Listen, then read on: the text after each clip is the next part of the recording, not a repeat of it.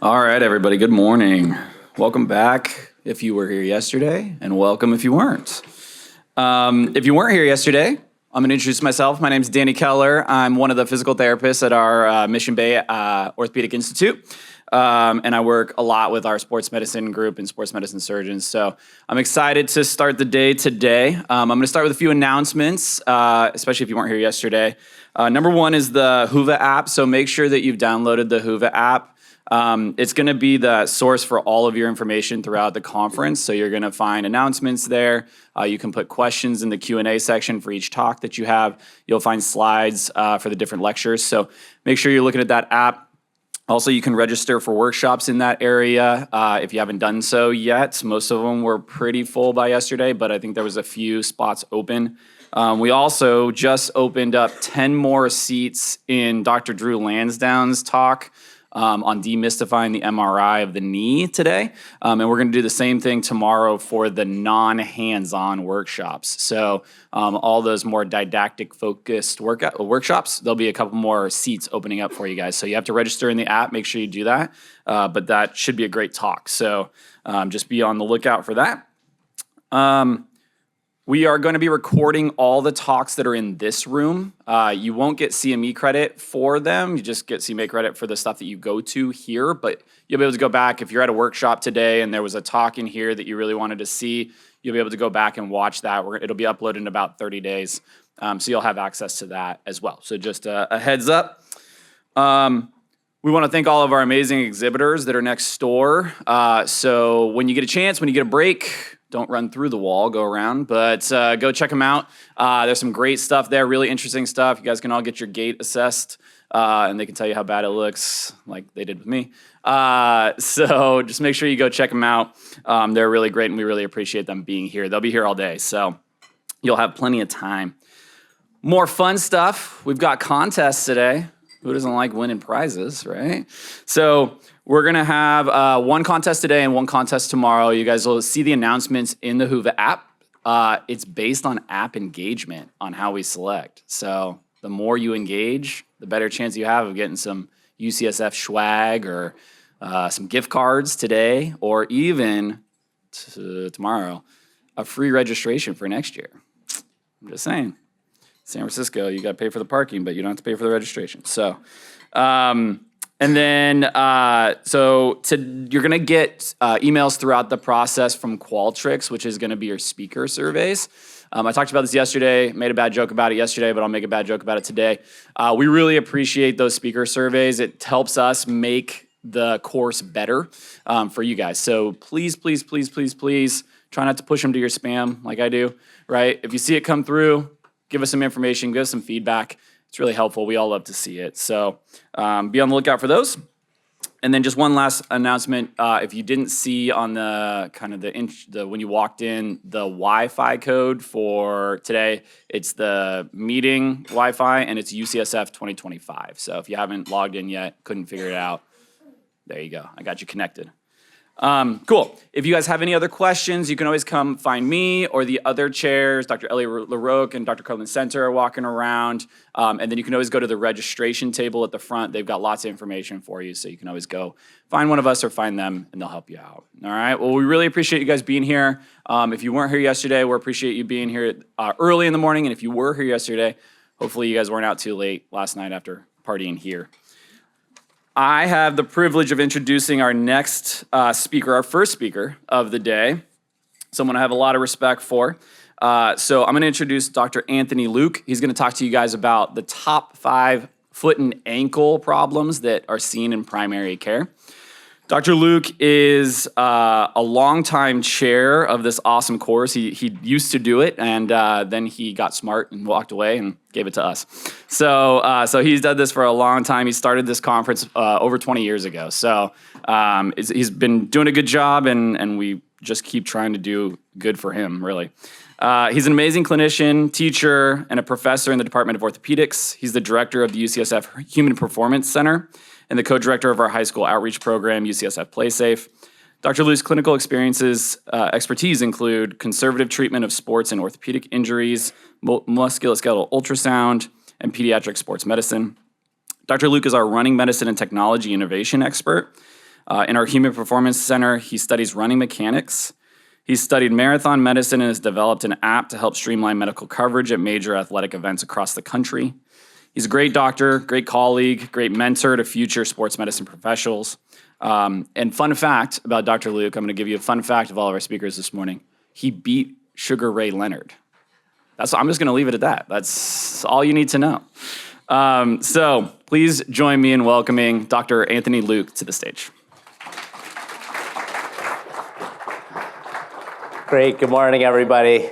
So to qualify that, yes, I did beat Sugar Ray Leonard, if you know who that is. This is way back when I was in high school. He came to Ottawa, which is my hometown, and he and his trainer challenged us to a tennis match. So fortunately, he isn't a tennis player, so we were able to beat him. But he's the fastest human I've ever seen move. Like, very cool. All right, so thank you for coming. It's a pleasure to be your first speaker. We're going to talk a little about foot and ankle problems today. I have some disclosures, as Danny said, in digital health, but it shouldn't affect the talk. So in office, probably the most common things you're going to see is a lot of heel pain, tendinopathies, ankle sprains, stress fractures, and we're going to talk a little bit about bunions today. So let's dive right in. Okay, just a little bit of anatomy refresher. The ankle is kind of got the two parts, your tibio-talar joint, which is dorsiflexion, plantar flexion, and then your subtalar joint, which is between the talus and the calcaneus, which is the heel. So that goes inversion, eversion. But when they work together, it's like an angled hinge. So when you just roll your ankle around, it's moving around an angle, not just front and back and in and out. In terms of the foot, just think of the foot as three kind of ranges: the hind foot, the midfoot, and then the forefoot. And we're going to talk about the different problems that happen.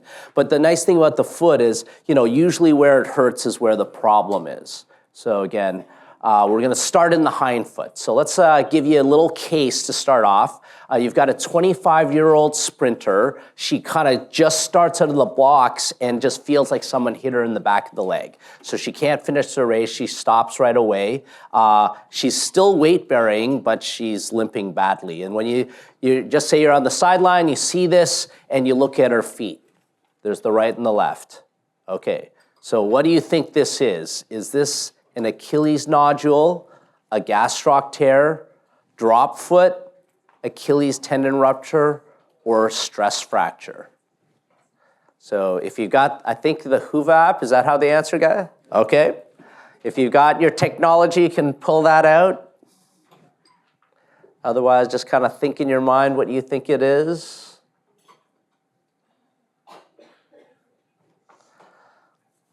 Waking you up in the morning. All right, most people thought it was the Achilles tendon rupture, and that is correct. Even though they can't move the foot, Achilles is attached to the gastroc. Stress fracture, we'll talk about those in a little bit. All right, so when you have an Achilles tendon rupture, this is one of the most commonly missed things. For those of you who even work in the emergency room, some people don't think about it just because it's not always so traumatic. But when you see it, you may have saw that picture. One foot was plantar flex, the other one was kind of neutral at 90 degrees. It was the one that wasn't plantar flex that is torn because there's no tension on the Achilles tendon. So usually when you feel it, there's a little bit of a gap, and when you do the test, you squeeze the calf, and the foot doesn't move because it's no longer attached. That's called the Thompson test.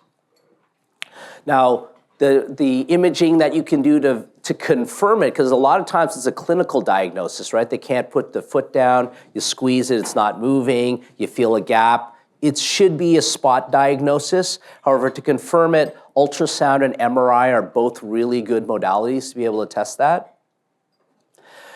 In terms of treatment, the big controversy is conservative treatment versus surgical treatment.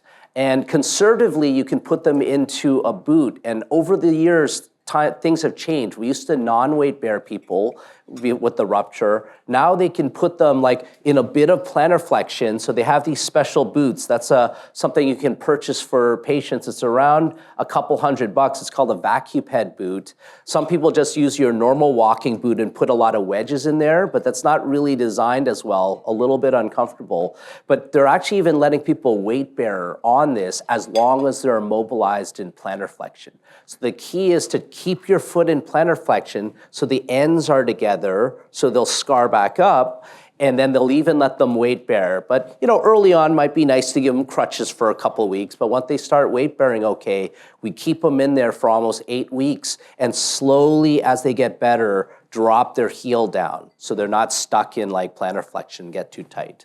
And they'll start doing rehab as early as 3 weeks. So things have changed a little bit in the conservative treatment of Achilles tendon ruptures. In terms of the opposite though, like obviously there's the surgical options. And the big trade-off is really your risk of infection, because if you operate, there's around a 11 to 13% chance that people could get an infection or skin sloughing. It could be a problem, whereas you don't operate, that's not gonna happen. However, when you do sew it together, there's less chance of re-rupture. So that's really the trade-off. Do you want to trade infection versus re-rupture? So for high-level athletes, they're probably still leaning toward operating on this because they're going to have a stronger Achilles and get back to their sports. On the left, you're going to see a night splint. Remember, we got to keep them in plantar flexion. Imagine if you had to sleep in that giant boot all the time. So you can get these things. Again, you can buy all these braces even on Amazon nowadays. It's just a reverse night splint. This is what someone looks like conservatively, one of our basketball players. If you take a look on the top right corner, you can see the Achilles is really thin, and on the right, it's really thick. It was the right side that was the one that was treated conservatively, and it's really flexible. They get more motion because it doesn't heal as tight. So it's more difficult to jump or create power. But it does work. Like randomized controlled trials, conservative versus surgical, people are doing very well. So some countries, they don't even operate on them as first line. All right, so keeping on the back of the Achilles, the more common thing is gonna be just tendonitis, or what we call tendinopathy. Just say you're a normal runner who's doing a lot of plantar flexion and stuff like that, they just get soreness in there. And if you've seen someone with chronic Achilles tendinopathy, they might even develop a nodule. You feel over the Achilles and there's a big bump of scar tissue that's inside the Achilles. And that's usually becomes painful because there's micro tears and scar tissue happening there. Some of the risk factors for Achilles tendinopathy, they're kind of the things you would think of. If you've got this tight Achilles band and it's repetitively being used, if you've got a really tight calf or Achilles, that might be a problem. If they have foot problems, like maybe their foot is too flat or it's too high, those things might be risk factors. Of course, how much load it needs to be. If someone's heavier, that's gonna be a problem. And then bad footwear. But they've even found things like weakness at the hips and knees. You're gonna hear a lot of really good talks by our physical therapists talking about how important we gotta get core work and things like that. Sometimes even problems higher up in the body can affect the Achilles. Now, some other things, if you're in the primary care setting, you gotta think about what medications there are. Oral steroids, if they're on it chronically, could be a problem, especially in your older patients. It's not really a problem for your younger patients that have healthy Achilles tendons, but definitely in your older patients, 50 and up, that have chronic disease. Fluoroquinolone use is a risk factor for Achilles tendon ruptures or ruptures of all tendons. And then you can see some of the endocrinology things, like again, chronic problems, diabetes, hyperparathyroidism. And then on the ones on the right, those are again, activity-related stuff. So if people have had long-standing Achilles problems, unfortunately, they're likely to continue to have problems. So think about those kind of risk factors in terms of when you're seeing somebody and they keep having problems over problems again and again, think about some other things that might be predisposing them to this. Now, in terms of the therapy, we're doing the stretching. So again, if someone's too tight, we want to stretch them. Similar concepts you're going to hear. If they're really flexible, then you want to strengthen them. So we do the calf stretches. And remember, there's two muscles back there, the gastrocnemius and the soleus. So you have to do the leg straight as well as the leg bent for their stretches. And you want to hold stretches for around 30 seconds.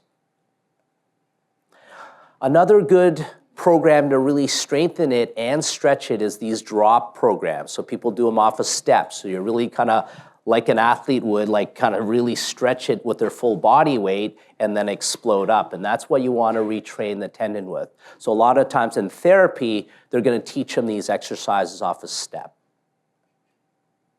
Now, some of the more recent literature, JAMA had a really nice article if you just want to read about foot and ankle. That's by Cooper. They talk about a lot of the different foot and ankle problems. But they found that those eccentric exercises work and they give temporary relief.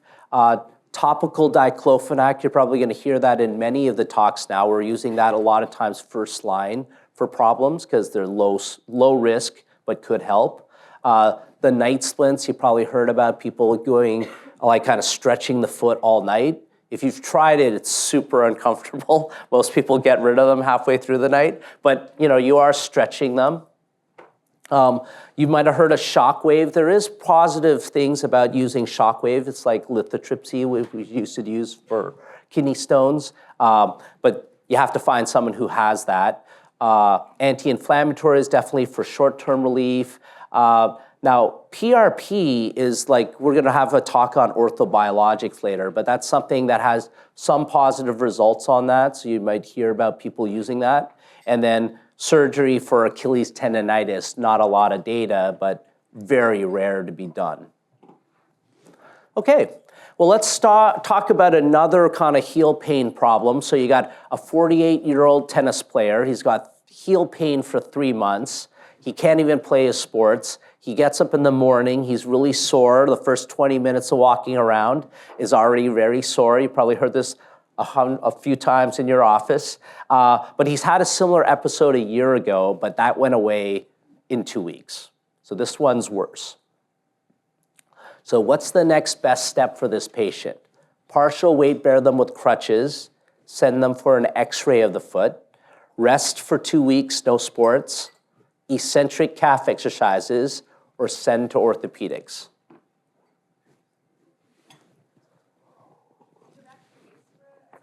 Sure. It's just heel pain for 3 months, and they can't play sports. So they're still able to get to work, but it's right on the bottom of the heel.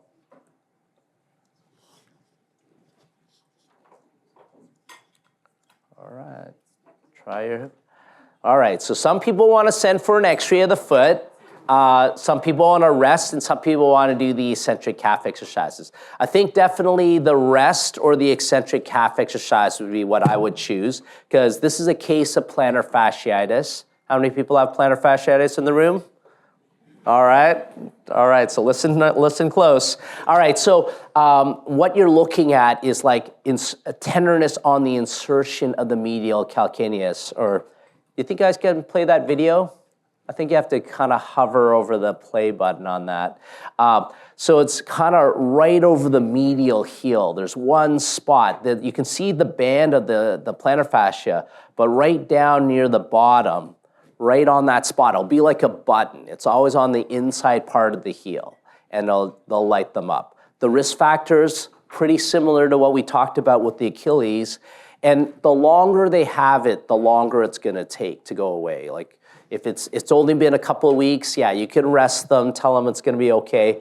If it's been around 3 months, might be something they gotta really kind of take a break from their sports and get into some therapy. You can do an x-ray, but the x-ray is often gonna be negative, or they might have that little heel spur, right? You often get that on your reports. If you have a heel spur, it doesn't mean you have plantar fasciitis, but if you have plantar fasciitis, you're more likely to have a heel spur.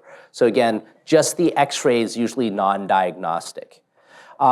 If in bad cases, people might need an MRI if they're really not getting better after therapy and stuff like that. You can have little tears of the plantar fascia right as it goes in, and that just means it's gonna be a little bit harder to treat. In terms of the treatment program, just like we talked about for the Achilles, we're gonna do a stretching, strengthening program because the two of them work together to make you go on your toes and push off while walking.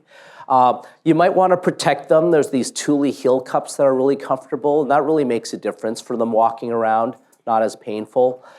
Some people, if they do have really flat feet or something, orthotics, over-the-counter or custom could be helpful. And then for athletes, sometimes we'll tape their arch and things like that to protect their plantar fascia. If they're getting kind of worse, definitely physical therapy would be in order. The night splints, we talked about stretching them at night. And then we can maybe sometimes even do an injection of steroid or platelet-rich plasma.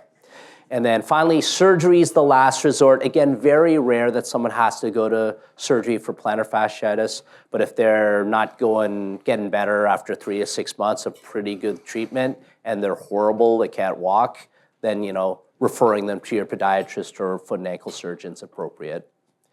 So in terms of an injection, this is that plantar fascia, and the inside is on the right side. When I do an injection, for those of you who do injections, I kind of come in along the plantar fascia on the inside border and want to end up right at the medial tubercle. So that way, as I I go right down to the medial tubercle, and then, because sometimes they're a little bit inflamed along the plantar fascia too, so I can leave a little injection and steroid along that.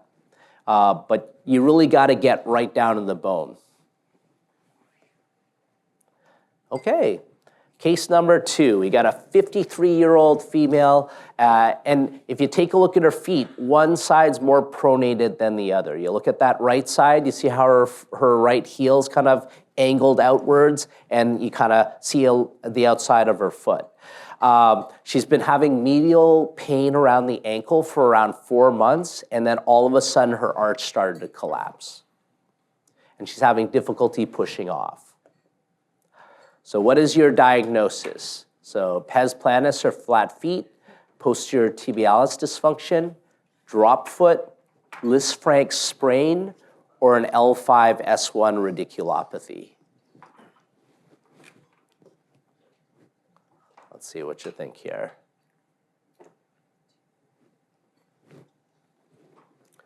All right, so a little bit of everybody. Number 2 was correct, posterior tibialis dysfunction. So let's talk a little bit about that. So just a word about tendinopathy, because we always call it tendinitis, right? Tendinitis is acute inflammation, but a lot of the chronic things are more tendinosis. Over time, you get micro tears of the tendon, you get scar tissue, and the thing actually gets degenerative. That's why it's really hard to heal chronic tendinopathies, because you almost look at that picture on the left, that's the nice fibers of collagen, and if you injure the area too much, it just scars up. Remember we talked about the Achilles nodule? You think you get a lot of scar tissue, it starts building up. And that just doesn't work very well for tendons. And so for the posterior tibialis, that's the muscles running on the inside part of the tibia. It's right behind the bone, and then it wraps around to the bottom of the foot. And we're gonna show you during the exam how you look for this. But it's really important for keeping the arch up. So over time, it's usually an older patient, 40s to 50s, they just get chronic strain on this tendon, and then the thing fails. It stretches out, and then your arch starts to collapse. And then it's really hard to get that back because it's a small tendon. So I'm examining it. It's usually very painful right as it wraps around that medial malleolus, but it sometimes goes right on the navicular bone. And then, so sometimes when you invert and stretch it, and then they try to push their foot inward, that's when it hurts. And I'll highlight it again when we do the video of how the exam goes. But just think about it, it's usually, again, your older patient, maybe they're a little heavier. Women do get it more than men, and then they kind of report sometimes a sudden collapse of their arch. So just be on the lookout for that. Now, treatment's kind of brutal. We've got to really get that tendon to heal. And just like we did for the Achilles, we're going to actually immobilize this posterior tibialis tendon and hope that it tightens up. And this is an example of an ankle foot orthosis. So they'll actually mold the arch, make sure that it stays kind of set. And then you got to immobilize it for a good 4 to 6 weeks.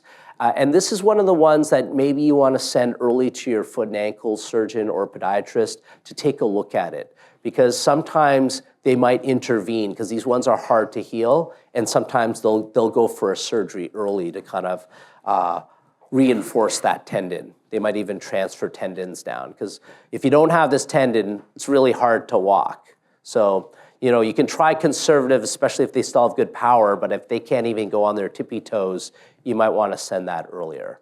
If you do treat it conservatively, obviously as they get better, we got to do a lot of physical therapy, and then we go. Okay, case 3, yeah, everyone loves this one. We'll just play it a few times for you. All right, but that's what happens with an ankle sprain. When you even had your ankle sprain, you might have looked like that. Sometimes it's pretty bad, right? So what is the most common acute injury seen in your primary care office? Patellofemoral pain, sciatica, Achilles rupture, anterior talofibular ligament sprain, or stress fracture of the third metatarsal.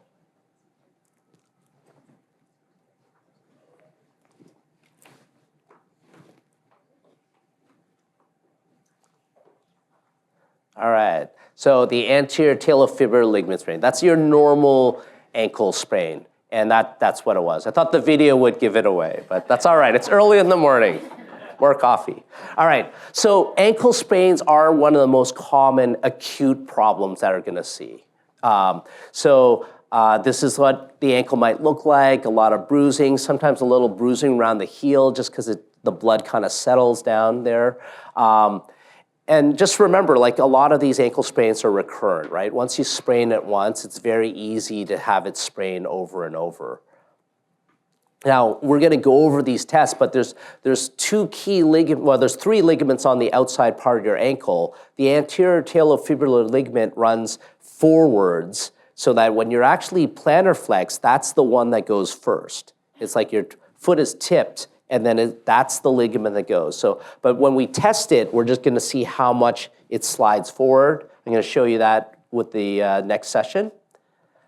And then the tilt test, you just keep the foot in neutral and you see how much it opens because the calcaneofibular ligament runs vertically. So then you wanna see how much inversion they have on their foot. And these 2 tests are really nice to master. That's an example of an abnormal tilt test. You can see the one on the right ankle is really tipping a lot more than their left ankle.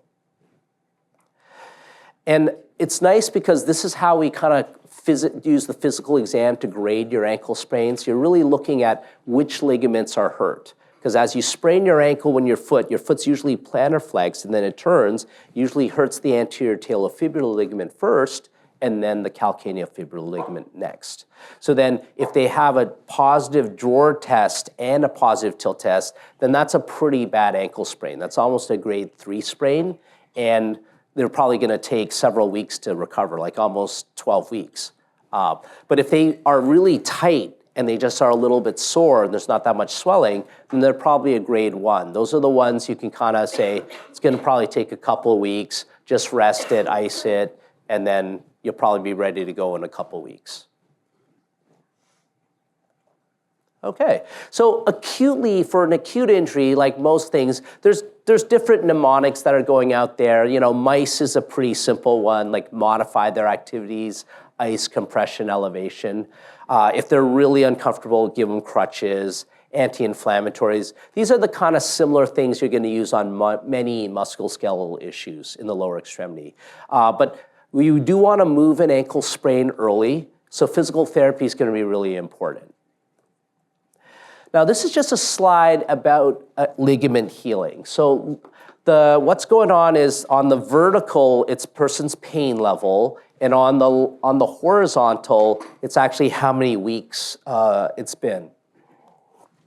And the curve on the right is the pain. So the pain's usually kind of getting better after around 2 to 3 weeks, right? And then the ligament's actually healing, and it's usually taking around 6 weeks to tighten up. So it's always around that period, that 2 to 3 week mark, that people start to kind of go back to their sports, right? And that's when they're most vulnerable to get re-injured. And just remember that scar tissue just isn't as strong as the original tissue, so that's why they sprain a lot. Excuse me. So in terms of getting them better, rehab, so important. You want to improve their range of motion, get their strength back, then get their function back, and then the sports stuff comes along. So it's always in that sequence that we're rehabbing people before they get back to play. All right.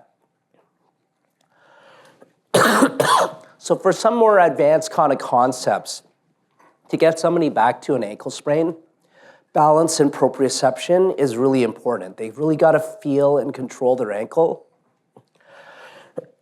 So one thing that's important, you have to have the right range of motion in your ankle. So one way you need to know if their ankle goes high enough, because sometimes they're stiff, they're in that plantar flexion position, very easy to turn again. So a way to kind of measure that is kind of to lean forward and see how much that foot is going. The other thing is to do dynamic testing. So you can do this in the office. Can they hop? Can they stand on one foot? And there's a special kind of test called the star excursion test. It's something that's very easy to set up, but you just test their balance, moving their other limb in other directions, see if they can balance on that. So this is what we'll do on a kind of athletes to get them and see if they're ready to get back to sports. Now, ankle braces can be really helpful for your patient, just getting them into something to secure them during the acute period. The air cast is the one that you see on the bottom right. It's pretty secure. You see that a lot in patients after they go to the emergency room. The ASO brace is a more functional base, and people can play sports in that, so it can simulate a tape job. But taping is another option for people, but it does reduce recurrent ankle sprains by almost 50%.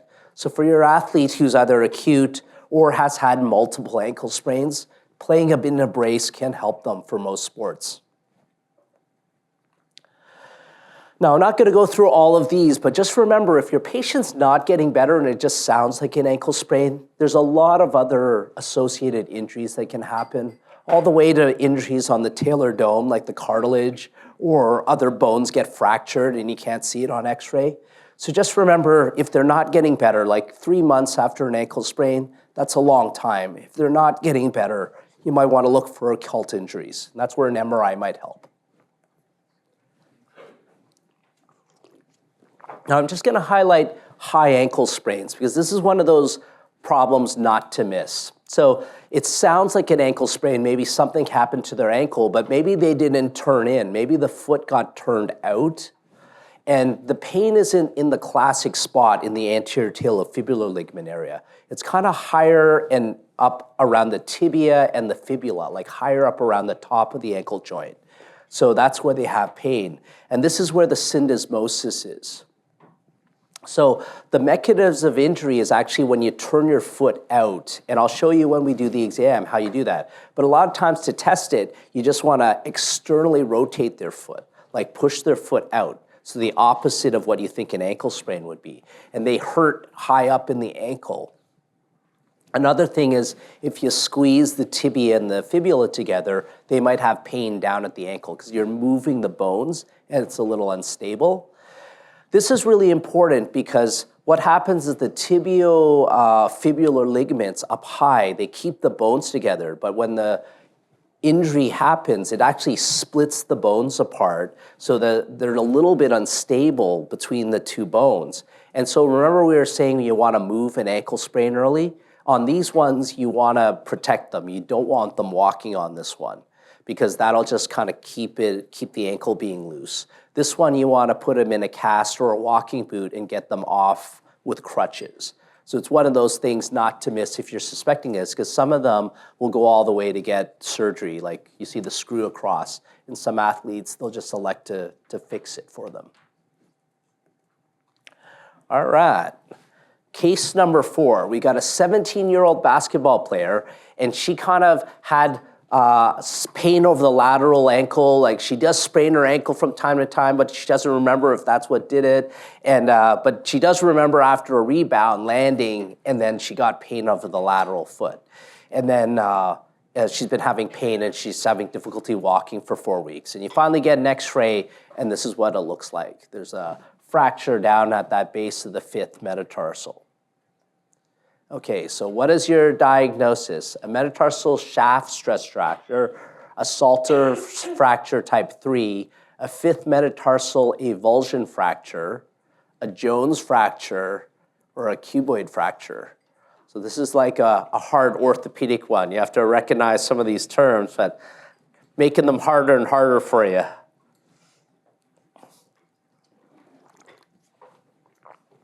Okay, let's see what you think of this one. Okay, so most people was correct. It was a Jones fracture. So let's explain what all these kind of fractures are. Okay, so here's like the base of the fifth metatarsal is one of the most common areas to get an injury, because like we said, ankle sprains is the most common thing. And usually what happens, you just get an avulsion fracture right at the tip of the fifth metatarsal. So that's in that blue area. You just pull off a chunk because your peroneal tendon inserts right there. And then so you treat that one like an ankle sprain. However, the worrisome one's that red area. That was the one that you saw from that x-ray. It's kind of just right at the metaphysis of the bone where it starts to flare inwards. That's a stress fracture. And that has a bad blood vessel right in that location. And so it's really hard to heal that one. So we don't want to miss that fracture, because if you just leave it, it can go on to not heal at a high rate. So in those kind of cases, like just say it was a basketball player and she's competitive, sometimes they'll have to go all the way to put a screw into that foot when it's in that location. So the location on the x-ray is very important. If it's just a little fragment at the tip, you can treat that like an ankle sprain, especially if it's not very displaced. But if you see it in that metaphysis area, that's one of the ones that you got to get them non-weight bearing and then maybe visit your foot and ankle surgeon. So that's an example of the base of the fifth metatarsal. That's going to be the most common fracture you're going to see in the foot. That goes along with your ankle sprain. Now, metatarsal stress fractures, like where you normally see it, like if you take a look on that x-ray, you just look at each of the rays. You might think to yourself, which one's the one with the stress fracture? It's actually the second, yeah. The second long bone. You see how like there's this periosteal reaction? That bone is trying to heal. So you won't see that within the first 10 days, but after a couple of months, you're gonna see it, and they'll be really painful right in that location. And the graph on the left is just college athletes and how long it took them to get better. And it's 1, 2, 3, 4 by the grading system on MRI. So if you have a bad stress fracture, sometimes it's almost like 16 weeks for a stress fracture to heal up. So I kind of recommend that if you find a stress fracture, just give them the long term. It's probably gonna be 12 to 16 weeks to get better. Because if they get better, you're gonna look great. They got better early and they can go back to their sport. But if you underestimate it, tell them it's 6 to 8 weeks and it goes longer, they're gonna get upset. So just give them, if you think it's a stress fracture, give them the longer term. And because sometimes it does take that long. And that's where the stress fracture is. And just remember for our young female athletes, again, if they have any disordered eating or anything like that, they're higher chance of getting stress fractures. So think about that in your cross-country runners and dancers and things like that. Okay, last case, and then we'll get on to the exam. You got a 64-year-old female who's got pain around the big toe, where you've got that big bunion. You've got that x-rays with all those angles on them. So what is not a criteria for a bunion? An intermetatarsal angle of 13, that's kind of between the first and the second ray, bigger than 13 degrees. Lateral subluxation of the sesamoid, clawing of the toe, a wide forefoot, bigger than 120% of the midfoot, or a first metatarsal phalangeal angle of 20 degrees. Again, testing your ortho stuff. Which one's not a criteria?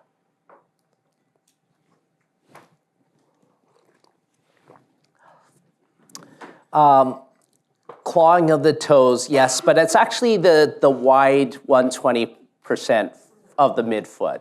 I made that one up. Because actually you have a bunion over time, they will start to claw at the toes, but there's no thing about how wide your foot is in the middle versus the top. So I made that one up. But the other ones are important. So like when you think about it, when you have the bunion, the toes will have a big gap. And the most common one is people look at the big toe, right? The 20 degrees. When you start measuring the shaft and the toes bending off 20 degrees or more, that's where it's starting to get to that tipping point where the toe starts curling underneath the other toe. And so if it starts getting symptomatic, that's when you start letting people take a look at it. Oh, got some email going on. All right, so again, it's just some facts about bunions. It's often genetic, so they didn't do anything wrong. You know, they always ask, why is this happening to me? Just look at your parents' feet and you'll know why. But it's pretty common. Even young people can get it. A third of people can get it even in their teenage years. Oftentimes, they're a little more flexible and they have a little more pronation. And then we talked about the rays being a little bit wider there. But often over time, if people wear footwear that's very narrow, they're going to develop it. That's why women get it a little more than men. And then it gets pretty painful. When it gets to the wrong ankle, the big toe is just so important for walking. And then you start getting some arthritis in there, and then it gets swollen. So it gets to be a big problem for a lot of people if they can't walk. And then don't forget that it's also rotational. As the bones are kind of to bend, they're rotating, and you've got those little sesamoid bones underneath. And as they're rolling around, sometimes people get a lot of pain around the sesamoids underneath because the bone's twisting. So once it starts getting like the anatomy's really getting distorted, that's where the surgeons have to start looking at, do we need to correct this? Otherwise, it's going to be pretty painful for them. So non-operatively, a lot of shoe modifications. Make sure they wear more open-toe shoes, not narrowed high heels, that kind of thing. A toe spacer can be pretty helpful. It's a little Silipose pad that you put between the first and second toes to straighten up the first toe. Orthotics, if they're really flat-footed, you can do some bunion sleeves that stop it from rubbing against the shoe and things like that. And again, just check out Amazon, just put bunion, you'll see like 50 products come up. Just tell them to pick. And then on the surgical side though, that once it starts getting pretty painful and the angle's kind of clearly increasing, that's where you probably want to send them to your foot and ankle surgeon. And there's many ways to fix a bunion, but they're not always great solutions. They don't always work, so they're a little bit challenging. Results vary, but they're 70 to 85%, and it takes a while for them to heal. So it's not a fun thing. All right, so with that, we're gonna move on to the exam portion. If you do have questions, put them in the Whova app, because we're gonna have some Q&A right after the session. And I think I'm gonna get some assistants coming up here, and we're gonna show you live video demonstration. And maybe we'll switch to the other slides, guys.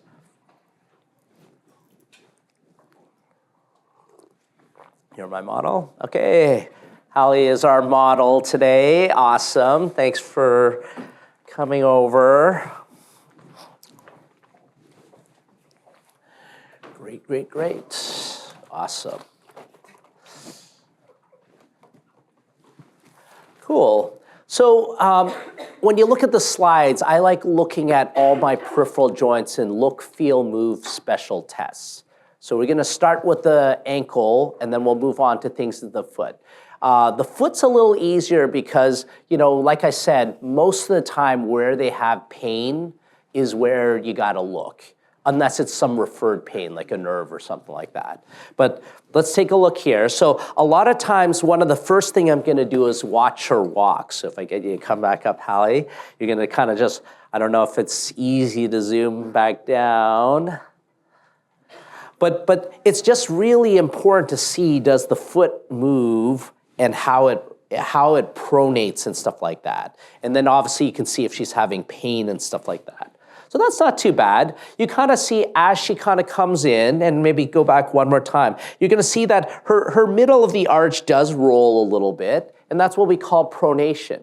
Now pronation isn't always bad. It's important that we can hit uneven ground and adapt to it. But sometimes, like if it's associated with pain or it's very excessive, you can see how it pulls on the Achilles and the plantar fascia and all that kind of stuff, and that having a more stable arch would be beneficial.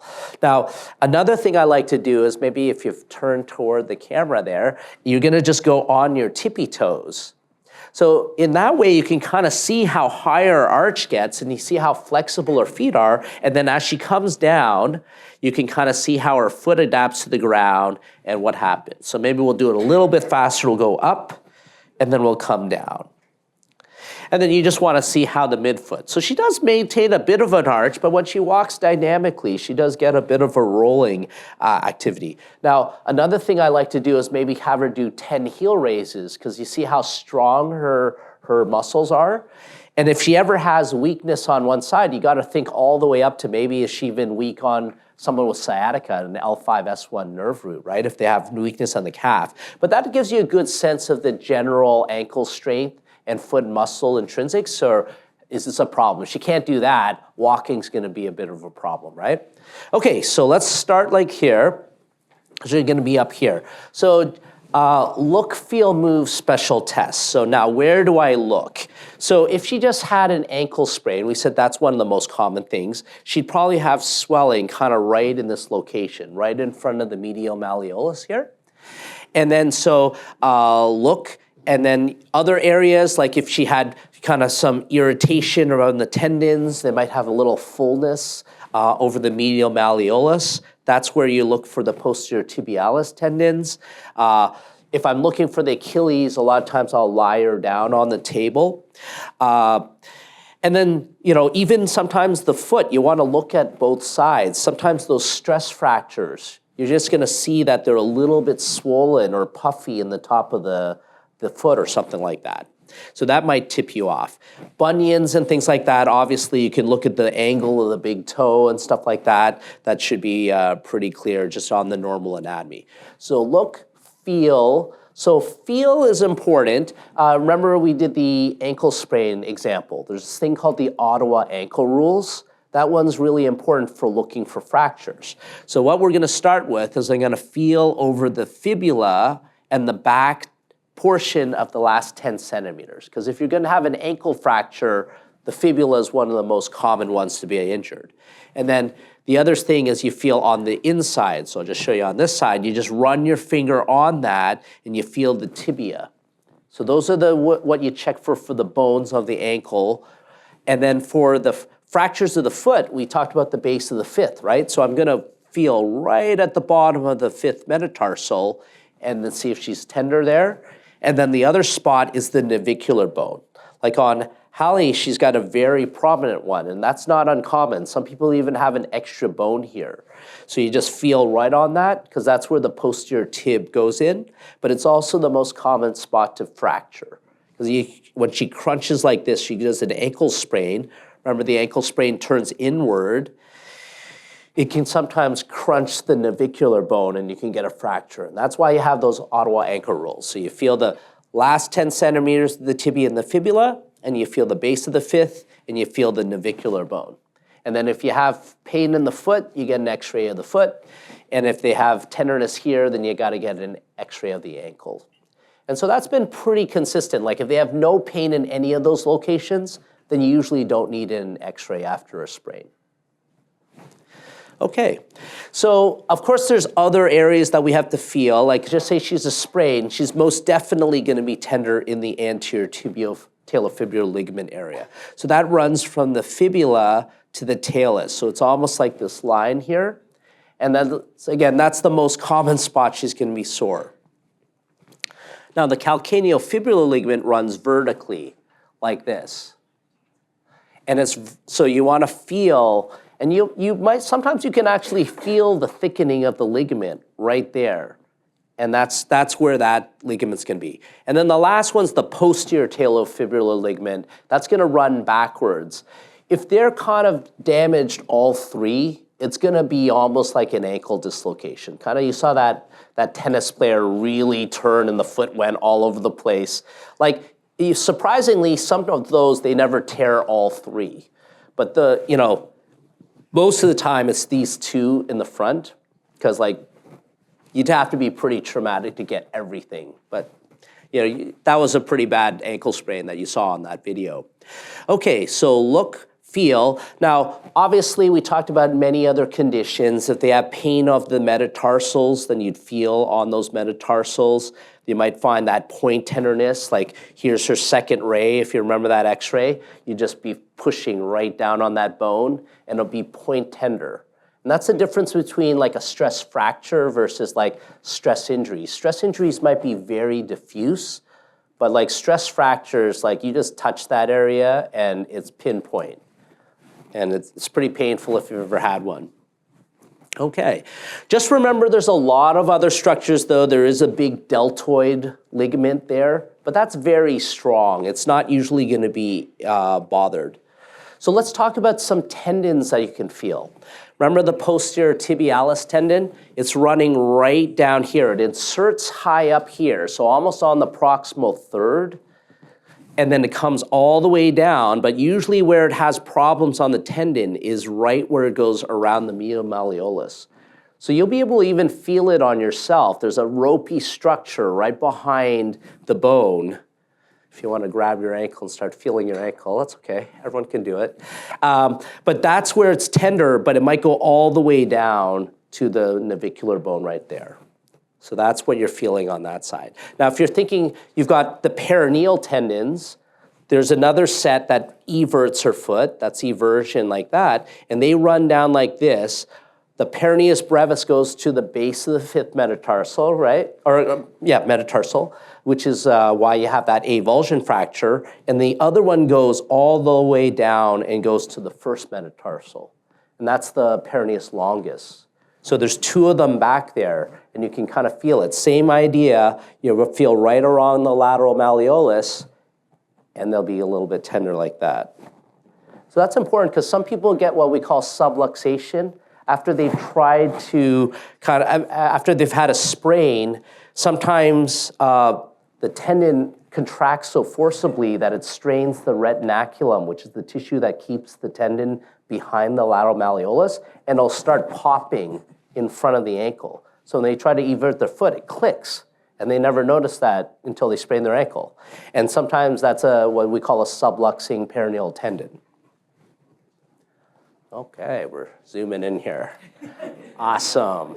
Now you can see it. Beautiful. Look at that nail job. Beautiful.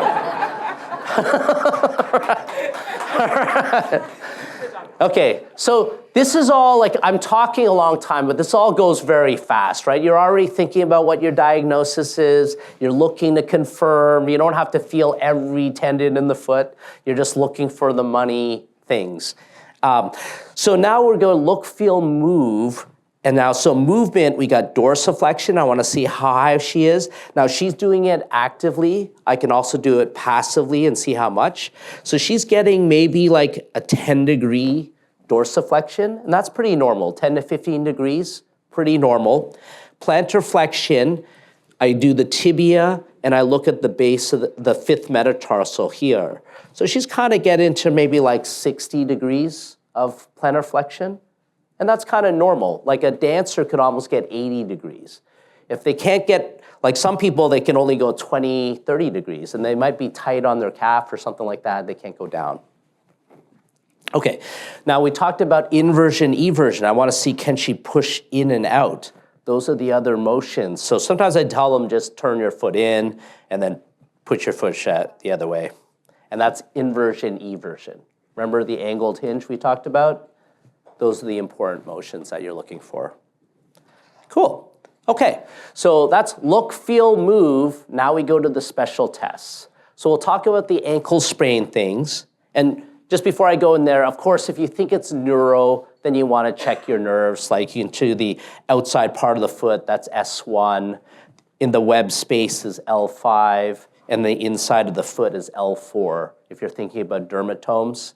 And then you want to do your strength testing, like your plantar flexion, you can step on the gas, and then toes toward your head, and then eversion and inversion. Those are the ankle strength exercises. But remember, I got her to go on her tippy toes, right? I got her to do it 10 times. If she can do that, she's probably okay, unless I think there's a muscle tear or something like that. Okay, so let's talk about the special tests. So ankle sprains. I'm holding her tibia to keep her. I want to kind of have her as relaxed as possible. I don't want her to have her like keep her foot up for me, because this way she's nice and loose and relaxed. So I'm holding the tibia, and with my other hand, I wrap my fingers around the heel, and I kind of lift her into neutral, because you don't want to test when she's down here, because the bones will bump up against each other. You got to get her relaxed into neutral, and then I'm just pulling forward. And I'm pulling like maybe around 10 to 15 pounds, like if you're grabbing a barbell and you're just bringing it toward yourself. That's how much you want to apply for your stress tests. And then if someone has a pretty good ankle, it'll just stop. You're going to have a little natural give, maybe like 3 millimeters or so, but it'll just stop. And then for the tilt test, I kind of keep her like in the same position. This time I grab at the heel, keep her in neutral, and this time I'm tipping inward. And it's normal to go in around 10, 20 degrees. But if you got a 10-degree increase on one side versus the other, then you start thinking, wow, it might be looser on the other side. Cool. So again, here's the drawer test again. You're pulling forward. And I don't know if the shadow, you can see a little bit of give, but then a little bit of tipping there. And then you can check the other side. Same kind of thing. Sometimes I use my opposite hands, but you could do it the other way if you're more comfortable with your right, and then the tipping like that. That's okay, I think it'll be all right. Yeah, no problem. Okay, so remember we had other stress tests where you can categorize some of our tests as provocative, and then we could do stress tests for instability. So we'll stay on the stress test because I'm checking her ligaments. Remember we talked about the high ankle sprain? So this is where the anterior talofibular ligament is. This is where the anterior tibiofibular ligament is, higher up. So above the ankle joint. So she's bending from here. It's literally right above it. So you got to feel right on that, and that's where she's maximally sore. And sometimes the swelling's up here. It's not down here where you normally sprain your ankle. So that's a good tip off. And then usually they're walking in, they're hobbling pretty bad, because the high ankle sprain is really painful. So in this case, the mechanism is external rotation and dorsiflexion. So you're kind of bringing the foot out that way. So external rotation stress test. And if you can do it pretty hard and they don't have pain, then that's a pretty negative test. So don't do it really hard if you're really thinking about it the first time. That'll be really painful. The other way is, again, we talked about the squeeze test. We can sometimes squeeze the two bones together, and then she'll have pain down here. Because just motion between the fibula and the tibia, it's so unstable, it gives her pain right down below. All right, so those are those tests. Let me think through. External rotation stress test. Those are the ligament ones. The posterior tibialis dysfunction, remember we got her on her tippy toes. She would have had a lot of problems with that one. If someone has that dysfunction, that'll be a pretty easy one to pick up. Let's talk a little bit about some neuromas and stuff like that in the foot.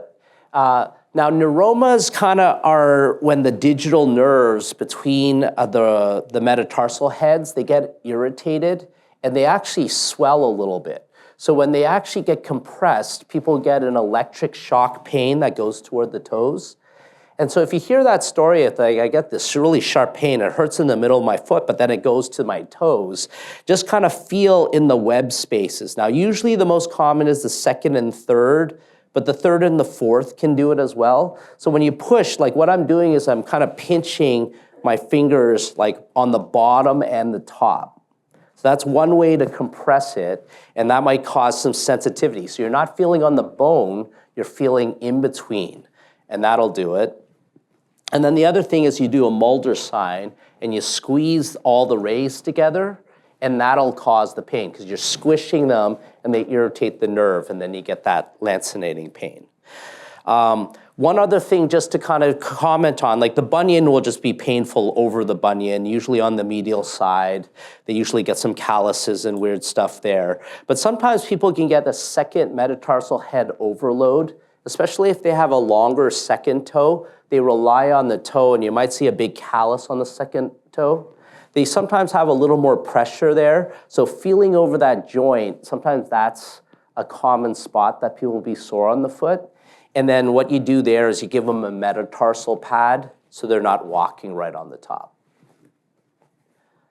How are we doing, Danny? All right. So that's kind of some of the skills. We're going to go over some of these if you come to the hands-on workshop. So thank you, Hallie. I appreciate it.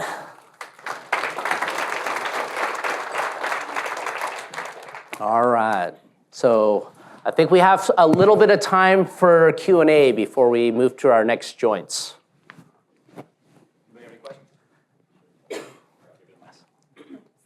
Classically, we put people in the clinic or ER in some kind of brace with an ankle sprain. More recently, I've been hearing rumors that maybe bracing isn't good and it's not a severe sprain. We really should be trying to walk on it a little bit. Don't put them in a splint. What's your opinion on that? So yes, so like, if you mean by a splint, like a non-weight-bearing splint, like a posterior slab, yeah, I think if you think it's just an ankle sprain, then yeah, using something like an air cast might be the good thing, or even a walking boot. It's easier on your cast, techs and stuff like that. Just put them in that, because it might take 4 to 6 weeks to get into your family medicine doctor, and that might be too long to have them immobilized. So I agree with that. For the Thompson test, is there positioning that's especially sensitive Yeah. to that Achilles tendon reference? Yeah, sorry, I forgot that one. Yeah, so basically she's just lying right down on her stomach. So you head down that way, and literally her feet dangling off the table like that, and I'm just squeezing like that. Yeah, you don't want them lying with their feet on the table because it's just lying there. You're just gonna have them dangling. And it should be a spot diagnosis. You look at those Achilles there, and then there's a gap. And you can kind of see how her foot plantar flexes there. You can see her foot moves a little bit. Cool, good question. Oh, there's one right behind you. Thanks, Hallie. So when you were examining her, foot, when she was just standing and her arch wasn't fully collapsing to the ground, would she be somebody you'd recommend just get some arch support on insoles? I tend to encourage that in a lot of my patients because they're on their feet all day. Yeah, I think you hear a lot of varying camps about orthotics and do you need them or not. If you have no pain and you have a little bit of flat foot and they're not bothered at all, yeah, they don't necessarily need it, right? But if I said, well, it feels more comfortable when I have orthotics in my shoes, what's better? Do you want to buy comfortable shoes or uncomfortable shoes? Now, I think when you think oh, you need orthotics and you can't go without them. I think that kind of concept doesn't make sense. People are going to go Hawaii, they're going to walk around in flip-flops. They're not doing this all the time. So people that, a lot of times you just see a flat foot and everyone's going, oh, you need custom orthotics. I don't agree with that. You don't really always need customs. And sometimes $30 to $40 with an over-the-counter arch support, you get a good sense, hey, this is helping them, but they're still uncomfortable. Okay, maybe you need a custom or you have a complex problem. So yeah, I'd encourage them. I think, try it out. If you think it looks dynamically enough and they're complaining of pain, that's an automatic too for me.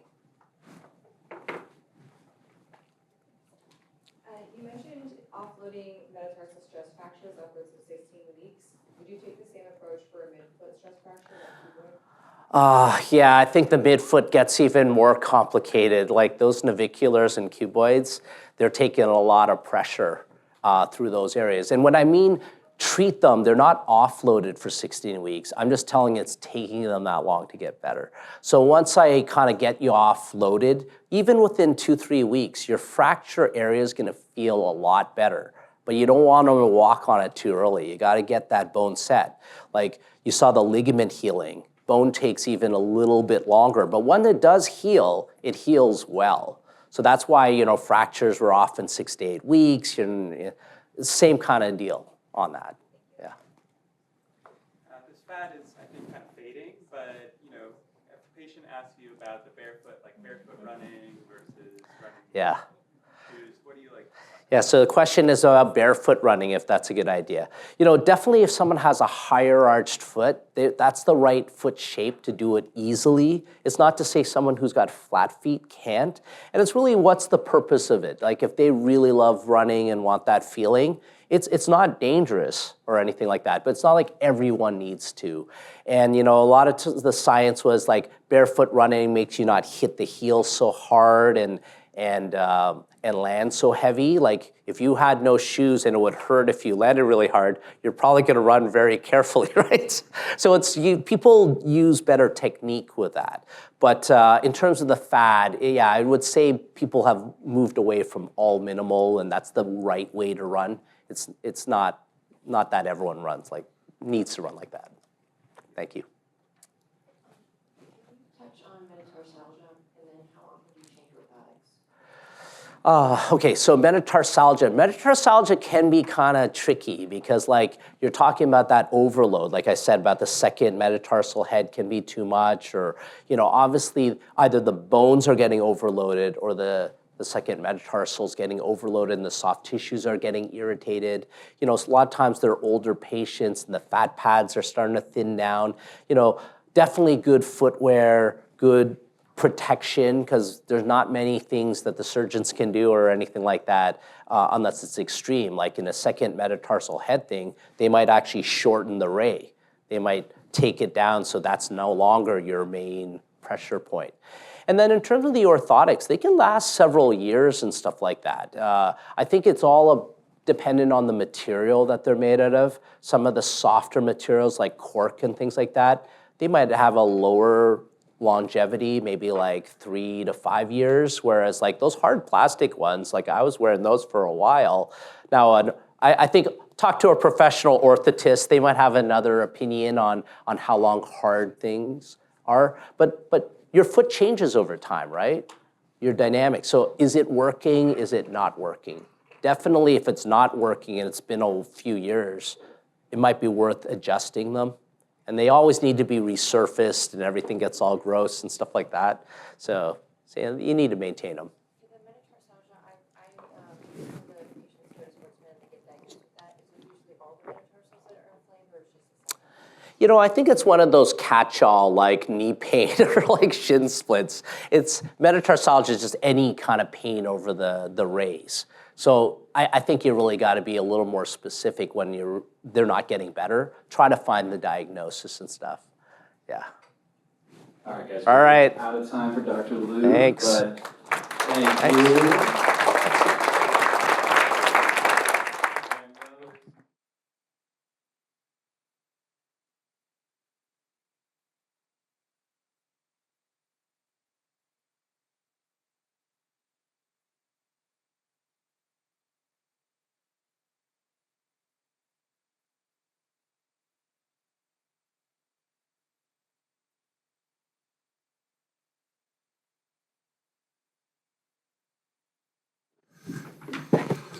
Okay, so our next, is this working? Yep.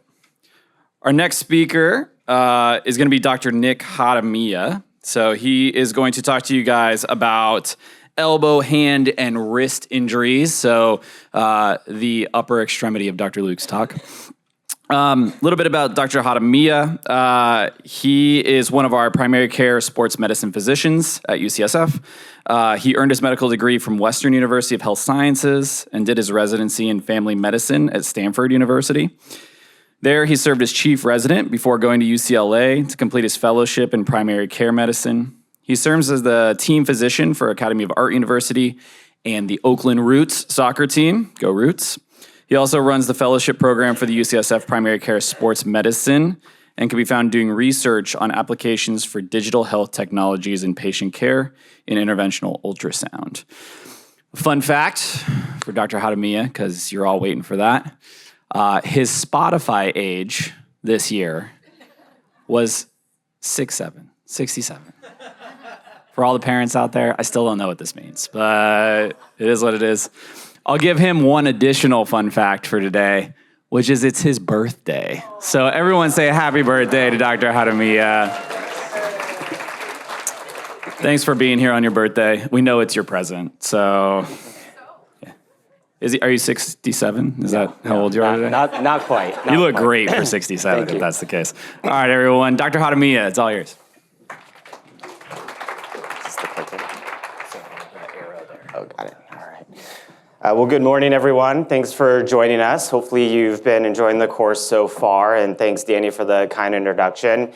It is true, my Spotify age was indeed 6'7". However, although it is my birthday, I'm not quite that age yet, although I am a year older. Today I'm going to be talking to you about the top 5 upper extremity problems in primary care.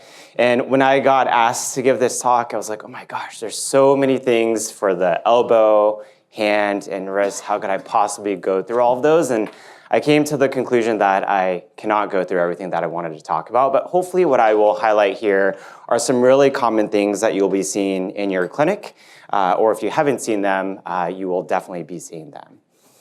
I have no relevant disclosures, and my objectives for today, by the end of this talk, I hope you become comfortable diagnosing common upper extremity musculoskeletal conditions that present to a primary care clinic, develop a framework to assess these upper extremity injuries, and then feel comfortable as well as confident performing a physical exam for these. So as I mentioned when I was brainstorming what to really talk about, I broke it down into different regions of the upper extremity.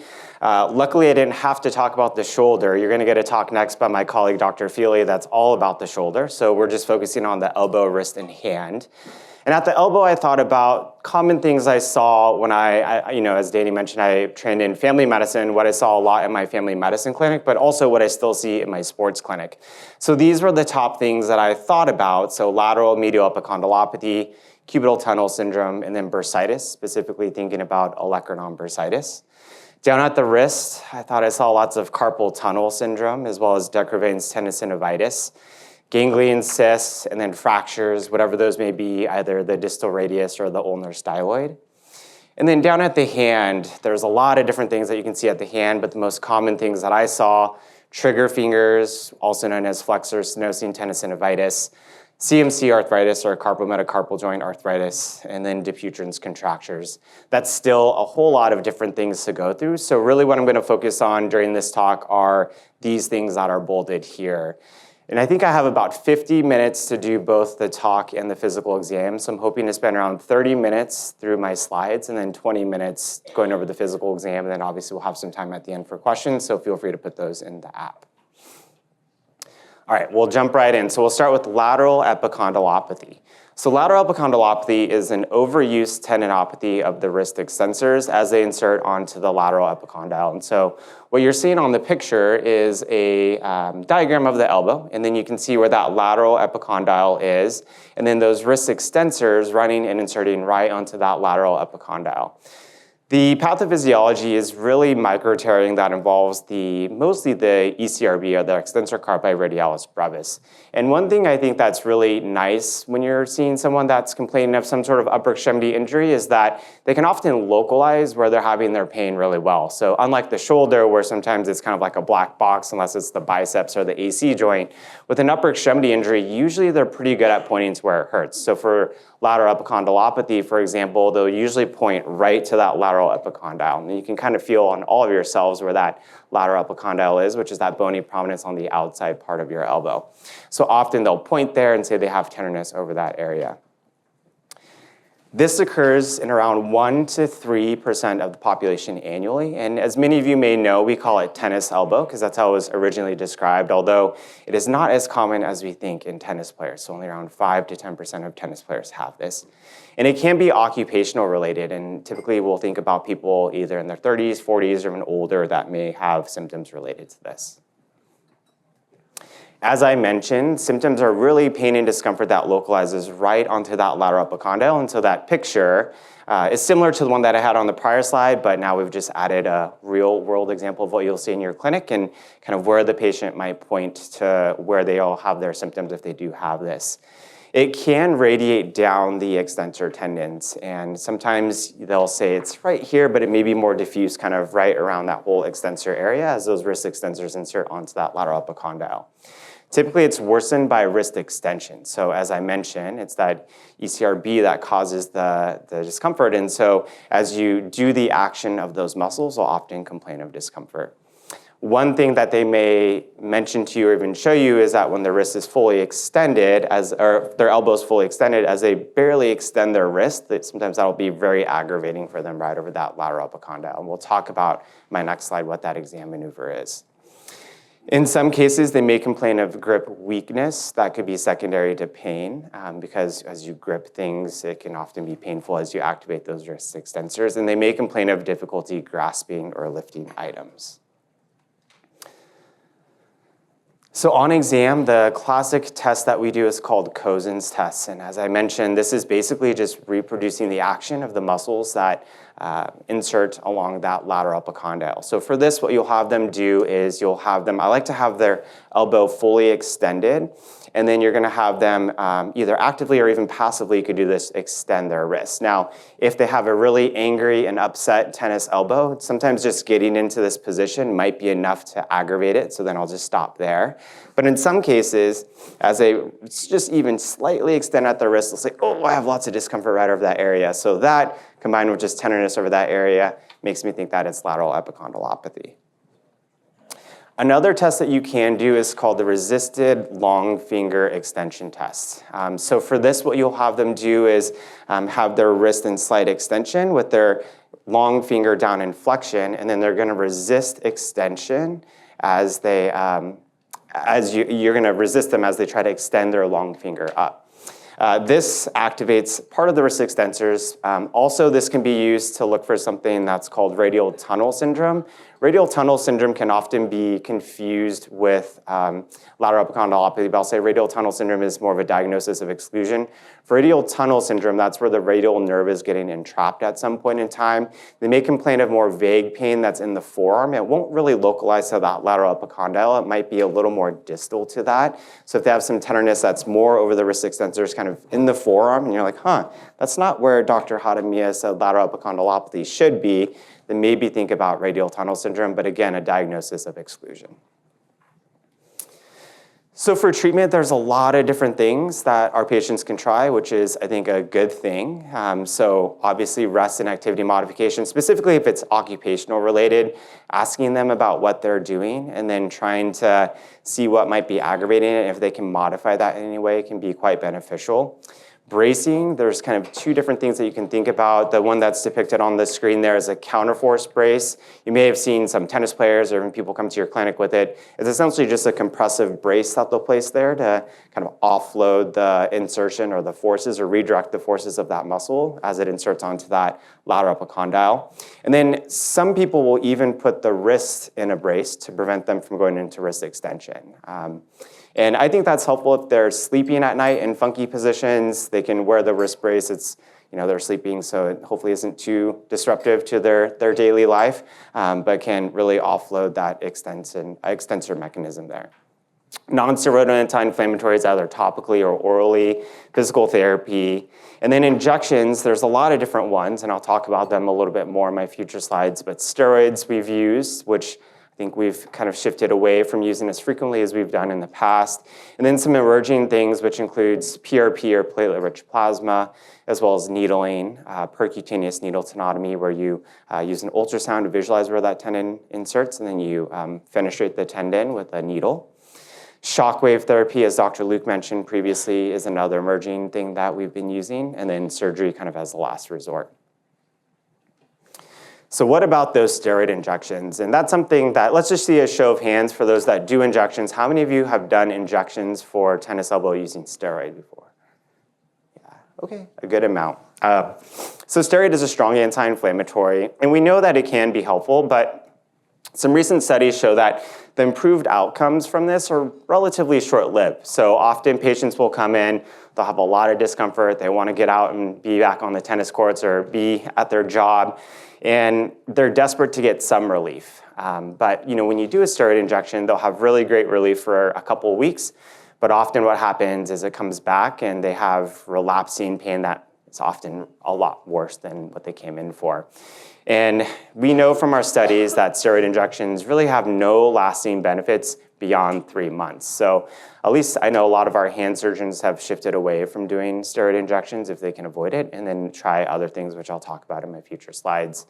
I'm kind of in the middle. I counsel my patients quite a bit on this, and I tell them this. I say, we can try a steroid injection. It might help in the short term, but it's probably going to come back and won't be beneficial in the long run.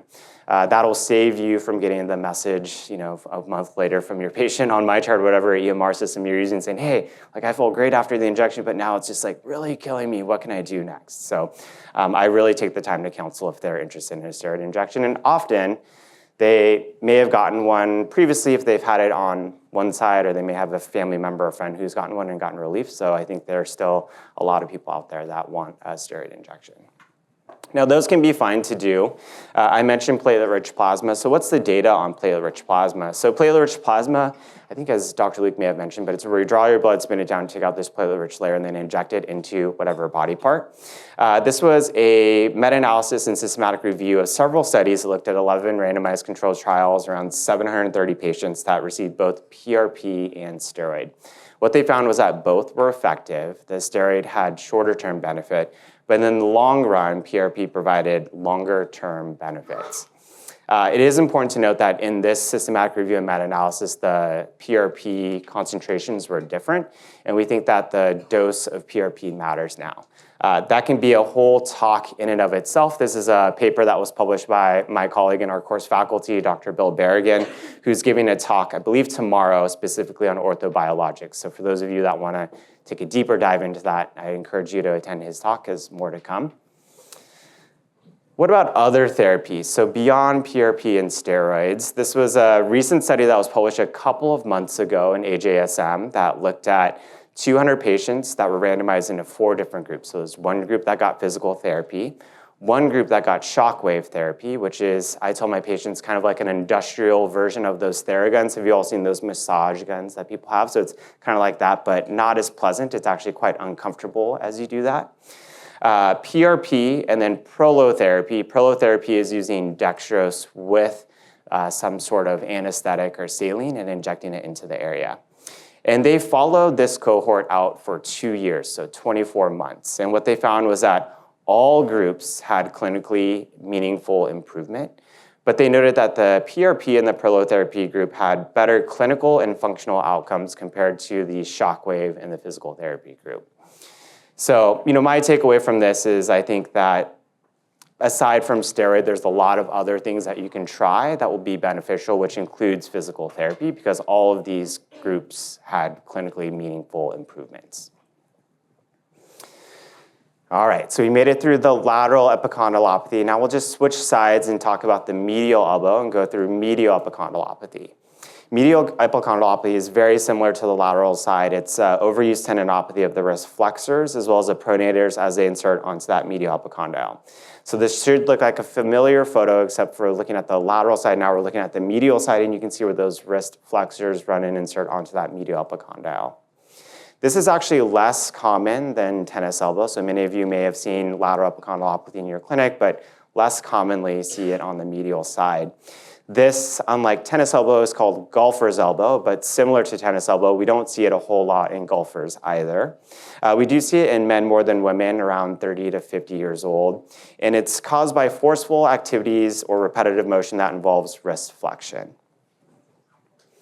The symptoms, again, will localize right to that medial epicondyle, so with one finger, they'll often point to the inside part of their elbow. It can radiate along those wrist flexors and is worsened by any activity that involves pronation or wrist flexion.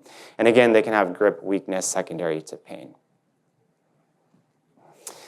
The treatment is very similar. So if you've mastered lateral epicondylopathy, you're also a master of medial epicondylopathy. So thinking about non-steroidal anti-inflammatories, activity modification, bracing, the counterforce brace can also be beneficial. Physical therapy, you can try all of those different interventional things that I mentioned on the previous slide, although I would just be extra cautious on the medial side because we have the ulnar nerve which runs through the cubital tunnel there. So just make sure that you're not going to inject into the ulnar nerve on that side.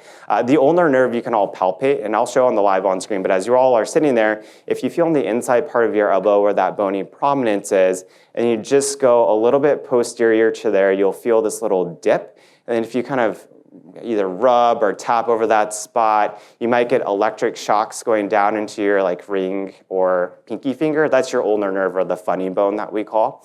So just make sure you're not doing an injection into that spot. The way to really identify where the epicondyle is if you're having a problem is to activate those muscles. So for the medial side, if you do wrist flexion, you can feel all those muscles running and inserting around onto that medial epicondyle, so that can give you some extra feedback that you're really in the right spot there, and that's where your patients will often have some discomfort. Great, I can see everyone sitting here doing these motions. I know you're all awake. Okay, so we'll move from the elbow going down to the wrist and talk about carpal tunnel syndrome. As many of you know, carpal tunnel is compression of the median nerve as it runs under the transverse carpal ligament of the wrist. So that photo, which I'm sorry, it might look a little small there, is a cross-section view of what the carpal tunnel is. So you can see the contents of the carpal tunnel and then the walls of the carpal tunnel on the side. The median nerve provides sensory and motor to the hand. So for sensation, we think about the thumb, index, and long finger.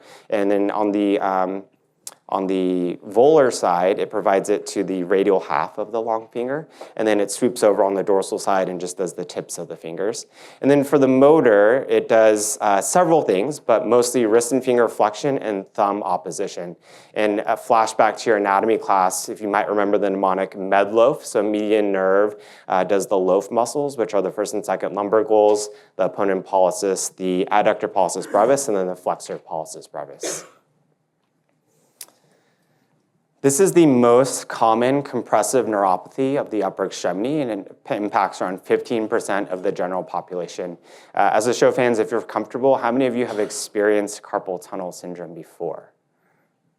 All right. Okay, I'd say about 15% of you all in the crowd, so a good representation of our stat there. Women tend to have it around 40 to 60 years old, and it's more prevalent in certain conditions. So those that have diabetes, obesity, hypothyroidism, it can be associated with pregnancy, and then certain occupational exposures that we think about, specifically with computer use and typing or mousing. The symptoms can be a lot of different things. So you can get the classic numbness or tingling, but sometimes they just have pain and paresthesias that might wake them up at night. So often my patients say they have like a burning sensation that they feel in their hand. It may not be described necessarily as pain or pins and needles. They'll say they have burning. They have to like wake up at night to kind of shake their hand out. That makes me think they might have carpal tunnel syndrome. And then it's worse with any sort of activities that involve wrist flexion. So I think about driving or phone use these days, all of those different things. And that's why at night sleeping, our flexors are stronger than our extensors, so we often sleep in that flexed position. And so that's why at night their symptoms may get a little bit worse. In more severe cases, they may start complaining about weakness in the hand or clumsiness, like they're dropping items or they can't button their shirt as well, or even more severe cases, they can't distinguish certain things like 2-point discrimination. So like if they have a nickel or a quarter in their pocket, they can't tell the difference between those. This was a study that looked at the presenting symptoms of those that had electrodiagnostically confirmed carpal tunnel syndrome. And you can see by far the most common symptom was numbness, so 94% of them, followed by pain in the median nerve distribution, and then weakness was much less common. So it gives you kind of a good sense of what your patient might say to you when they're coming in and what might raise their suspicion as to whether or not they might have carpal tunnel syndrome. On physical exam, just by inspection alone, that can be really beneficial and allude you to what you might think is going on. So in this photo here, you're looking at the volar aspect of two hands. On the picture that's on the right, you can see there's some thenar atrophy there. So just looking at the muscle bulk beneath the thumb, you can see that that muscle's atrophied. An easy way to do this, and I'll show on the physical exam, is to, I have the patient make a little L shape with both hands like this, and then bring their palms up. And if you do that, that really highlights that muscle bulk there. So it's an easy way to have them do it. If you tell them to do like palmar ab or adduction, they'll look at you like, what are you talking about? So I just say make an L and then bring it up, and then you can see that muscle bulk a lot better. Because sometimes this can be really subtle to see, and if their palms are straight up, you might not be able to appreciate it. And then there's several tests that we do. Durkin's compression test is one. That's where you're essentially putting pressure or compressing right over the carpal tunnel, and you're holding it there for around 60 seconds to see if that reproduces any of their symptoms. Phelan's test is another one that you do, so you're just having them put their hands into wrist flexion. I actually don't like this photo. I probably need to change that in my talk. So this is a modified Phelan's that is showing. When I do Phelan's, I actually like to have them with their elbows extended and then have them flex at the wrist, because if their elbows are flexed, that can be a confounder. So the classic way it was described is by having their elbows extended, and you have them sit there like this in clinic while you chart or do something for 60 seconds and then see if it reproduces any of their symptoms. And then finally, you can do what's called a Tinel sign. That's really tapping over that site where the carpal tunnel runs. I like to use broader contact. There's lots of debate. Should you use 1 finger, 2 finger, 3 fingers? I essentially just use as many fingers as you feel like you need to, and you tap right over that area. This is most beneficial in those patients that have I call it like a hot, angry carpal tunnel nerve, because as you tap over there, that'll reproduce their symptoms going down. If it's more chronic and they already have a lot of atrophy and weakness, their nerve may not be hot, angry, and irritated, and they may not get symptoms with Tinel. So I tend to try to use all of these if I'm suspicious of carpal tunnel syndrome. Now, carpal tunnel is still a clinical diagnosis. So just based off of the history and then the physical exam findings, that might be enough to just confirm what you're suspicious of. In some cases, though, you may want to do something like an EMG or nerve conduction study, especially if you're worried about something else that might be going on. So you're thinking, is it really from the carpal tunnel, or is it from something higher up? Is it referred from the neck? Is it a radiculopathy? Or if it's not just fitting the classic picture. And some of our hand surgeons will be fine with doing the diagnosis just based off the history and physical exam. But this study was really interesting. So this looked at a bunch of hand surgeons and looked at those that were going to proceed with surgery, and 72% used some sort of EMG or nerve conduction study before to confirm the diagnosis before proceeding with doing any sort of procedure there. If EMG isn't available, because I know the wait times can be quite long, including here at UCSF, ultrasound has been an emerging technology that's been used to look at nerves, specifically the carpal tunnel. And so the picture on the right there is an ultrasound photo of the carpal tunnel. You can see the median nerve there, and what you do is you look at the cross-sectional area. So you'll trace kind of a circle around it to look at the circumference of it. And there's different cutoffs which are debated, but I would say anything that's greater than 13 millimeters squared is considered to be abnormal and enlarged. So that can be another way that you can do it. If you have a patient that's really young, like I see pediatric patients that would not tolerate EMG or nerve conduction study, ultrasound can be an option. Or like I said, if you have a good ultrasonographer there, but EMG might be a challenging thing, and they're comfortable out looking at nerves, then you can also do something like that too. Treatment, there's a bunch of things you can try. Activity modification, I think, is what I tend to go for as the first line thing. Nighttime splinting, you may have heard of, having their wrists kind of in a neutral position is better than no treatment at all. Hand therapy, so sending them to occupational therapy to do nerve glides, different sort of strengthening exercises. And then different injections can be an option, either with steroid, which I mentioned before, or doing prolotherapy or using dextrose. And we know that ultrasound is associated with better symptom improvement in terms of using injections, although you don't have to have an ultrasound to inject the carpal tunnel.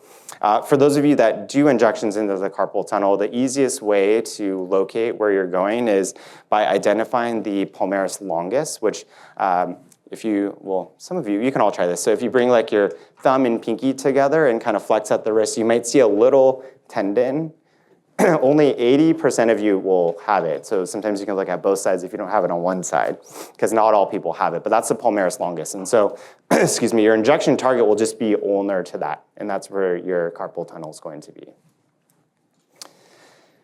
And then surgery is also something you can consider, but more as a last resort. So what about dextrose? I mentioned that you can use prolotherapy in certain conditions. I would say the carpal tunnel is where we have the most evidence for it. This was a systematic review and meta-analysis that looked at 4 randomized control trials where they injected dextrose and found that there was significant improvement in functional status compared to steroids within 3 months. We don't know exactly why dextrose works. We think it has some sort of impact on the inflammation of the nerve, specifically targeting a receptor called TRPV1. And it's associated with fewer adverse incidents. So for those of you that may have patients that have uncontrolled diabetes and may not be the ideal candidate for a steroid injection, dextrose injection is something that you could consider. And then there were no difference between the two treatment groups in other areas that are listed there. So it really just helps with their functional status. Okay, take a sip of water. And then we'll move on to Decker-Vein's tenosynovitis. Decker-Vein's tenosynovitis has many different names called gamer's thumb, mommy's thumb, or really we should just call it parental thumb. Or, well, I gained another year of age today, but this is also aging myself. I had a BlackBerry, if you remember what those were. And so when those were really popular and people were scrolling a lot, we also called it BlackBerry thumb. But people still scroll, so you can call it TikTok thumb or whatever you want to name it these days. But this is inflammation of the tendons that run through the first dorsal extensor compartment of the wrist, specifically impacting the 2 muscles that are listed there. So the adductor pollicis longus and then the extensor pollicis brevis, or the APL and EPB. And then the mnemonic that you can remember if you don't remember what these muscles are all people love eating peanut butter, which is what I had learned in med school, but never really resonated with me because I'm actually allergic to peanuts. But if that makes it easier for you to remember, then so be it. This is more common in women than men, around 40 to 60 years of age. And then we do see it in our younger folks due to smartphone use. Symptoms usually involve pain or swelling at the dorsal radial wrist. Oh my gosh, there must be something with this microphone because Dr. Luke had the same thing happen to him. So I'm going to take some water too.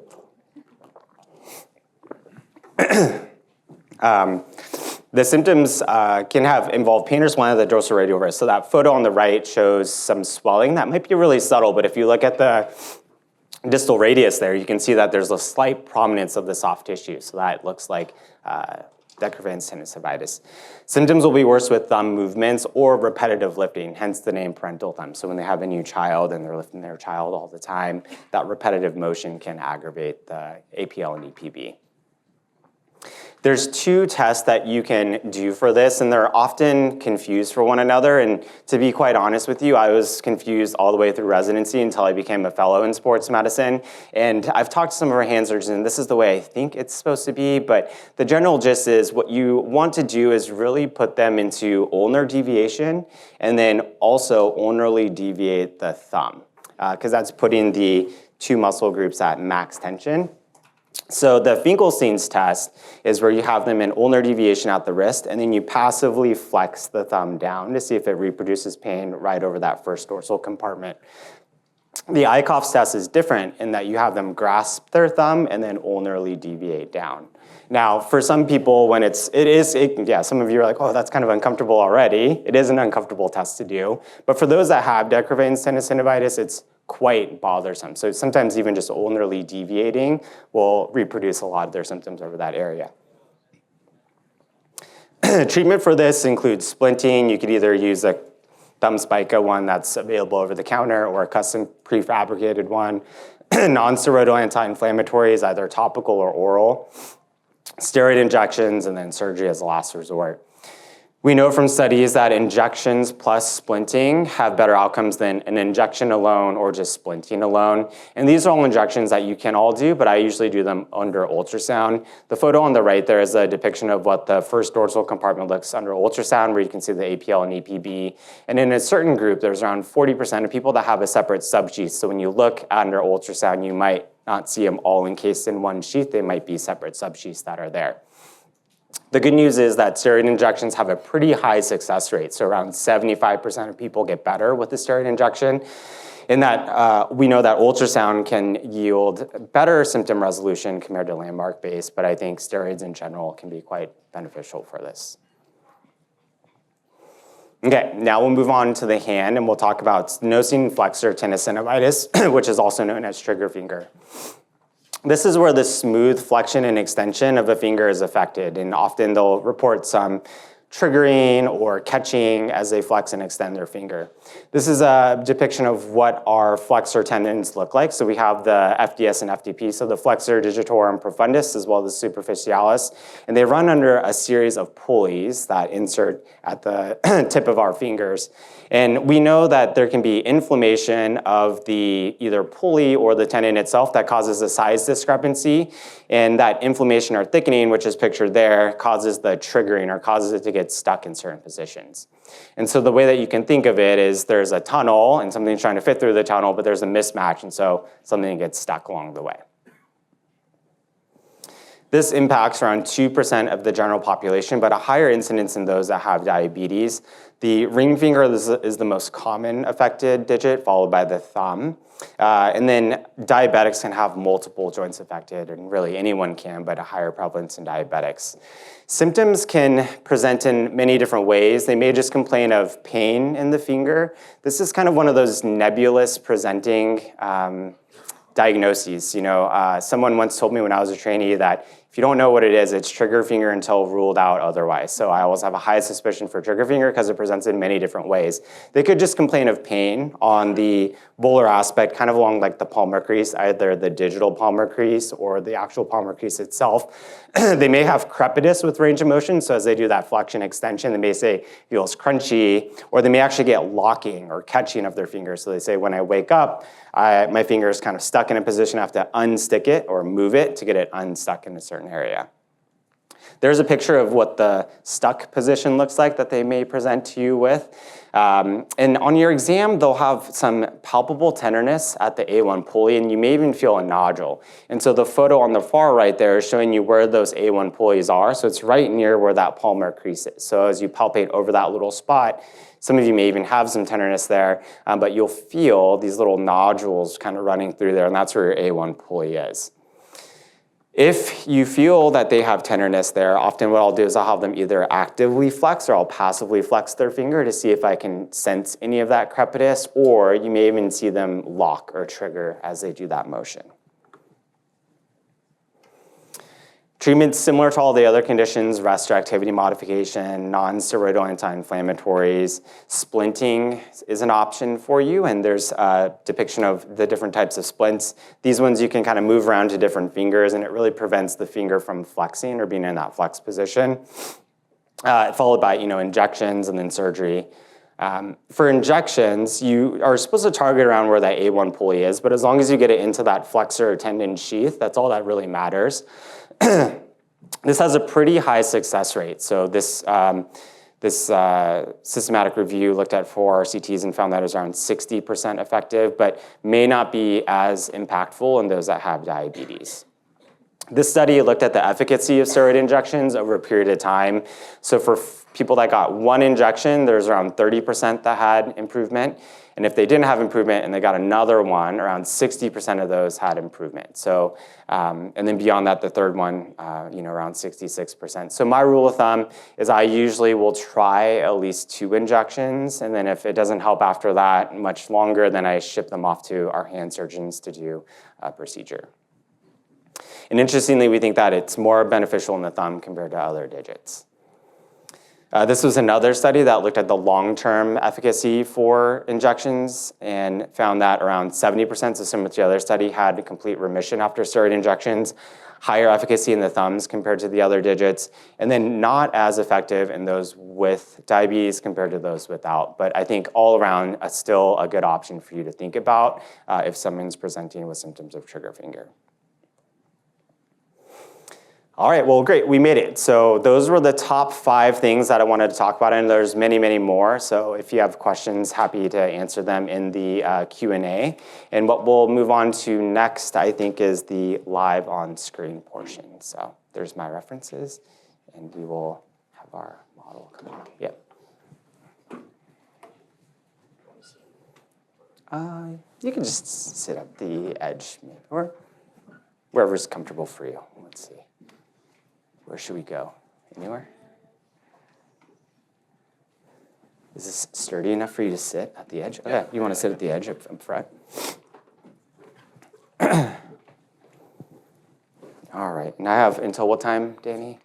About 13 minutes. Perfect, all right. So with any upper extremity physical exam or any patient presenting with an upper extremity thing, I'm always want to rule out some sort of radiculopathy or something that's coming higher up. So I'll ask questions about it. And if I do have some concerns, I'll always start with a quick cervical spine exam. So looking at like neck range of motion and even doing a Sperling's.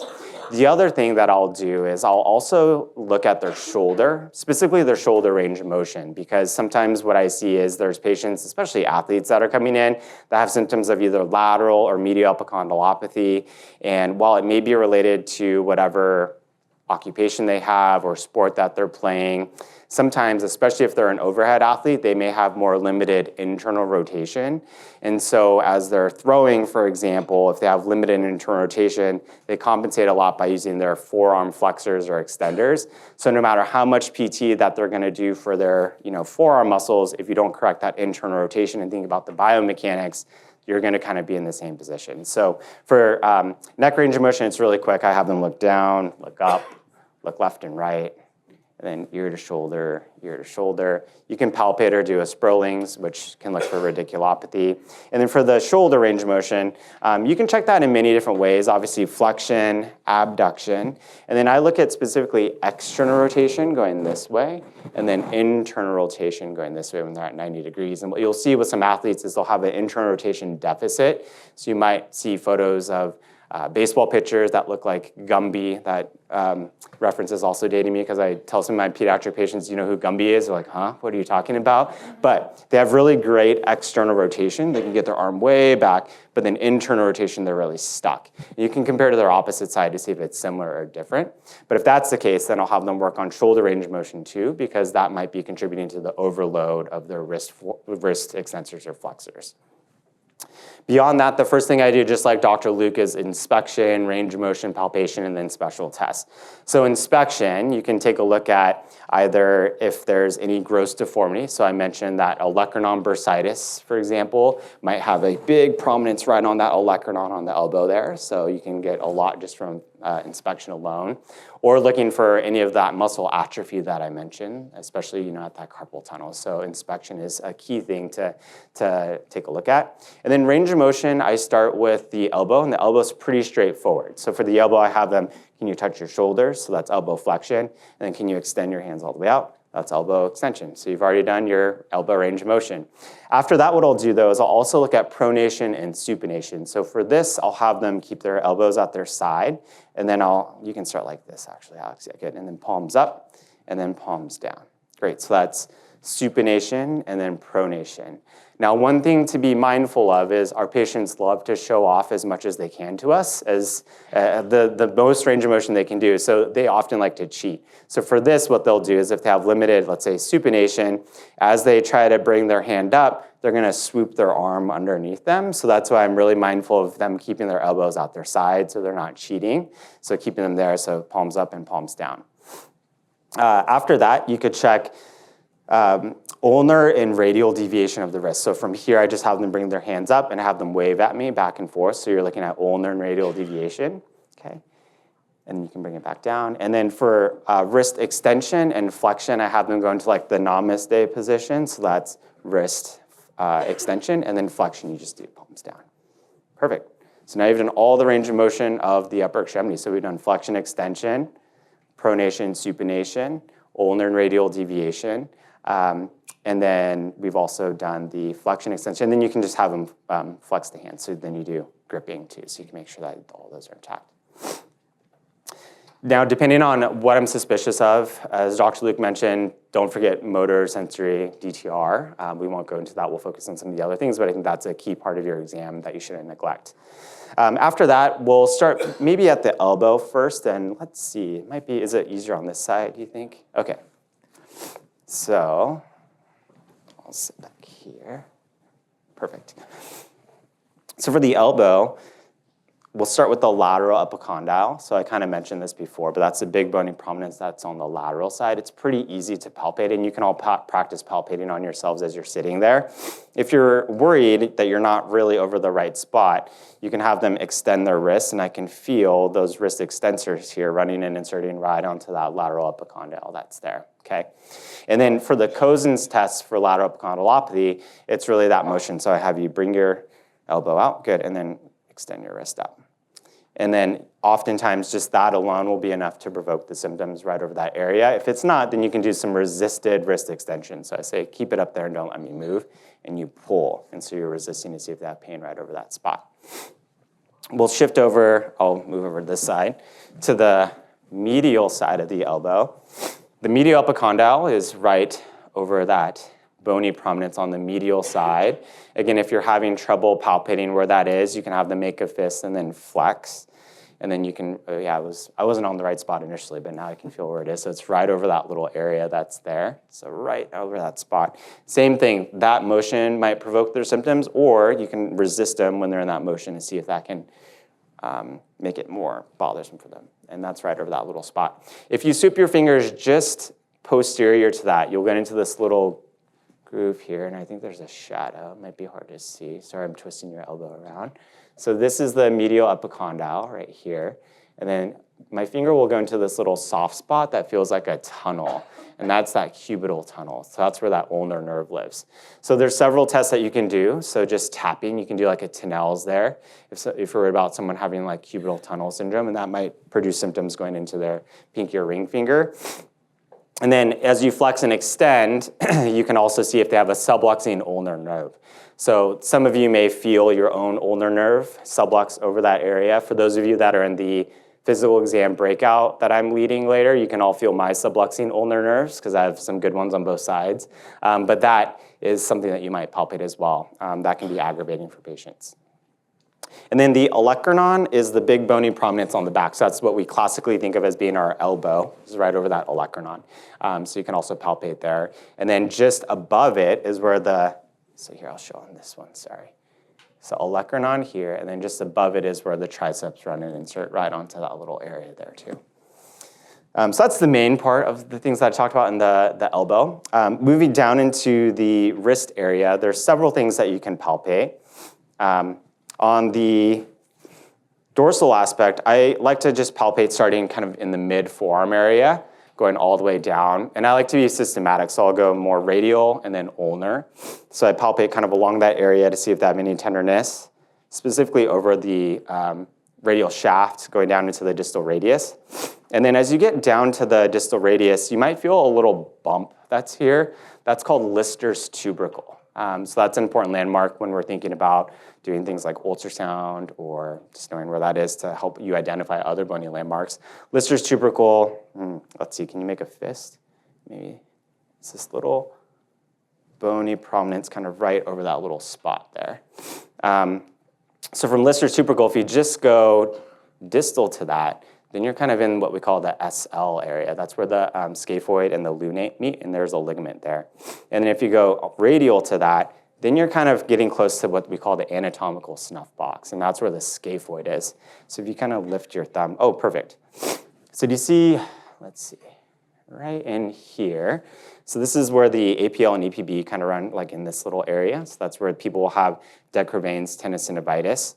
This is your extensor pollicis longus as it goes around the Lister's tubercle. And then this little gap in between is called your snuff box. And if you palpate in that area, that's where the scaphoid is. So if you're worried that someone has tenderness there, I would get a scaphoid view x-ray to take a look to see if they have a fracture. And then from here, we can talk about de Quervain's tenosynovitis, which impacts that first dorsal compartment. And for that, there's those two different tests I talked about. There's Eichhoff's test and Finkelstein's. So one is you just ulnarly deviate them, and then you passively flex their thumb to see if they have pain along that area. And then the opposite one you can do, or the other one, is you have them just grasp their thumb and then ulnarly deviate to see if they get pain over that spot. This is where you may see that swelling like I showed on the photo if they do have any decurvent tenosynovitis. We'll move on to the ulnar side of the dorsal aspect. So as you palpate along that area, same thing, palpating along the bony shaft and then down to the ulnar styloid.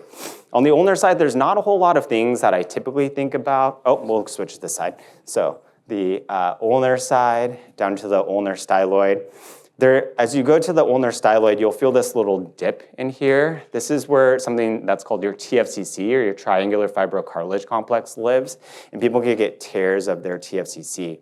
There's a little fovea here that you can palpate into, so if they have tenderness right into that little area, makes you think that they might have some sort of TFCC thing going on. There's also the ECU that runs along this area, and so they can get ECU tendonitis or tendinopathy along the ulnar side. We'll move on to the volar aspect now. And then the carpal tunnel is actually a little more distal than I used to think when I was a trainee, like in med school. I used to think it was right here at the wrist, but it's actually more distal. So it's kind of right over this little area between the, like if you have them make the L, here we'll show them how you do the L. Maybe do it on this side so that they can see.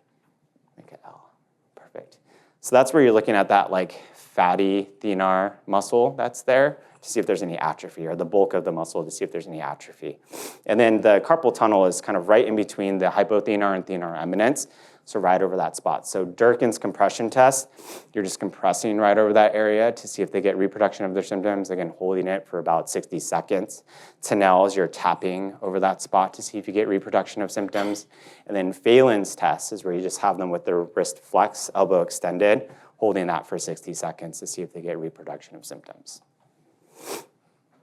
From the volar side, you can also palpate the scaphoid tubercle. So if you go just towards that thenar eminence, you can feel the bony prominence there. That's scaphoid, that's the tubercle. So if you're worried about a scaphoid fracture, you should palpate in multiple areas, both on the volar and the dorsal side. And then finally, we'll talk about the trigger finger, or the synostoid flexor tenosynovitis. So if you look here, you can see that there's the palmar crease kind of right in this area. And then if you push over these little spots, you can feel these little nodules over that. So that's where the A1 pulley is. So let's say that there was tenderness over the ring finger here. So I'll palpate there, and then I'll say, can you flex and extend? So you can see there's no triggering, which is good. But you can also passively do it to see if there's any crepitus or triggering over that spot. And then I usually will inject just a little distal to that. So, I'll palpate kind of right over that area and then inject into that flexor tendon sheath if I'm concerned about any sort of trigger finger, and often that's pretty alleviating for our patients. That's the exam, I think, for the stuff that we talked about. I want to be mindful of the time, but happy to answer any questions, and thanks to our wonderful model for being a hand model for us today.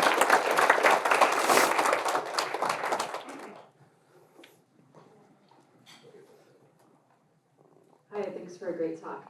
I'm curious with the splinting for trigger finger, kind of what you can expect out of it. Is it just symptom control? Can it let the inflammation go down if you do it, with enough frequency to where you don't need an injection? I guess I was kind of taught that it didn't do much. Yeah, you're right. I think it depends on the patient's compliance of using it, like anything else. And there's two types of splints that are out there. There's ones that limit motion more at like the base part here, and then there's ones that limit motion further down or distally. I usually tell them to try to wear it just when they're sleeping at night, because often they're sleeping with clenched fists, to see if that's enough. But our hand surgeons, some of them say they have to wear it pretty continuously for several weeks to notice any benefit from it. And that can be really tough depending on their lifestyle and what they're doing. I think it's pretty low-hanging fruit, though, for them to try. And if they do get relief from it, great. If not, then you can give them a steroid injection, and we saw that it can be quite beneficial for them. Yeah. So I think you were suggesting during the exam that the trigger finger effect can happen in any of the fingers? That's correct, yep. And same treatment, right? Correct, yep, same treatment for any of them, yeah. There's one up here, Danny. So you mentioned during your talk that for deeper veins, there is a benefit to doing the injection and splinting over either one alone. Is your practice to do both of those immediately when you see a patient? And in my practice, I've been typically like splinting them first, and then if it's not getting better in a month, then come back to the injection.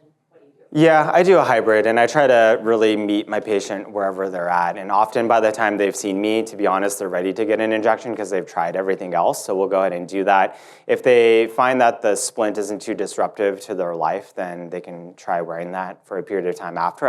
I tell them that, you know, the injection we know helps. We know that splinting can help, but both of them together is better than either of them alone. And if they choose to do it, great. If they don't, they'll probably still get better from the steroid injection. Yeah.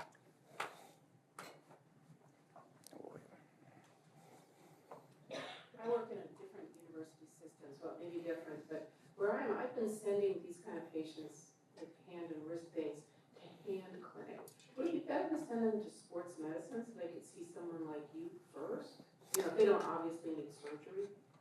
Yeah, I think it depends on your health system. Everywhere is different. And you know, the reason why I presented the conditions that I did is because I think these are all things that you can treat in your primary care clinic quite well. You don't need to actually refer them to a specialist until they're ready, you think, to get surgery. So you can do the injection, you can do the splinting and the therapy, and then if they still have refractory symptoms, they're packaged up nicely to go to a hand surgeon, and by then they're probably ready to get some sort of procedure done.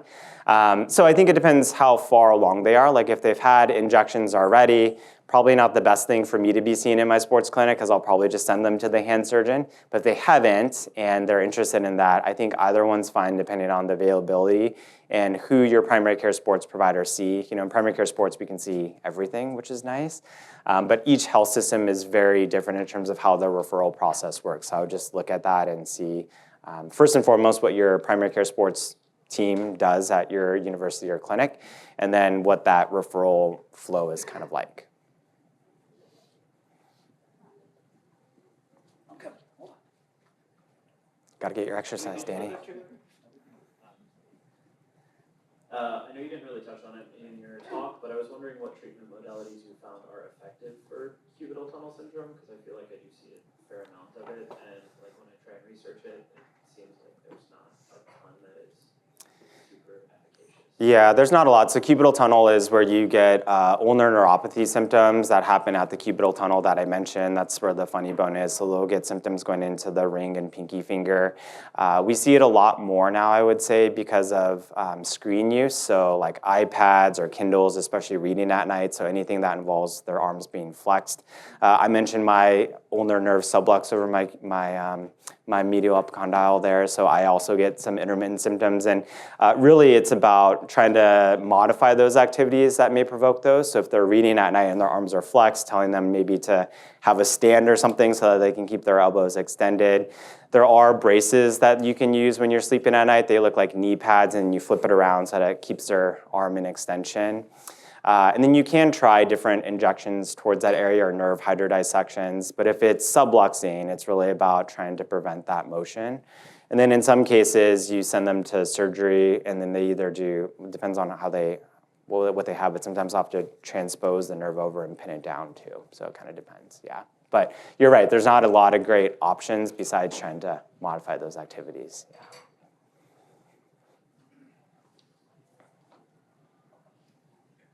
Hi, this question is about PRP and tenotomy for your patients with lateral epicondylitis who do go on to that. How soon after the treatment do you begin their rehab program with eccentric strengthening? And do you allow for activities as tolerated, or do you have a period where you might put them in a little bit of a brace after the procedure? Yeah, PRP for tendons, I think Dr. Berrigan's talk will be very helpful because he can dive a lot deeper into that. There's no consensus on the rehab protocol for it, but we do know that tendons take a little bit longer to heal compared to a joint, for example. So for eccentrics, to answer your question, that's usually much later on. So for tendons, we really have them reserve that until the post-injection, like 6 to 8 week mark. Some people do elect, depending on where the injection was, to have them in some sort of offloading device for a period of time, and then gradually ramp up their activities after that. Yeah. So you talked about equivalence, but there's also this distal intersection syndrome and proximal intersection syndrome because of video game controllers. So just a little bit of your thoughts on that. Yeah, that's a good point. That is something you should keep in your differential. I think that dacrophan tenosynovitis is the most common, which I talked about it, but you're alluding to intersection syndrome. So intersection syndrome there's two forms, as you mentioned, distal and proximal. Distal intersection syndrome, or both of them, are basically where the extensor compartments are crossing over, and you can get inflammation or even like subluxing of each other as they do that. So the proximal intersection syndrome is usually the first and second extensor compartments, and then the distal is the second and third that happens. That's where I'm lucky as a primary care sports physician. I can throw an ultrasound on to take a look and see what is really the cause of their symptoms. So is it really that first dorsal compartment, or is it something else that's going higher up? Often they'll complain, especially for proximal intersection syndrome, of symptoms that are more proximal over that little area. But you're right, it can be a confounder and challenging when you're thinking about patients that play games, for example, as you mentioned, that have pain kind of over that thumb area. The treatment would be very similar, it's just the injection would target a different area, yeah. All right, Nick, I'm gonna do one from the app and then I think there's one. Okay. So most of my athletes will go by a one-size-fits-all for their baseball bats and tennis rackets. For example, despite varying hand and finger sizes, what are some tips to improve proper fitting for grip, specifically for reducing risk or severity of lateral epicondylology? Oh, yeah, that's a loaded question. I think that there's no great answer for that. I think it's really about, one, if they're coming to you with symptoms, I think if you have the time to dig into that history to see what sort of bat they're using, and perhaps if the size is too big for them, then trying to have them modify it. Depending on your clinic setting, unfortunately, a lot of kids, or fortunately, have coaches for everything these days because they're hyper-specialized in certain areas, which we know isn't the best thing. So plug for Dr. Pandya's talk that's going to talk about sports specialization in youth athletes. But I think that you can have them work with whatever coach they have to find a better suited bat or equipment for them that is helpful for whatever size they're at. But I think counseling them and their parent that this is something that is related to an equipment thing or their biomechanics in and of itself is valuable, because sometimes that's all they need to hear, and sometimes it just has to come from their healthcare provider rather than their coach or their teammate, or the kid hearing it from a doctor rather than their parent, even if we say the same thing, because we all know that kids don't listen to their parents. So. On that note, would you say it's more of a grip issue or more of a frequency and load issue? Ooh, it's probably more the frequency and load, to be honest, but it's the frequency and load combined with the equipment too that makes it extra loaded, for lack of a better term. Could you explain the splints you're talking about for the lateral epicondylitis? Oh, yeah, sure. So the counterforce splint is basically a compressive device that they put just distal to that lateral epicondyle. And the idea is it's similar to those patellar tendon straps, is it redirects that force vector as the muscle or tendon runs and inserts onto that area.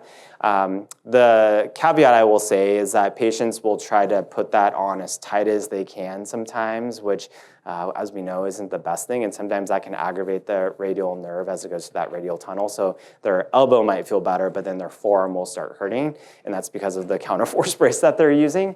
And then the other thing that people try is just a wrist brace that stabilizes the wrist and prevents it from going into wrist extension, because it's the wrist extensors that cause lateral epicondylopathy as it inserts onto that lateral epicondyle. So if you can prevent that motion, then that can be beneficial. All right, we're out of time, but thank you, Dr. Hadamiya, for a great talk.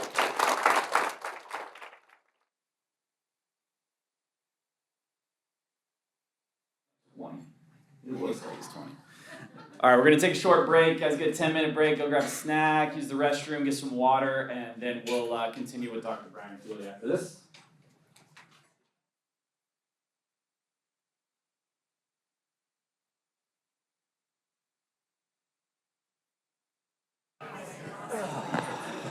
All right, guys, we're going to get started again. Hopefully you got some coffee and some snacks.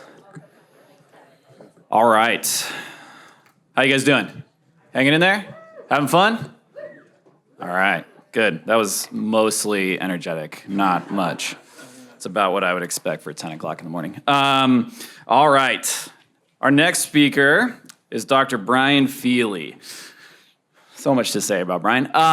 So Dr. Feely and I worked together in a combined clinic that we started not that long ago, so we worked together a lot. He is the UCSF Chief of Sports Medicine and the Executive Vice Chair for Orthopaedics. Dr. Feely's been with UCSF since 2008. You've been there that long? Yeah, I'm unhireable anywhere. Yeah, nobody wants him anymore.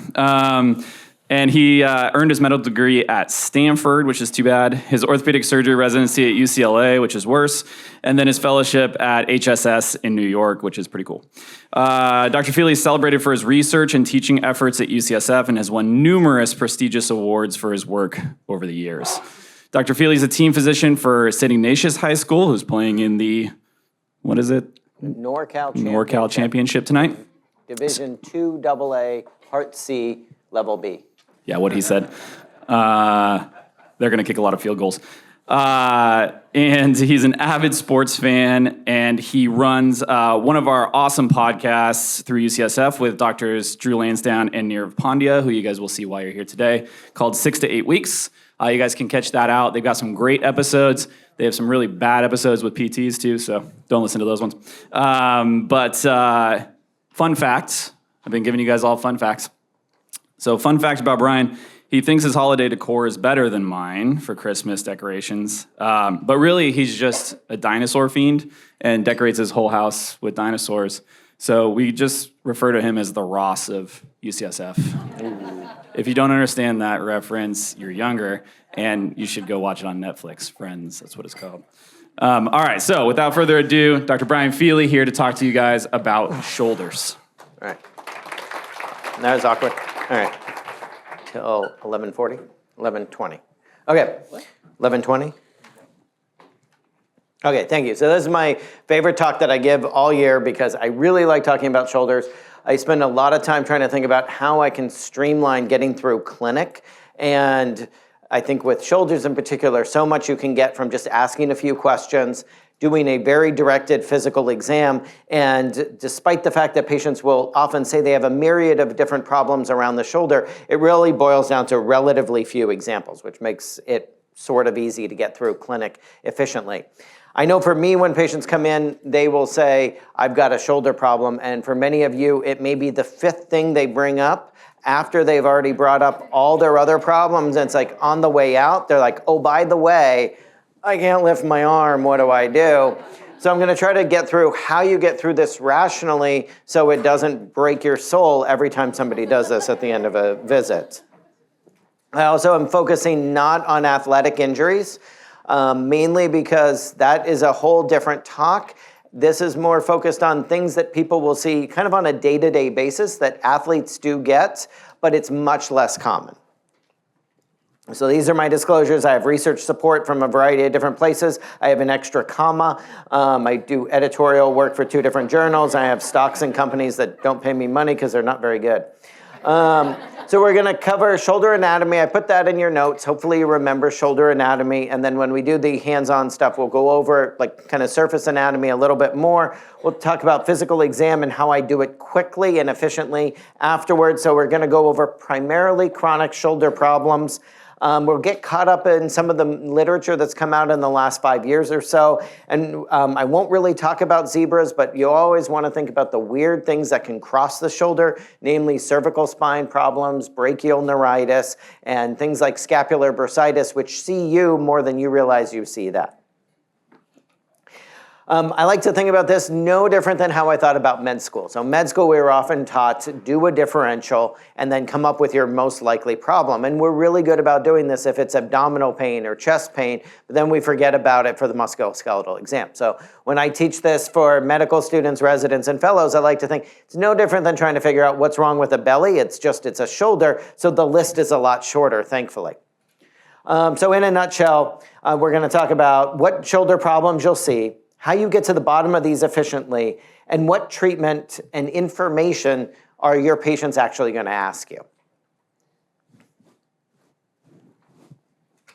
I'm going to skip this for time, But the most common diagnoses that we see in clinic, and my clinic is all things shoulder and elbow, 45% of the time somebody comes in with a rotator cuff problem, 15% of the time shoulder arthritis, 15% of the time frozen shoulder, which is pretty darn common, and 15% of the time is a biceps problem.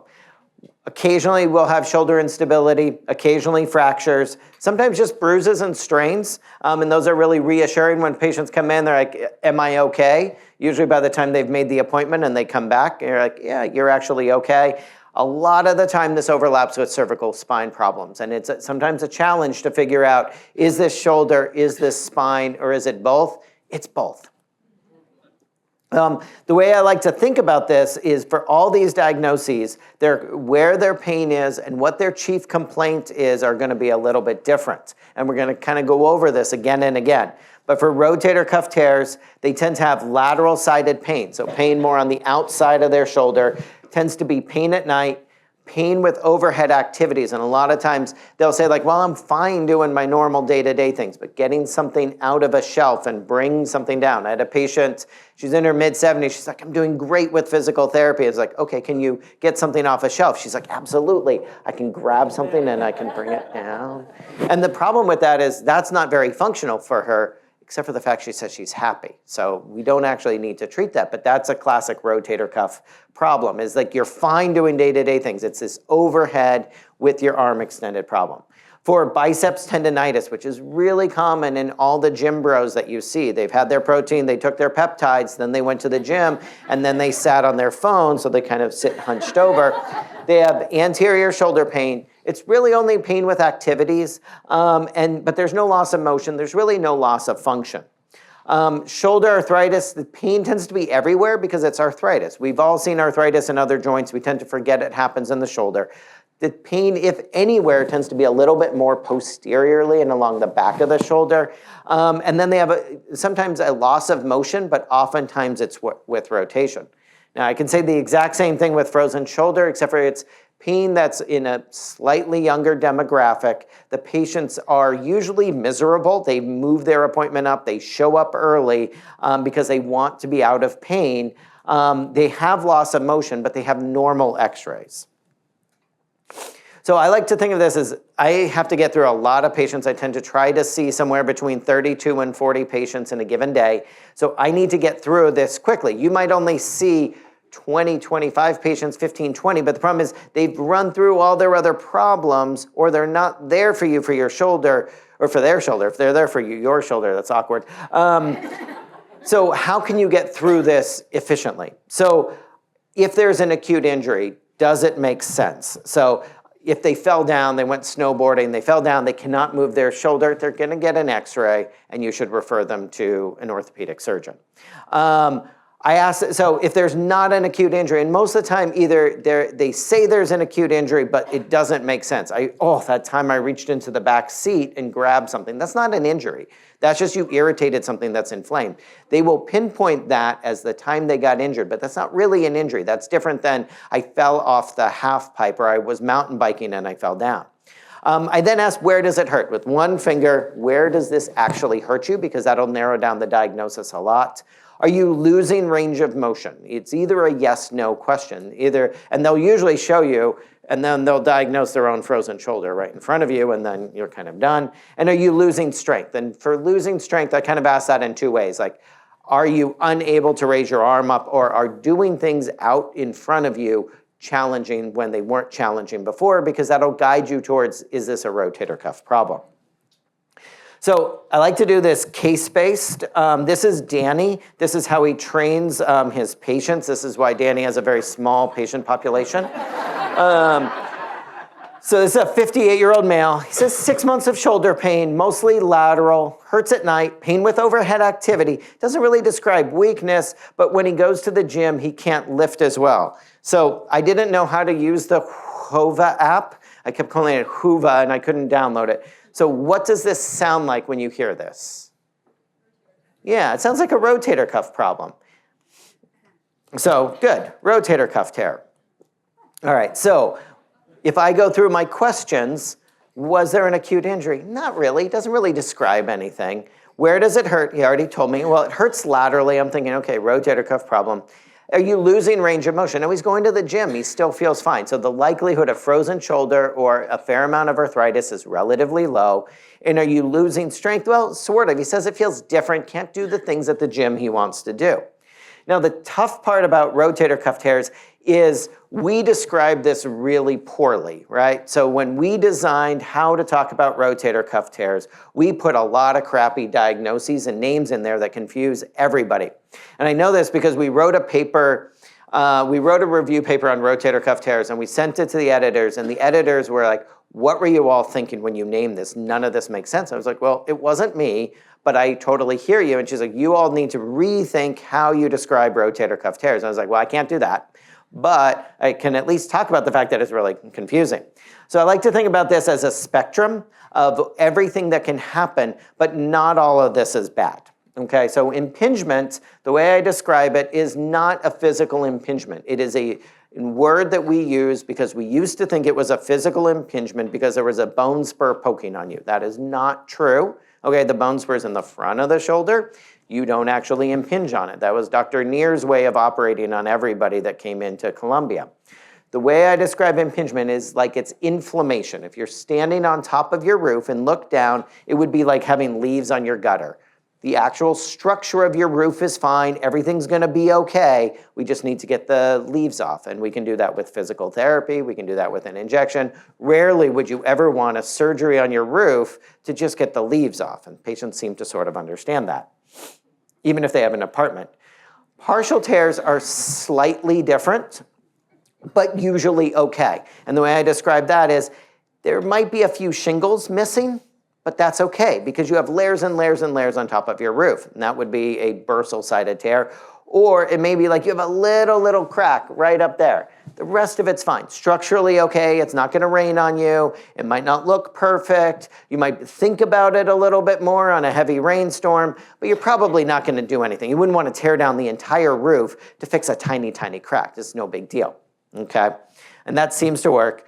So when we talk about these, I like to think about impingement, which is what you're gonna see in your kind of like 40 to 60-year-olds as this inflammation that happens as we keep our rotator cuff strong and our deltoid stays strong and our rotator cuff gets relatively weak, just like the rest of our core muscles. And you get this abnormal motion pattern that if you just send patients to physical therapy and you rebalance that, you get their rotator cuff stronger, they're no longer gonna have symptoms. I tried to look for what's new since I gave this talk last year. There's nothing new. The same data. So what works for this? Physical therapy works well. Hands-on physical therapy as opposed to just sending them to a home exercise program works better. The reason is you can't see what you're doing on your back, but Danny and the other physical therapists can tell you, actually that's not your rotator cuff. You're still squeezing your shoulder blades. Your rotator cuff sits on your shoulder blade, not squeezing your shoulder blades together. So when I watch patients do physical therapy exercises, I'm often like, oh, that's actually doing nothing for your rotator cuff. So having somebody who can tell them that's good, that's not so good is really helpful. Surgical management actually works really, really well, but so does physical therapy. So there's no reason to jump to surgery for this. So my treatment algorithm for patients that I see is if they have mild pain with a little bit of activity, they get a little bit of night pain, I send them to physical therapy and say, you should try this thing. It's called ibuprofen. It's amazing. They get better. 90% of the time they will get better. Sometimes if they have more moderate pain, it's waking them up at night or it's waking their spouse up at night, I'll say PT, anti-inflammatory, sleep is really, really important. So I say, look, if it's really bothering you with sleep, we can do a steroid injection. That's fine, it's safe, you're not gonna die. And then do the physical therapy, get them better. Very rarely do I need with patients with impingement to get an MRI. And surgery for impingement, I do maybe twice a year out of 300 surgeries. So what patients really want to know when you get through this with them is, will you get better? Yes, you will get better. Only 30% will progress over the next 5 years to any sort of, from partial thickness tears or inflammation to anything that looks worse on MRI. So this is a normal finding if you get imaging. Do you need surgery? Probably not. It's probably not gonna make a difference. There's no benefit to jumping into surgery. Will you damage the shoulder if you use it more? This is the most common question you get, right? Like when a patient hears partial thickness tear, what they're imagining is you've torn half of the piece of paper and it's about to tear all the way. So what I tell patients is your rotator cuff is very robust. It's about a centimeter thick. A partial tear of less than 2 to 3 millimeters is like tearing 2% of your rotator cuff. And you think about it, if I had one thread off my coat that's torn, I can't rip it yet. It's not a big deal. You will not damage it more by doing anything other than getting older. And they're like, oh, great. Oh, wait a second, shit. So, okay.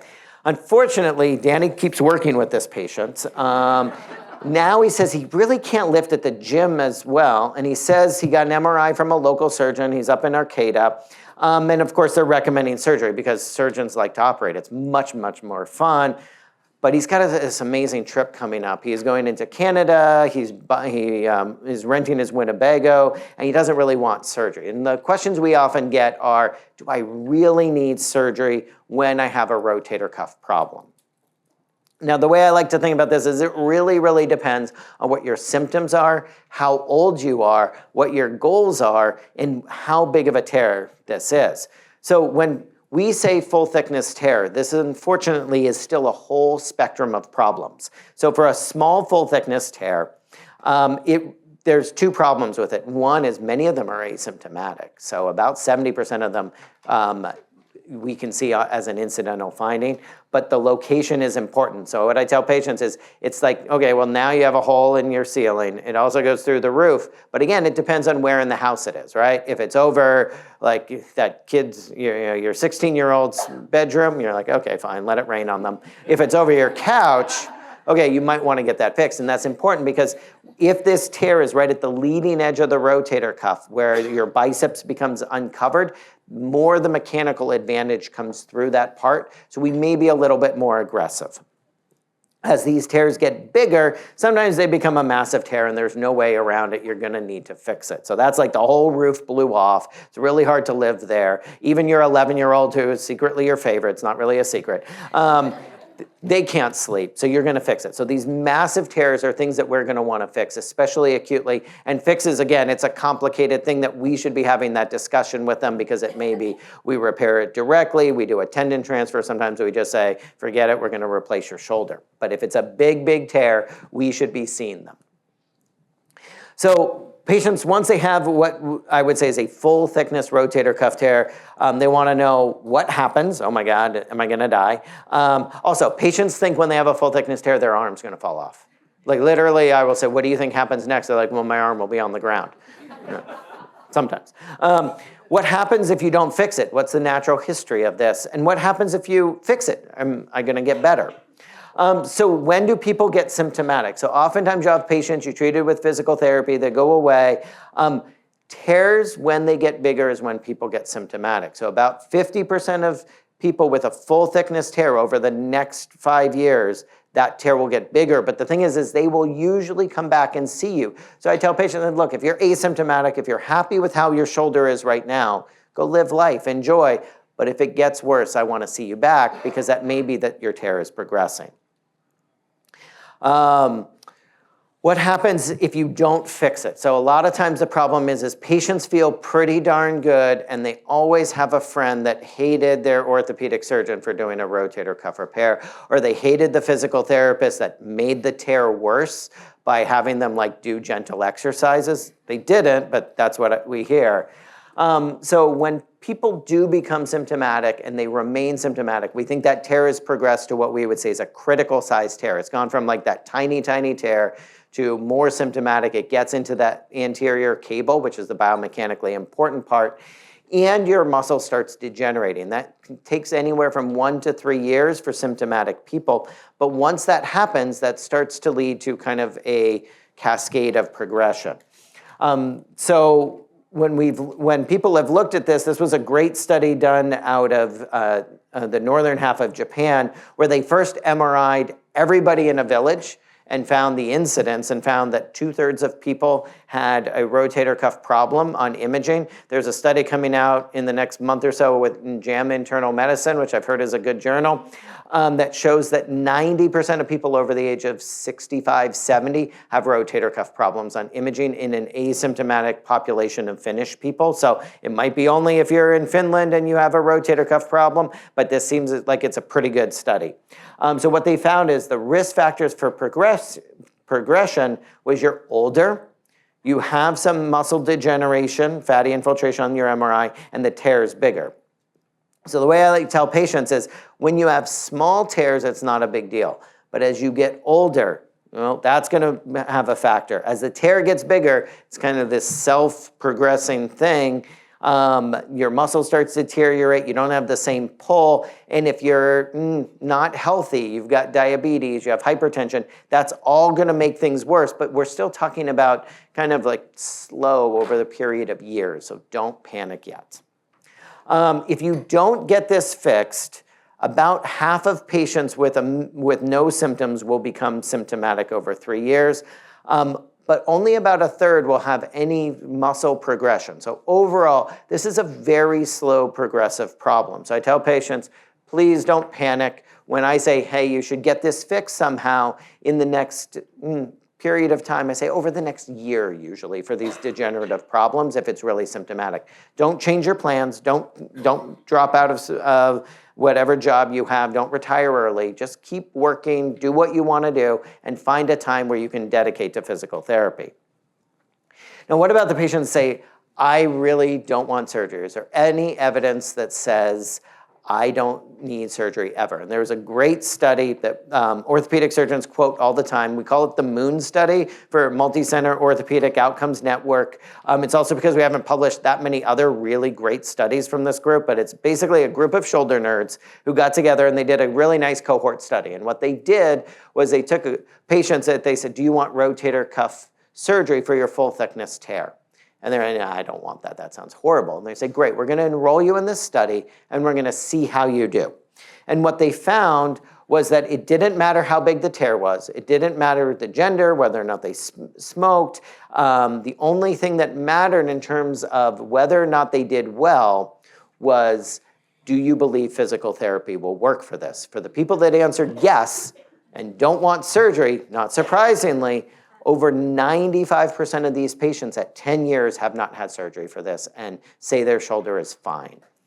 The other thing that's really important about this study is patients declared themselves in the first 6 to 12 weeks. So I tell patients, like, you're not sure you want surgery, you think physical therapy may work, let's try physical therapy for the next 2 to 3 months. You will know if you're getting better and you're going to stay better and you're happy, or you don't. And that gives us enough time to think about it, gives you a chance to try physical therapy. The worst that happens is you meet a physical therapist, you know that you have a working relationship with them, and if you need surgery, you're going to work with them afterwards anyway. The best that happens is you avoid surgery and you avoid the rehab. Oftentimes patients will ask, well, what about a steroid injection? I've heard they're horrible. I can only have 3. Okay, well, nobody's ever proven that. It's a hard thing to say. Is it how many of you have heard you can only have 3 steroid injections in your life? Right. Which body part?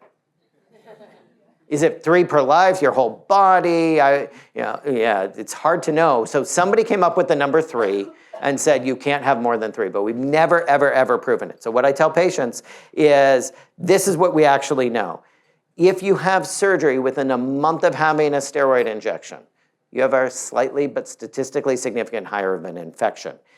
You have a higher risk of recurrent tearing, meaning we fix you, it may re-tear if you've had an injection within 3 months. So we want a washout period. So if you want the injection, I'm just not operating on you for 3 months. And if you have lots and lots of injections, it seems to be a little tiny bit worse than a single injection, but we're talking like 7 to 10 in one body part, meaning your shoulder, versus 1 to 2. So that's a big, big difference. So an occasional injection is totally fine. It's totally safe. It doesn't cause your tendon to tear. Life causes your tendon to tear. It might make the quality of your tendon a little bit worse, but also if you think about the multiple injection study, think about the person you injected 7 times. They were a horrible surgical candidate. That's why you were injecting them. They also have the diabetes. They got the problem with the sugars. Their blood pressure is a little bit high. They got a lot of factors working against them, which is why you were managing them differently. So these studies are hard to interpret. This is kind of a nice study that was done. I really like this because it was done during COVID, and it asked 2 questions. What happens if you get it right away? What if you wait? And basically, both groups did the same. So there's no reason to rush patients into surgery. We did a lot of studies like this during COVID or after COVID because you could actually answer these questions like, what happens if you don't get into physical therapy for 8 weeks? Because there was no physical therapy available and they were all on Zoom. It turns out it doesn't really make a difference. So a little bit of delay for rotator cuff problems is totally fine. I'm going to skip this because this is me nerding out about muscle. But what about how patients do when we actually fix the tear? And there's multiple studies that show when you compare patients head to head, when they're younger and higher demand, they will do better, especially in that 5 to 10 year period. This was the most important study. It's now about 5 years old, but basically Dr. Moosmeyer and his colleagues did this study where they looked at people at 2 years, 5 years, and 10 years, and they'd been randomized to PT alone and physical therapy and surgery. And what they found was both groups did pretty darn well. But when you looked at that 10-year follow-up, you did statistically better if you had a rotator cuff repair. So what I tell patients are, hey, look, what do you want to be doing in 10 years? And if a patient's 82, their answer is usually like dead.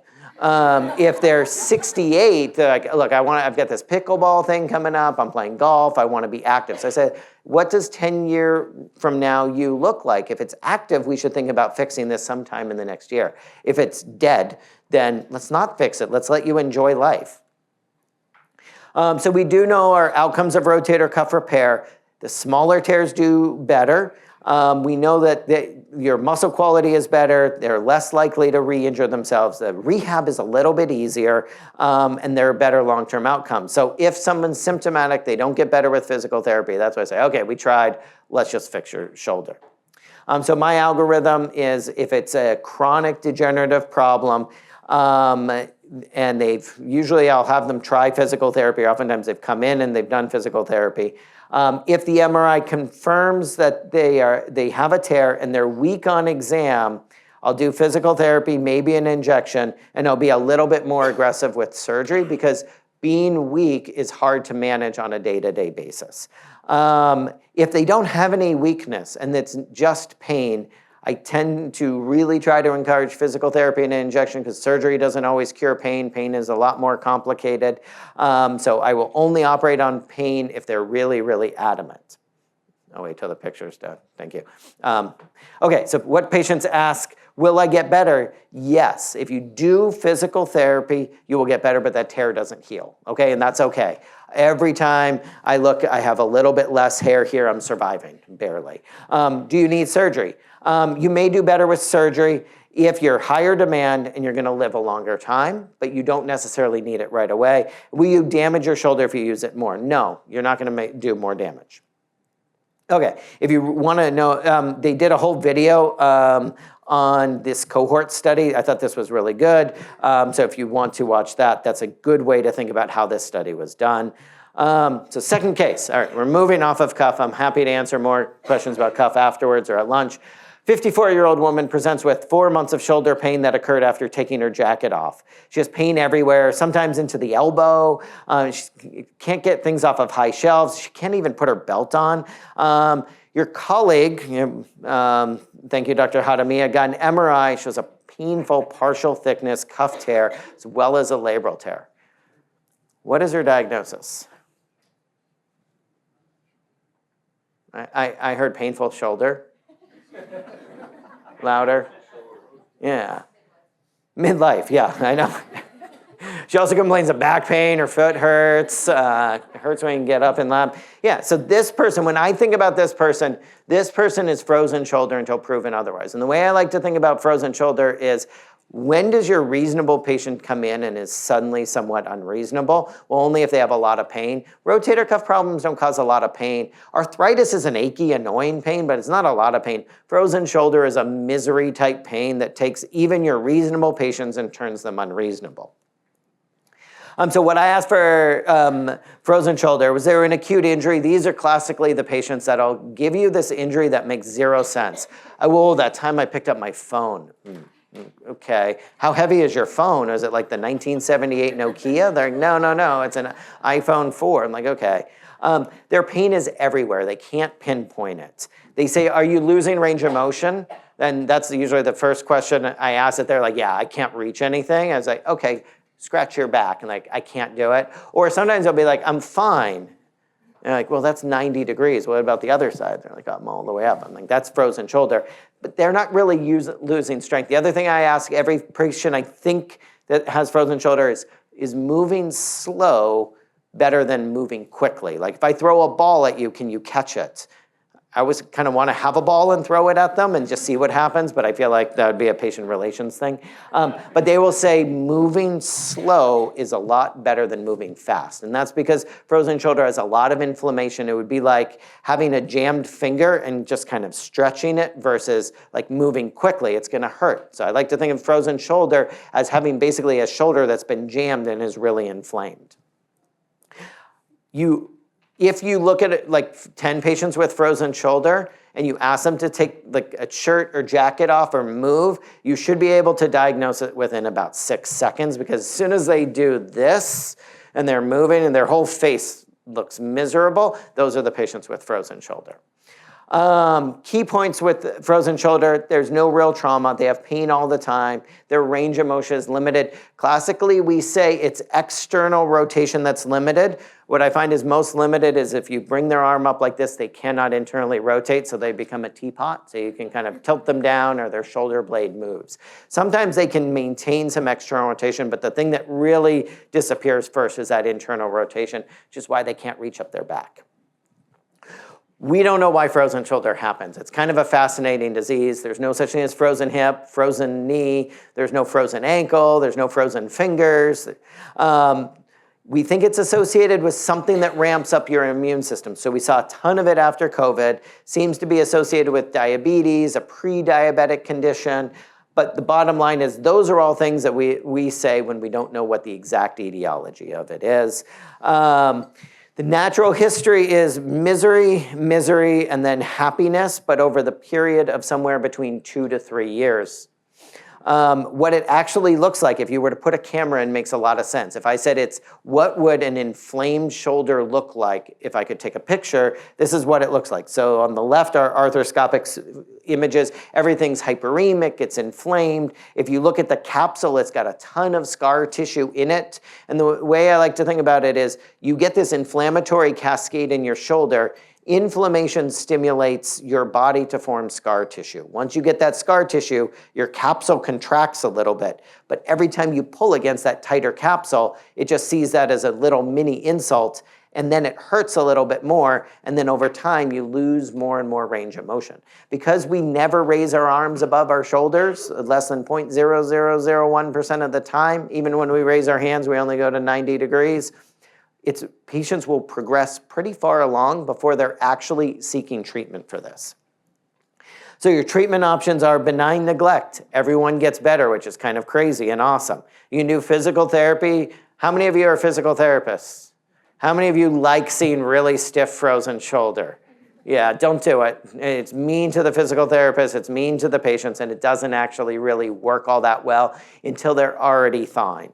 Injections and anti-inflammatories are kind of the mainstay for this, and we almost never operate on frozen shoulder.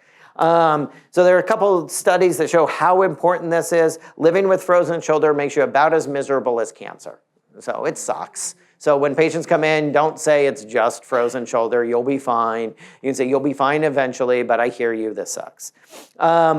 when they look at what happens, so in England, they have this amazing thing called the National Healthcare System, or NHS, where you don't get treatment for a long time. So they did this study where like, welcome to the NHS, you have frozen shoulder, we'll see you in 2 years. Everybody got better. Almost everybody returned to function or near full function. The average duration of symptoms is 1.6 years. So I tell patients, good news, no matter what we do, you're gonna get better. Bad news is if we do nothing, it's gonna take a year and a half, maybe 2 years. And patients are like, this is America, they don't like that. So I say, okay, so let's talk about things that can make you better. Injections into the shoulder joints, and I pretty strongly believe that these should be done under ultrasound, so that we know that the injection gets into the joint, does make people feel better. Steroid, meaning anti-inflammatories, gets patients better faster than placebo. Doing a suprascapular nerve block, so if you have somebody like Dr. Berrigan that you can refer to, it helps get patients better, faster. I use this for my kind of miserable patients. They can't raise above 90, they can't sleep, they can't do their daily activities. That tends to work pretty well. And then there's some question about whether or not kind of pushing as much fluid into the shoulder to kind of dilate the capsule is beneficial. We used to do this in the OR. We would turn a pump on. Normally in shoulders, we want the pump pressure around 40. They would turn it up to 100 for about 5 minutes to just distend everything. It doesn't really show that it works all that much. This study I thought was interesting in that it's not the best study, but it did show that patients that got this was not blinded, but their psychological feelings got a lot better. They weren't as sad, they weren't as anxious about their shoulder. So there is something about reversing it. And I think whatever works for patients, bottom line is anti-inflammatories. Physical therapy, it works, but it works after the patients are already getting better. So don't send patients on the descending part of it, send them on the improving part of it. I tend to tell my patients, like, let's do the injection first, wait 4 to 6 weeks, and then start physical therapy. I never do surgery for adhesive capsulitis unless they failed for a year, they're brittle diabetic. I haven't done one in the last 2 years. There's nothing new in frozen shoulder. Don't do stem cells. It's not an alternative to shoulder surgery. There's no PubMed data on stem cell therapies. There's no real data on PRP. This is a single case series. You would think PRP is an anti-inflammatory. Hasn't really been shown to be beneficial for frozen shoulder. I don't recommend it. Save your money, do a $5 steroid injection. If you want to read more about uncurable processes, this was a really, really nice paper. Dr. Millar and Dr. Rodio have written a couple of these in Nature reviews, but it kind of tells you everything about it in the language that is both like, I know all the basic science, but also I can explain this to patients. It's really well done. Okay, so when patients come in with loss of passive range of motion, I get x-rays. I want to make sure they don't have the arthritis. Once they have their arthritis, it's a different treatment pathway. If they have no arthritis on x-rays and they have a limited range of motion, this is frozen shoulder no matter what they tell you, no matter what that MRI shows, this is frozen shoulder. For less than 3 months, and they really have full range of motion except for a little bit of rotational defects and a lot of pain, I will send those patients to physical therapy, but those are the exception, not the rule. For more than 3 months, and they're limited in what they're doing, they can't reach their belt, I will do an injection first, and as they start to get better, I'll do physical therapy. Okay, what patients really want to know, for the love of God, will it get better? Yes. It will get better. It just takes time. You do not need surgery for this, no matter what the MRI report shows. And you won't do any damage. It might feel miserable when you move your shoulder, but you're probably maintaining some range of motion. So go ahead and do your activities, but it will hurt, so take anti-inflammatories. Okay, so 67-year-old woman presents with 4 months of shoulder pain, occurred after taking her jacket off. Pain is mostly in the back of the shoulder, sometimes in the front. She has trouble getting things off high shelves, can't put her belt in it. Shit, this sounds the same as last one. MRI shows a posterior labral tear and some other stuff she didn't remember. She didn't bring the report, she didn't bring the imaging. What does she have? Frozen, oh, I wouldn't do 2 in a row. I could. That'd be really mean though. That'd be really mean. What else could she have? Arthritis. Yeah, so you're thinking arthritis, rotator cuff tear, frozen shoulder. Thank goodness, we have x-rays. So the wonderful thing about x-rays is once you get an x-ray, it tells you in one word, usually 2 words, one the patient will panic about. You don't need any more imaging, you don't need anything else. It'll say severe degenerative glenohumeral arthritis, narrowing of the joint space. What it doesn't say is partial thickness rotator cuff tear, posterior labral tear, because once you get the MRI, buried way down at the bottom of the report, it says bone-on-bone articulation. Please, 35% of the patients that come in to see me with arthritis have already gotten an MRI, and they really want that labral tear fixed. And I have to break it to them. It's not the labral tear, it's the fact that that labrum has been torn for 30 years, and your x-ray looks like you have really clinically significant arthritis. So an x-ray is incredibly diagnostic in this case, because it's either gonna rule in or rule out either frozen shoulder or shoulder arthritis.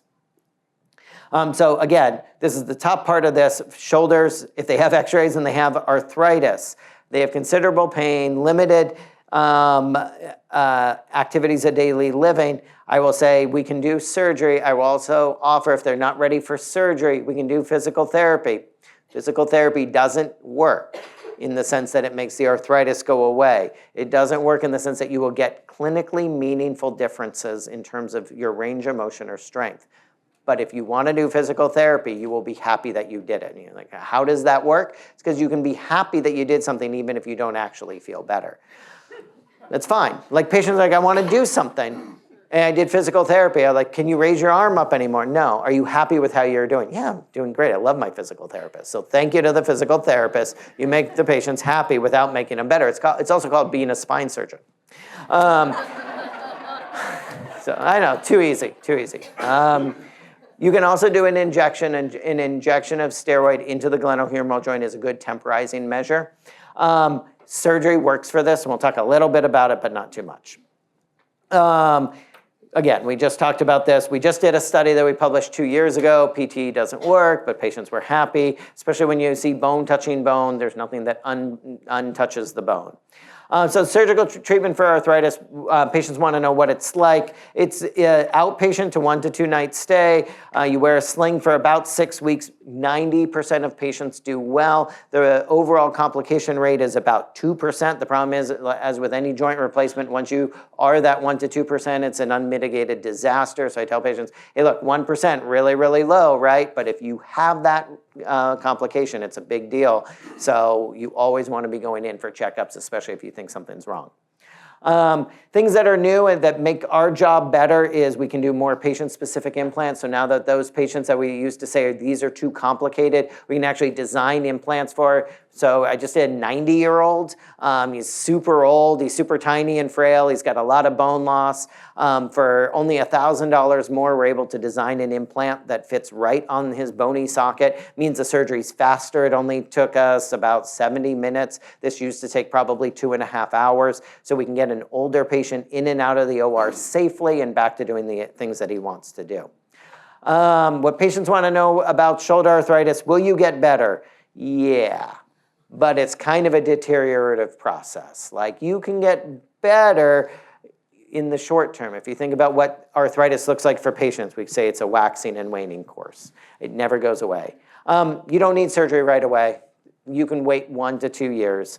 Will you damage the shoulder? No. If you have arthritis, the horse left the barn, it's a genetic problem, most likely. You're going to do a lot better if you do surgery at some point, but you're not making it worse by using your shoulder in the meantime. Okay, last thing, 39-year-old computer engineer, 4 months of anterior shoulder pain, bro. Doesn't complete his workouts. He had an MRI, it shows a slap tear, but he's got a triathlon coming up and he's got to do it. So is there acute injury? No, it seems like it gets worse at the gym. Hurts in the front of the shoulder. These patients can narrow down exactly where their pain is. They're not really losing any range of motion. And no, dude, I'm not losing strength. I still went to the gym this morning. come on. So biceps is a really, really poorly designed complex. How many different tendons go through a joint, make a right angle turn, and then attach to a flimsy structure? Like none. It is horribly designed. Why do we have them? Because we used to walk on all fours. Like if I had to redesign humans, the things I would change, I wouldn't eat where I breathe. You'd never need to worry about choking. You'd just have gills. And I wouldn't have a biceps tendon. So whether or not it's a biceps tear or a slap tear, for the vast, vast majority of patients, it doesn't matter. Our treatments are going to be the same. So a slap tear tends to be more of a throwing and acute injury. You're going to have pain with O'Brien's. The pain is kind of deep and posterior. O'Brien's test is when you come over like this. But there's really no pain in the bicipital groove. Biceps tends to be overhead, activity related. They'll still be positive with O'Brien's test. It's still the same structure. They have tenderness in the groove that's reproducible.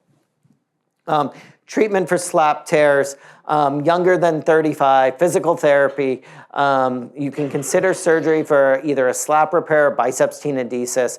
Older than 35, any superior labral tear is probably a normal finding. Don't panic. Don't let your patient panic. This is more clinical diagnosis. I will non-op almost everybody. Whether or not they need physical therapy depends on if you ask me or Danny. A lot of it's just posture. Avoid the offending activity.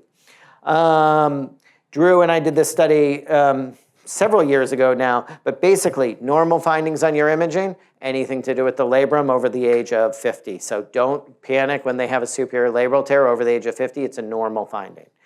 I'm going to stop with this. So this is my algorithm. They have a true superior labral tear. It's truly an acute injury. We'll try physical therapy. I'm often surprised in how patients do with this.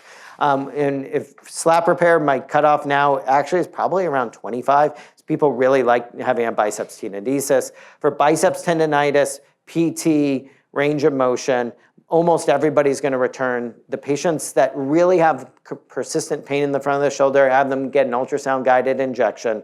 And then most of those patients will get better. If all else fails, I'll do a biceps tenodesis, which is a relatively easy surgery. It's a very easy surgery to do, pretty easy surgery to recover from, and has really, really good outcomes, 95% success rate. Okay. What patients really want to know, and then I promise I will stop. Will you get better? Yeah, it's just biceps tendonitis. Probably if you just change how you do your push-ups, you'll probably be fine. Sometimes we can do an injection. Almost nobody needs surgery with this. They're going to get better on their own. And you're not going to damage it more. Patients, once they hear they have biceps tendonitis, the next thing they think is it's going to rupture. I've seen 2 patients in my life that have ruptured with just pure biceps tendonitis. And then you can still fix it, but also then your biceps sags a little bit and looks better in a shirt, bro, so you're good. All right. So physical exam. Okay. How many minutes do I have? Like 3? All right. I'm going to bring Alex Jr. We have 2 people in lab. Alex Sr., who's Sir Alex, and then Alex Jr. Alex has torn everything in the lower half of his body, so he's going to be careful coming up. Okay. All right. So how do you do an exam in under 3 minutes? And if you think about what exam things you want to know, like there's about 100 shoulder maneuvers, none of which you actually need to know. Because what you want to know is it something that's going to get better on its own? Do I need to send them to physical therapy, or do I need to get more imaging? So what I do is I say, show me what you can do. Can you get your arms all the way above your head? Usually I have them face me, but sure, okay. He's like this in lab too. It's a lot. All right, face me. All right, bring your arms all the way up. Good. Come down kind of medium speed. Good. So painful arc test. Patients with a rotator cuff problem, you don't know the size, can't do this. So they'll do all sorts of weird things. They'll kind of bring their arm up, down like this, or they'll be like, I can get all the way up and come all the way down, okay? That's a rotator cuff problem. But I just ruled out arthritis, frozen shoulder, and a rotator cuff problem, okay? So I'm kind of done. Patients come in like it really hurts, but I'm good. You're like, okay, good, this isn't too bad. Okay, so rotate out like this. So external rotation tells me, is their infraspinatus intact? So sometimes they can't really raise their arm up like this, but they can still do this. So that's kind of a medium-sized rotator cuff tear. Or they're stiff coming up like this. They're stiff like this. I'm like, okay, I probably need an x-ray. Is this frozen shoulder? Is this arthritis? Okay, how much can you reach up the back? Good. So now I've tested all of range of motion. If they're limited, so let's say Alex can't raise his arm up like this. I'm like, okay, frozen shoulder, he's stuck. If I can get him all the way up, it's a cuff tear. Okay, so I know like that was less than a minute with me talking. I already have diagnosed those things. Okay, the next thing I want to do is test strength. Arms up like this, don't let me push down. So this tells me multiple things. It tells me, and usually what I'll say is, does this feel different than the other side? Because pain is relative. Patrick Swayze says pain don't hurt, so I agree. This is Job's test. So arms like this, it doesn't matter, thumbs up or thumbs down, but push down if he says, yeah, this hurts here, or he feels weak, or he's doing all these weird things to hold his arm up. That makes me think rotator cuff problem. Arms down like this, hold your elbows at your side, go all the way out again, keep your arm there. So when I push in, you have to have a pretty big tear if you can't do this, okay? Then the last thing I do is I want to test their subscap, the rotator cuff in the front. So I have them put this arm down, take this hand, put it over there. Don't let me lift off. And somebody with a subscap tear just kind of lifts right off. Lift right off. There, well, not that much.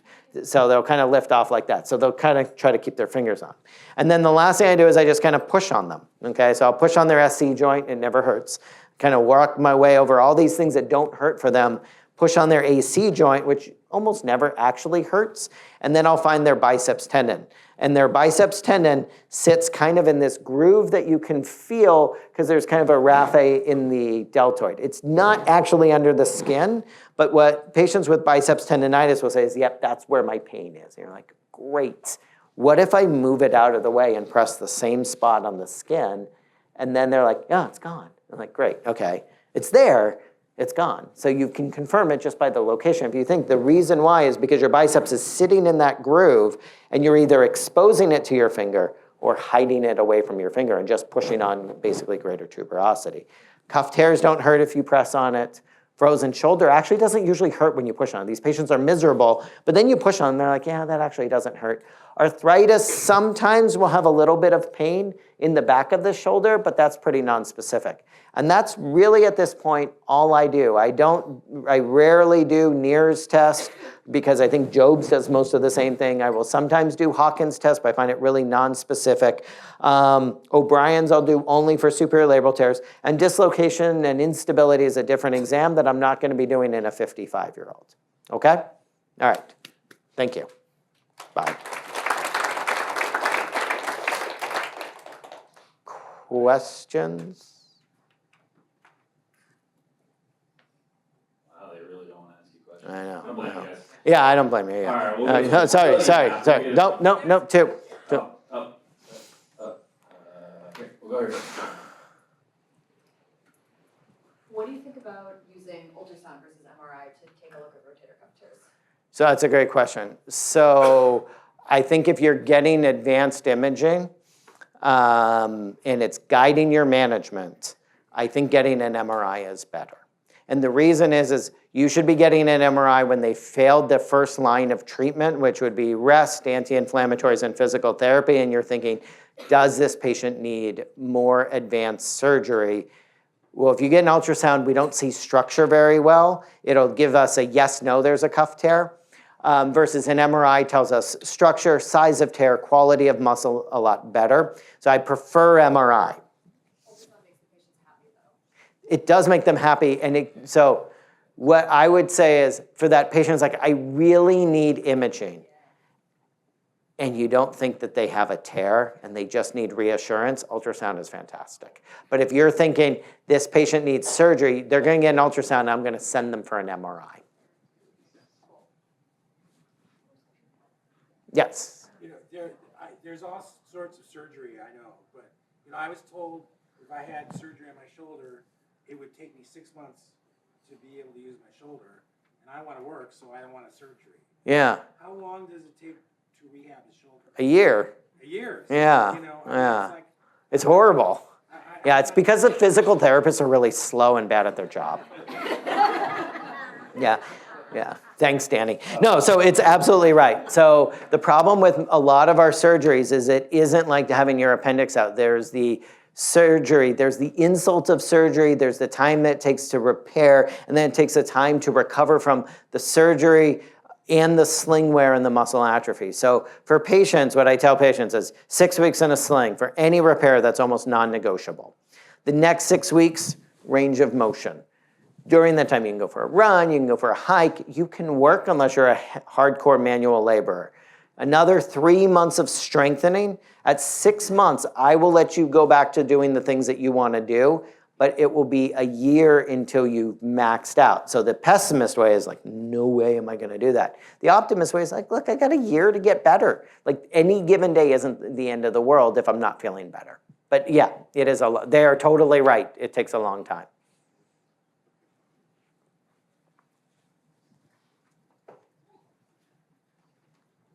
I think you said during the osteoarthritic portion of your talk about genetics having an influence on it. Yeah. Would you say that cartilage loss in the whole body can be genetically influenced? Cartilage loss in the whole body is genetically influenced. Yes, 100%. So you can think of arthritis as a whole body problem. There's one of my colleagues, Kelsey Collins, just put a review out in Nature Reviews Rheumatology. It came out yesterday. It's really, really good. It's a whole body problem. Why some joints are affected more than others, we don't know. But when you think about arthritis, the way I tell patients, probably 2/3 genetics, so blame your parents, and 1/3 environmental exposures. The problem with environmental exposure, that can be trauma, that can be diet, that can be exposure to things that we don't understand, but it changes the makeup of the DNA, not only in the cartilage, but also in the underlying bone and the bone marrow underneath it. And what we think is that those combination of hereditary plus genetic mutations is what predisposes people to it.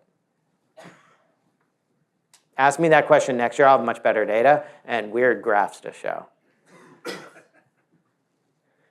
So a few scientists said first step for a lot of these is like NSAIDs, rest, and just kind of giving it time so it gets better. What are you saying more specifically to them with the rest portion? How long is it kind of waiting for you to start doing? Yeah. Like no over the head activities? Is there any utility of sling? Are we causing problems if? Yeah, so never sling. Never sling unless they have something that's actually physically broken, especially if they have inflammation, they're just going to get stiff. I usually tell patients, it kind of depends on age. So if they're really, really young, like under 30, I say, 4 weeks of rest. And if you think about Olympians after the Olympics, they will not exercise for about a month. For people in their 40s to 60s, that's closer to 2 months of resting the offending body part. So that means for a shoulder, you have like a lot of inflammation from impingement and you really, really, really like riding a bike, you're not riding a bike for 2 months. So go find something else to do core work, do other things, but let your body rest. And oftentimes that's why patients really like doing physical therapy because it makes them feel like they're doing something in between. And then NSAIDs pretty much all the time because they work. And if you ask patients, one of the questions I often ask is, did the anti-inflammatory that you took last week work? And they're like, yeah. I'm like, how much did it work? Oh, yeah, I had no pain. I'm like, oh, how about we try that for 2 weeks and see how you do? And then patients don't come back. So either they all hate me or anti-inflammatories really work pretty darn well.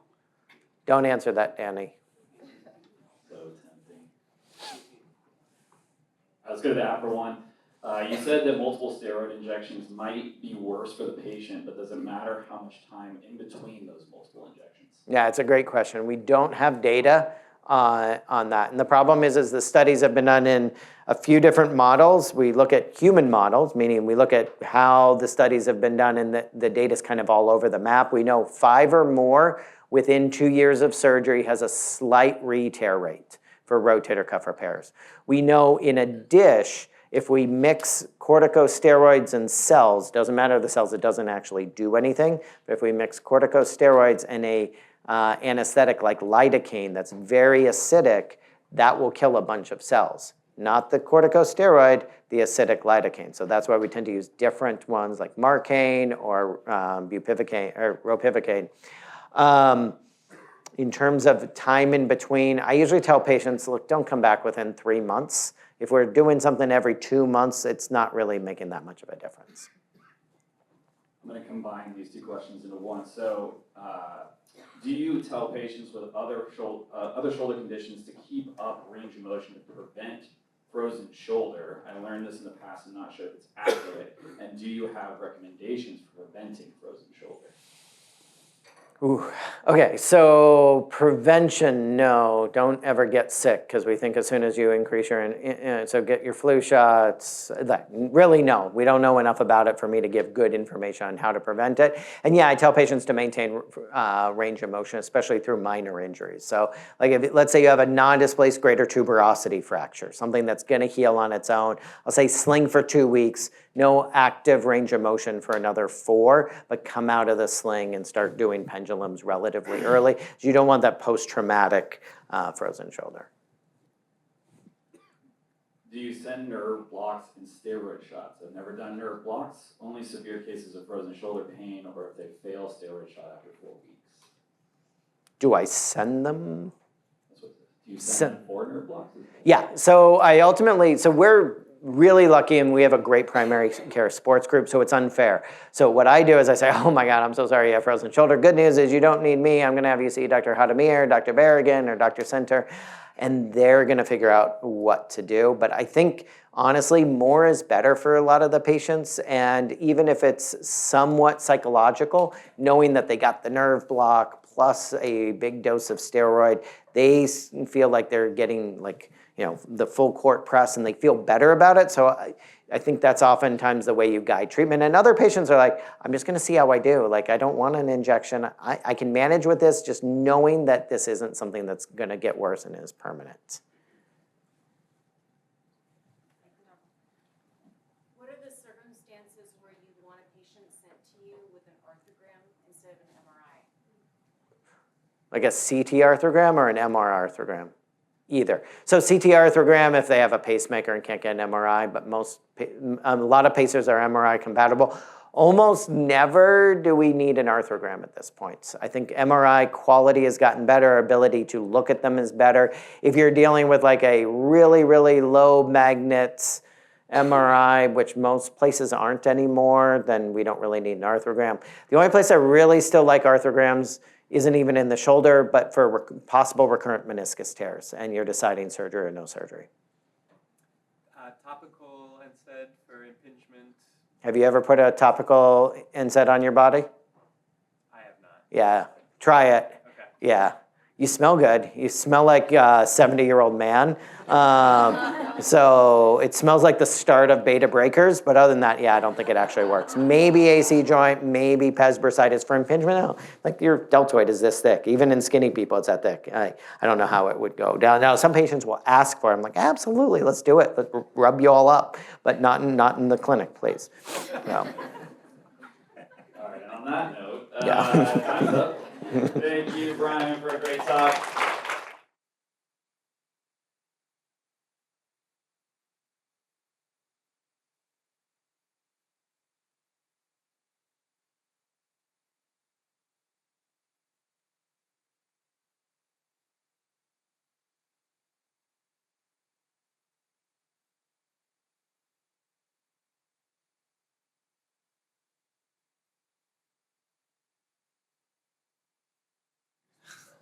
Yeah, I know. Where's the Jay-Z at? I need to allow me to reintroduce myself.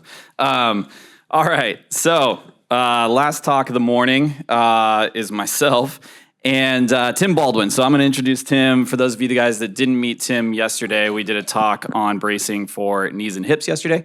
And we're going to do one for you guys today on shoulders and ankles. So a couple of things we learned out this morning. Tim serves as the clinical operations and compliance officer at UCSF in the orthotics and prosthetics department, overseeing all UCSF orthotic and prosthetic clinics. Tim is an ABC certified fitter of orthotics, certified orthotic assistant, and BOC certified athletic trainer. He previously worked in various settings within the orthotics and prosthetics department, including the Orthopaedic Institute, Mount Zion Inpatient, Redwood Shores, and Mission Bay Hospital, providing inpatient and ambulatory pediatric and adult care. He draws on his years of clinical experience to optimize operations and ensure compliance standards are met and exceeded. And Tim and I have worked together a lot on bracing. And I'm Danny, in case you don't know who I am. And I work at the Orthopaedic Institute as a PT, and I work at Cal as one of the team PTs there. So now you know really who has been making the bad jokes all morning. All right, we're going to talk to you guys about bracing. We have no disclosures for either of us. And then we're going to skip most of Danny's part in shoulder, as we've learned. He's useless for it, according to Dr. Feely, so we're good there. Bracing is generally a stepping stone. We talked about this yesterday. If you weren't here yesterday, same things. You know, the focus of bracing is usually pain control, stability. It can assist. It can help with activity tolerance, so you can progress. It can give somebody confidence. It can prevent a secondary injury or help reduce the risk of a secondary injury, or it can be prophylactic. But again, they're meant to assist rehab and assist recovery. Most braces, not always, but most of the time, we are actually trying to work people out of their brace. It's used for a time, and it's meant to have a time and a place and then be done.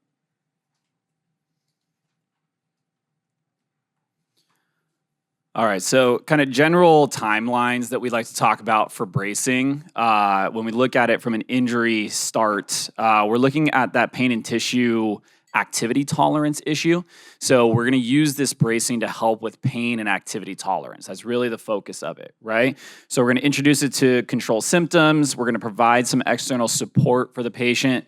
And then we're going to try to just overall reduce those loads on the tissue that's irritable. What does physical therapy do? Again, according to Brian, nothing. But we provide exercises to stimulate support systems that the brace is designed to externally support, right? So we're trying to get them back to that baseline strength, coordination, and stability, and then while still trying to reduce those tissue irritations as well. Muscles reduce injured tissue loads, so that's why we're trying to get the muscles to work better.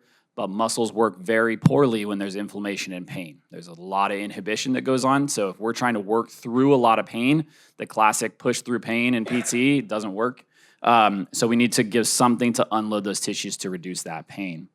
And then our end goal is full return back to activity, weaning from the brace.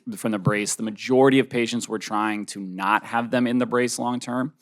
Every once in a while, you have a few cases where they may need to be in it more long-term, and we'll talk a little bit about that. But trying to return them to those activities and exercise programs as much as possible without the brace long-term. So for the shoulder, there's actually not a ton of shoulder bracing in general. There's essentially two types, acute injury or instability. That's really the only two things you're gonna brace in the shoulder for the most part. Now, as far as acute injury, usually that's going to either lead to surgery or just a limited time of range of motion and pain control that you need to have. So in the top left, in the pink shirt, that's what we call our post-op sling. Essentially, there's two types of post-op slings, an abduction, that's used for most of your shoulder surgeries, or a neutral, which is usually used for more of your humeral fracture surgeries that get a little bit more intense. So there's usually a bolster. There is a simple sling. That's for your patient that came in, they fell on their shoulder, their AC joint hurts a little bit. You try to move them, they almost jump out of the room and kick you in the face because it hurt so bad. And you're just trying to give them something to allow them to just move on. And so you put them in a simple sling, you allow it to calm down a day or two, but you let them know this is temporary. You should only be in this a day or two. Start working your range of motion right after this. Otherwise, you're usually putting them in this abduction sling or this neutral sling post-operatively, or for full tears, full instability. This really locks them in to hold them into those appropriate positions that you're going to have them in. I did throw Sarmiento bracing. It's not technically shoulder, but when you get to the humeral neck and things of that nature, it relates to the shoulder because a lot of people want to sling them because they have a humeral fracture. So humeral fracture bracing, just to give you a basic overview, it's meant to provide circumferential pressure to stabilize the joint through that pressure. Now, the reason why these are very useful is statistically, most patients do the same with and without surgery when it comes to a humeral fracture. Now, this is your average elderly patient that you likely didn't want to have surgery on anyways, and a 25-year-old, you might do surgery more often. But in general, the outcomes tend to be the same of surgery versus no surgery if they meet the criteria that you're hoping, or that they need to meet for that. So, but it provides circumferential pressure. The biggest thing is do not sling them. You don't want to sling them. That's how you're going to give them frozen shoulder. That's how you're going to give them atrophies. It's their arm that's hurt, their shoulder's fine. So we actually tell a lot of patients, which is a huge surprise because they'll come in from the ED in a sling, and you're telling them, actually, you don't want that sling. Bend your elbow. Move your elbow. What does swelling do? Goes down. So if they're like this 24/7 and the injury is proximal to that elbow joint, all that swelling loves to pool there. And then what happens? They get contracted and they can't go anywhere with it. And then Danny really has to crank and sometimes push past pain.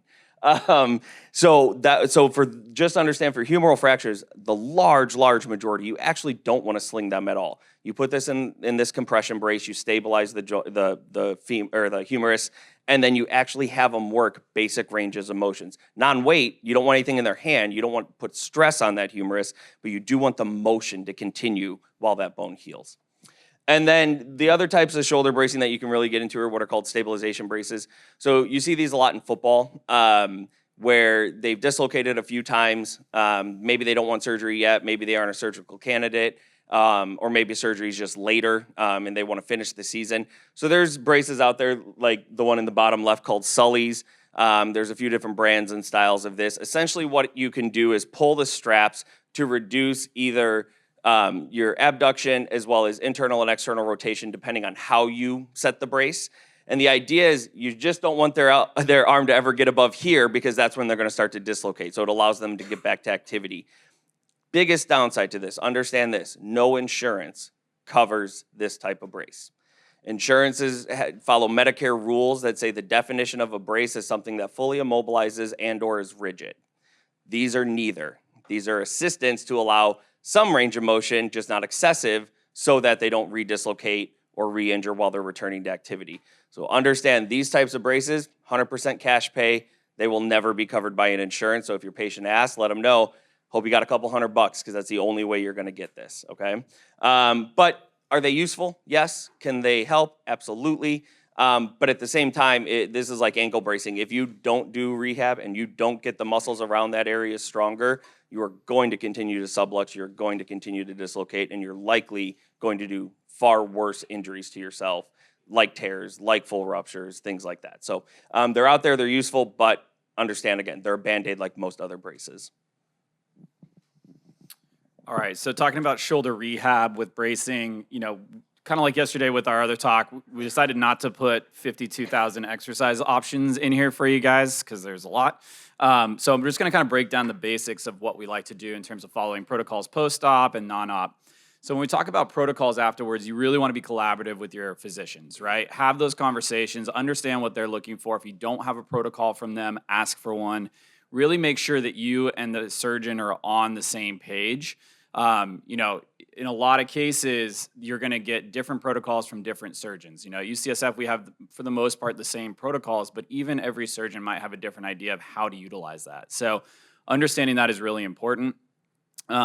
Most of these can still perform passive range out of the brace, right? So a lot of the patients are going to be afraid to come out of the brace. They're going to be afraid that something's going to happen. And just like Tim talked about, if you don't move for 6 weeks, you're going to be very stiff, and it's going to be very difficult to get that range back, right? So we really want to make sure you're moving. The other thing, when Tim was talking about the swelling pooling down into the elbow, that we'll see really commonly with these slings is ulnar neuritis, right? These patients will start to feel that tingling and that numbness in their little finger, and they'll start to get really concerned. Uh-oh, something went wrong. Did the surgeon cut my nerve? And as long as it's not Brian's patients, I'll say no. With him, you never know. But we want to make sure that we're monitoring those symptoms and trying to get them out and moving and flushing that swelling out of there, okay? Again, slings can really limit motion early, especially external rotation mobility. They're stuck in this internally rotated position and slightly abducted. That's really hard to get external rotation there. So we really want to make sure that they're working on that as well, okay?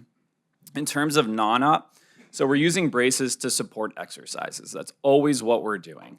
So we're going to progress from passive range to active assisted range to active ranges and then eventually loading against resistance. I think one of the things I see really regularly, though, is for some of these injuries that aren't muscle associated, people are afraid to start to use those muscles too early, right? So when I see something like a biceps tenodesis for a slap tear that Dr. Feely was talking about, they still have a rotator cuff that works fine, right? So we need to start to get some load and some activity through those muscles. There's no reason we can't. So make sure that you're looking at that, talking to the physicians, understanding the protocol so that you can start to add some of these exercises early. Don't be afraid when they're in a brace. It's really important. And then again, talking to those surgeons for timelines and precautions. Was there anything else that the surgeon saw in surgery that made them want to stay in this longer, right? Is there anything that made a change with the type of brace that they used? So understanding why they chose what they chose, was it just basic, this is what I always give? Or was there a specific reason? That's what you want to know. And same thing with fractures. Is there anything about that fracture that I need to know? Is there any other comorbidities with that fracture? Do they have risk of non-union or malunion? What are we looking at in terms of that? So really having those conversations before you start adding these exercises is really, really, really, really, really important. And then again, there's a million exercises that we can do for it. And if you guys have more specific questions, I'm happy to answer those. And then another thing with the ulnar neuritis to get into before we get into ankle. One thing to ask your patient is show them or ask them to see what it looks like in their sling. If their sling ends at their wrist and that wrist is dipped into ulnar deviation all day, things are gonna start to tingle. I don't care who you are. So a proper fitting sling should go to mid-hand. Essentially, everybody's got that line in their palm. Your sling should reach that line in your palm, or it can go further. If it's too long, it's fine. People always worry about how big the envelope is. That doesn't matter at all. That's just extra material. You just want to make sure the elbow is back and the wrist isn't hanging. That's where a lot of those come from. And you can say, hey, scoot your elbow back. They do this, and they're like, my wrist doesn't hurt anymore. Miracle. Yeah, brace fitment. We talked about brace fitment yesterday with the knees too. Yeah. So important. And as PTs, understand this stuff. Like you guys are going to be taking on and donning and doffing, we'll call it, slings all the time, way more than anyone else is. So understand how to adjust them, understand how to find these different things that might be off. And if you need help, contact the orthotist that put that sling on and say, I'm not really sure how to adjust this. What do I do? So make sure you're helping those patients understand that, because the number of times, I mean, I'm sure all of you can in here can attest to it. You watch a patient come in and that sling is down here and their elbow is fully extended and they're like, my sling feels weird. You're like, well, it's because you're not wearing it, right? Or the T-scope that's around the ankle, right? We need to make sure that we're understanding how to adjust those to use them correctly. If they have to wear it, let's make sure it's most effective. So ankle has a lot more. There's a lot you can talk about with the ankle. You can make a whole presentation on just bracing for the ankle. So I'll make it short and sweet, and then obviously we'll have time for questions on this. But for acute and post-op care, your most common things you're going to prescribe are a cam boot. Now, the big question we usually get is, what's the difference between a tall and a short cam boot? And the answer is control. Essentially, the rule is, if the injury crosses the ankle joint, you are 100% in a tall cam boot. A short does not provide enough support for anything that crosses the ankle joint. The short cam boot is for foot injuries, usually fractures. That's when they're usually very helpful for things that don't cross any portion of the foot. The one exception is a Liz Franck. You still need a tall because that tendon runs all the way back through, and people forget that. And a fifth met. Sorry, 2 rules. In the fifth met, because the peroneal runs all the way to the back. But standard is tall, short is only for feet. Or the other times I will fit a short is there are some very short people I will fit, and a short goes all the way up to their knee. Then you're getting enough control. That's when I'll put them in a short, when they might have a long foot and no leg length. Okay, a short works because I know how high up that went. But the idea is just to immobilize. They all have a rocker bottom to help with ambulation. And then depending on what you're doing, please tell your patient if they have to sleep in this. It's the number one question we get when we're fitting a cam boot, because that's up to you. We can't make that determination. We might know the answer, but we can't make that determination. So please tell your patient, yes, you are sleeping in this. No, you are not. That helps everybody. If they sleep in it, my number one tip, have them take a pillowcase, put their boot, or put their whole foot with the boot on in the pillowcase, tuck it into the top. It keeps their bed clean, which is a huge concern if they're walking around outside with this. It also covers the Velcro, so it doesn't tear their sheets up to shreds. Also works with casting. If you cast a patient in their ankle, use a pillowcase. It saves them money, time, and a ton of stress. Getting down to PFS boots. So these are multipotus and PFS. Really the only indication, or the most known indication for these, is anytime they have a heel fracture. So when you need to float the heel, there are specific boots that float the heel so that there's no pressure on it. So calcaneal fractures is when we fit these the most. The big rule with these, they're non-ambulatory. You cannot weight bear in them. They're not meant to be weight bearing because you're going to drive the heel down and eventually hit it. Then you have stirrup ankle braces, your figure 8 ASO ankle braces, your most common things you're going to use. Again, they're used as a tool to get back to activity. I don't like using them 24/7. ankle braces are the one brace that if you wear 24/7 and don't do exercises outside of it, you will atrophy and get weaker. That's the one brace that really atrophy takes its toll on if people are wearing this 24/7. There's also rigid ankle braces, which sometimes people want because they want more stability. There's one big issue with these. They create a fulcrum. The top of that brace is usually stronger than the bone that it's protecting. So yes, you might not tear a ligament when you roll your ankle in that really rigid ankle brace, but you're probably gonna break your tib fib. So that's where you have to understand, and the reason why it happens a lot is it's usually on your 6'6" volleyball player that weighs 165 pounds at 6'6".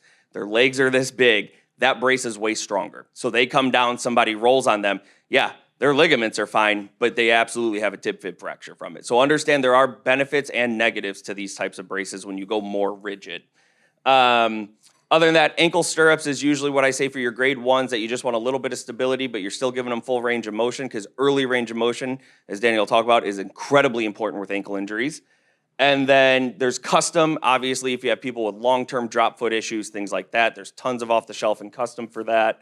And then the other one that a lot of people see that they don't know about, there are braces for PTTD, posterior tibial tendon dysfunction. It's an actual ankle brace that you can start with that has a bladder under the foot, and it raises the arch to take the stress off the posterior tibial tendon. It's a great initial to find out, would custom orthotics be a good permanent if you can't get rid of that foot collapse. But it's a way to start to see if it's effective. They can increase, or over time they can increase the bladders for comfort, and then you can see if that's helping along with the rehab and everything else they're doing. So that's one brace a lot of people don't know exists, but it is out there. And then there's 100 others that I'm happy to talk about. Yeah, the PTTD tendon one is the PTTD one is an interesting one, right? We don't see it a lot, but you heard Dr. Luke talk earlier about how rough these posterior tibial tendon dysfunctions can be when they become really degenerated and that arch starts to fall. And so if you get a really bad posterior tib tendon tear and you can't control it and they have a lot of pain, those braces are extremely beneficial for trying to get your patients walking more comfortably, moving more comfortably, and exercising more comfortably. I've had really good success with them, so highly, highly, highly recommend those ones as an in-between. All right, so rehab. Again, there's a billion things we could talk about with ankle rehab as well, but biggest thing, same thing with post-op, understanding protocols, understanding what the actual surgery was, what was repaired, what wasn't, what was done. Read op reports, read op reports, read op reports. It's really important for you to understand what the surgeon did, right? Most, again, can still perform some of this range of motion stuff. We want them to do it out of the boot. There's rarely a case where we're not having them do any range of motion from an early standpoint, okay? In terms of cam boot complications, these are the common ones that we see pretty regularly and why we try to get people out of boots as quickly as possible. So we obviously have low back pain, hip pain, and plantar fascia issues. Just because you're in that boot for so long, you're not getting normal load through the plantar fascia. You're getting an artificial rocker motion through the boot. So you're not getting that windlass of the foot, that good tension through the plantar fascia. And just like tendons, if they get deloaded and then overloaded or go from a normal load to a heavy overload, that unloading and then loading of the plantar fascia can cause a lot of issues. So making sure that you're really working on foot exercises with these patients, getting some pressure through that plantar fascia if you can is really important. What's the best ankle brace for active individuals from a rehab standpoint? Some of it depends on the activity, but in general, when we're talking kind of non-operatively, the ASO is a great brace. So the ankle support orthosis, it's the figure 8 one that Tim was talking about earlier. Really easy to find. You can find it on Amazon, and they're really good for kind of just general ankle pain issues, general ankle stability issues. So we use that one a lot.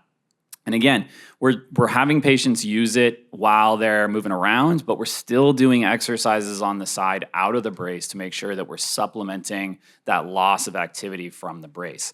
So the stirrup muscles are the most important there. We're not getting a lot of the posterior tib and peroneal activation when we talk about this ASO. You can get a little bit of dorsiflexion, plantar flexion, but it's really designed to limit inversion, eversion. So making sure that we're adding both open chain and closed chain, eversion and inversion, getting them standing. I see a lot of people put patients on Bosu balls really fast with this. Number one, when we talk about proprioception, there was a study that just came out not that long ago looking at proprioception in Bosu balls on ankle rehab.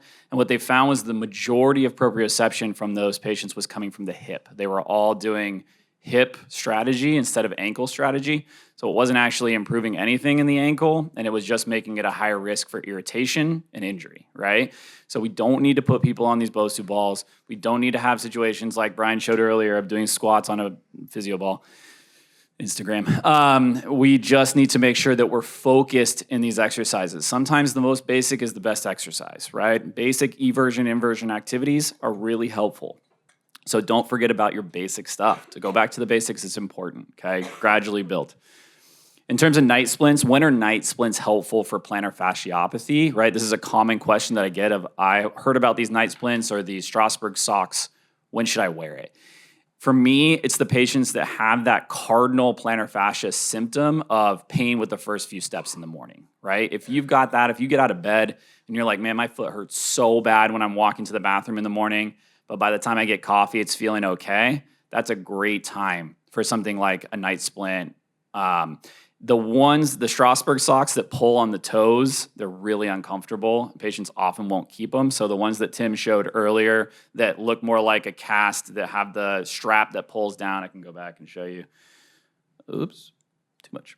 Like the one here on the top right, that's a night splint with a strap that's adjustable. You can adjust the amount of dorsiflexion a bit. Those are way better than the Strasbourg socks that pull your great toe and create a lot of irritation there. So I usually tell patients, find these on Amazon or Walgreens or wherever you get your favorite boot. And then in terms of fully returning to sport, yes, you can use some of these ankle support systems, but just like Tim talked about, you really have to watch out for secondary issues. So knees, contralateral injuries can be an issue where all of a sudden you're starting to compensate. Bony fracture issues in the tib fib can be a big problem. All of these issues. So, Steph obviously has worn his ankle braces every game since the majority of, he's had multiple ankle surgeries, made multiple ankle injuries, almost took him out of his career, and thank goodness it didn't, right? So he is a big proponent of these active ankle supports when he plays, and he's done really good with it. But if you guys have ever, who's watched Steph's training videos ever? Raise your hand if you've ever watched Steph Curry do his training videos. It's unbelievable, right? The guy does so much for his body and so much for his proprioception and control and coordination. That's really why he's doing better. He wears those braces because it makes him feel more confident. But at the end of the day, he's doing well because of all that activity he's done on the outside, right? So it's still important to have that supplement. And then I had to put a picture of Fred Warner because I like to just torture myself. And Bosa right next to him. That was good. So take-home points. And also with the ankle bracing and stuff like that and doing stuff outside of it. Again, we talked about this yesterday, and for anybody that wasn't here, bracing can't prevent injury. He doesn't wear them because this will prevent him from ever rolling his ankles again. The idea of him wearing them is to reduce the severity of that injury if he were to roll his ankle again. So without all that exercise, without all that strengthening, without everything else, that he can always still roll his ankle. It's just meant to reduce the risk, which is why he only wears it just for those games, just at those high risk point times. So, understand that there's a purpose for that. But bracing is normally used in conjunction with physical therapy. You heard Brian say it a lot too as well. When we do this with this, that's when you tend to get results. Bracing and PT are the same thing. When you do them in conjunction, they tend to have great results. It doesn't weaken you outside of ankle braces. Like I said, most of these braces are only supporting, they're not supplementing. So that's why, like for the shoulder and things like that, if you're still doing all your normal exercises, the brace is not gonna make you weaker.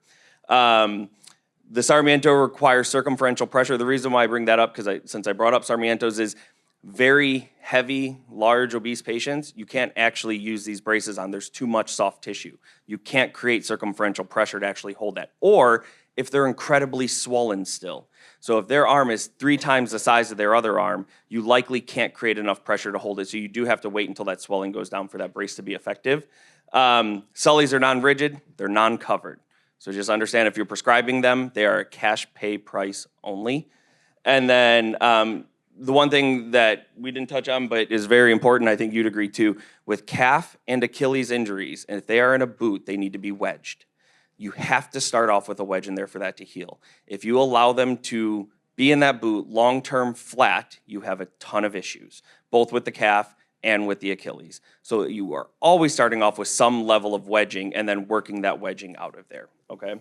And then rigid ASOs, you can increase that chance of fracture just because it creates a very rigid, strong fulcrum at a midpoint in that shaft, and that's where you can run into those issues. Also, you don't have to go to Amazon for everything. There are O&P clinics you can refer people to that would be happy to take care of this for you. That's fair. That's fair. All right, you thought we were done, but we're not. We got cases. So we have a 55-year-old female, status post right supraspinatus repair 2 weeks ago. Her current pain is 3 out of 10 at rest with NSAIDs and Tylenol. Her worst pain is 7 out of 10 at night trying to sleep. Her exam shows passive range, 40 dead, 40 degrees of flexion, 30 degrees of abduction, and lacking 5 degrees from neutral of external rotation. So, how long in the sling? What do you guys think? How long should this patient be in a sling? What do you guys usually see? Somebody raise their hand and give me a number. Or just throw it out there. 4 to 6 weeks. I think that was Hannah that said that. Good job, Hannah.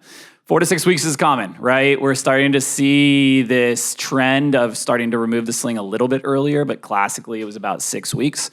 So anytime patients are talking about shoulder surgeries and how long am I going to have to be in this sling, how long am I going to have to do this, we're generally saying about 6 weeks. So that's kind of the important part. Why? So the reason for this is protective, right? We're trying to protect that repair. It's really important. It's really uncomfortable. We talk about this pain sleeping at night. So odds are this person is either sleeping in a recliner, right, a lazy boy, or they're sleeping with a bunch of pillows or a wedge in bed upright. So it's literally the most difficult position to sleep in long term.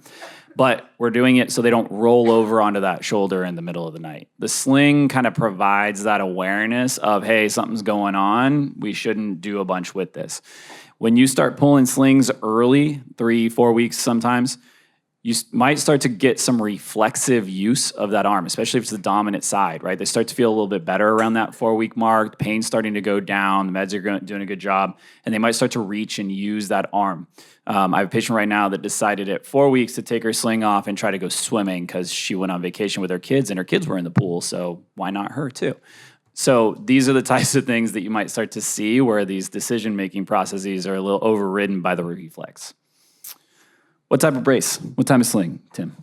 So this will be your abduction sling, that basic abduction sling. And the biggest reason is those simple slings don't provide enough immobilization. They really aren't going to hold them in that neutral position that you're hoping for. So they're going to be in that pillowed sling. The other positive to that is those pillows prevent rolling for the most part. So it's a preventative for sleep as well. So that's why you're going to be in that abduction sling. And then can it be removed, when and why? Yeah, we can remove that sling for exercise, right? We can remove that sling to do passive range early on. Our general protocol at UCSF is kind of broken down into 6-week pieces. So the first 6 weeks is just passive range still in the sling. Second 6 weeks from 6 to 12 is starting to get some active, assisted, and then active exercise in there. And then 12 weeks is when we start to load it. So that first 6 weeks is much more protective, much more passive, not utilizing those muscles that have been repaired, okay? And then timeline data, what do we have on timeline data? It's not great. We have basic ideas for these timelines and common uses, but there's not great research on it, so it needs to get better. But again, talk to your surgeons, know what their protocol is, understand why they want that protocol done. If you think they can come out a little earlier, have a conversation with them, tell them why, give them good research and good evidence behind it, and then maybe you can do it. But always have that collaboration between the two of you. All right, one more case. You want to read this one? Go ahead. Oh, okay. All right. 20-year-old male collegiate volleyball player with a right lateral ankle pain, status post ankle inversion sprain after landing on opponent's foot under the net 3 weeks ago. How many of you guys have seen this case from a volleyball player? Yeah, it was me for a while too. So current pain is 3 out of 10 at rest with NSAIDs. Their worst pain is again 7 out of 10 with inversion. Affected side range actively, 5 degrees of dorsiflexion, 10 degrees of plantar flexion. And then the opposite side is going to be 35 plantar flexion. Dorsiflexion 5 degrees and passive is 10 degrees. Active plantar flexion is 35 degrees. Passive is 45 degrees. Inversion 5 and passive 10. Eversion 0 with passive 5. So they're unable to perform single leg stance due to pain and instability. They have an antalgic gait pattern with early toe off. They have moderate effusion around the lateral malleolus with yellowing ecchymosis. So, brace, boot. What do you think, Tim? What should we use? So we're already 3 weeks out, and how I guide with this kind of stuff is, can they walk normal without anything? This patient can't. There's still too much pain with full weight bearing. So I'm going to throw them in a boot for weight bearing only, just so I can get that gait pattern back a little bit better. I want them getting out, heel to toe, rolling through, starting that off. But I'm only doing it for weight bearing purposes. Anytime else, I want them out of that boot, using range of motion, moving that ankle around. Simple to bathroom and back, they can probably be without, things like that. It's just that day to day, if they have to work on their feet or something like that, put them in the boot.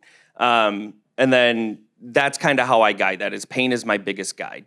Because if I don't put them in a boot and they still don't use their ankle and they still don't weight bear, I'm really not helping them at all. I'd rather get them weight bearing as soon as possible with the least amount of pain, and then let pain be that guide to get them out of that boot. And then what structures can be involved, right? So Dr. Luke did a great job of talking about some of these structures that can get involved with inversion ankle sprains. Most common thing we see is ATFL injuries, right? But we need to be aware of high ankle sprain components as well. So AITFL, things like that. Other structures that are really important for us to understand in an inversion ankle sprain is peroneal tendon. So commonly we're going to see some peroneal tendon involvement in these if they're bad enough or recurrent enough, whether it's a peroneal tendon split tear or peroneal tendinosis. So understanding that peroneal tendon and how important it is for that eversion stability, right? Providing that counter inversion. That's the thing that I'm going to be focusing on the most. So trying to get that eversion activity going so you get some more stability there, and they're not wanting to recurrently sprain the ankle because you get inhibition of that peroneal tendon, not counterbalancing it. We don't have a lot of active stability of the ankle on either side, right? But we especially don't have much active support on the lateral side. So when you lose passive stability on the lateral ankle, you don't have much option. So this is where sometimes bracing can be really helpful to allow us to get some pain reduction, some inflammation reduction, and some irritability reduction, and allow us to build that eversion strength and coordination as you're getting back into activity to try to reduce the amount of recurrence with these types of injuries.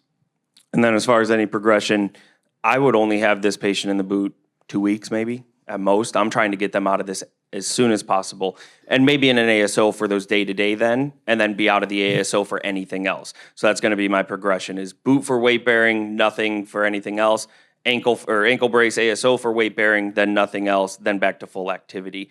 And for PT, you can start it immediately. As soon as you see that patient, they should be working range of motion. As long as you're not worried about displaced fractures or complete ruptures, I mean, they're moving that ankle as much as you can. So anything in that grade 1, 2, even 2+, you're probably starting at least basic range of motion with them. All right, we'll take questions. And feel free to ask on any body part. Yeah.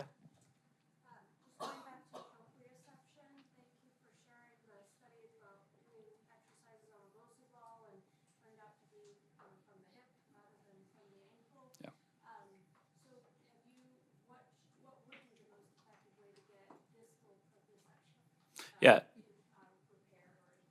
Yeah, it's a good question. So for those of you that couldn't hear, the question was, with the study that showed more hip strategy with the Bosu ball, what would be the strategy for trying to improve distal proprioception in the ankle? So I think the first thing you have to start with is, can the muscles work effectively in the ankle, even in an open chain position? So can they do resisted eversion and inversion without a lot of pain? Because if they can't, there's no way you're going to use that ankle effectively. You're going to find other strategies to do it, and it's going to hurt. Once they can do that effectively, and I know that they can load those tendons with a minimal amount of pain, usually my cutoff's 3, then I'm going to put them into more tandem support. Maybe I'm going to give them a little bit of instability there.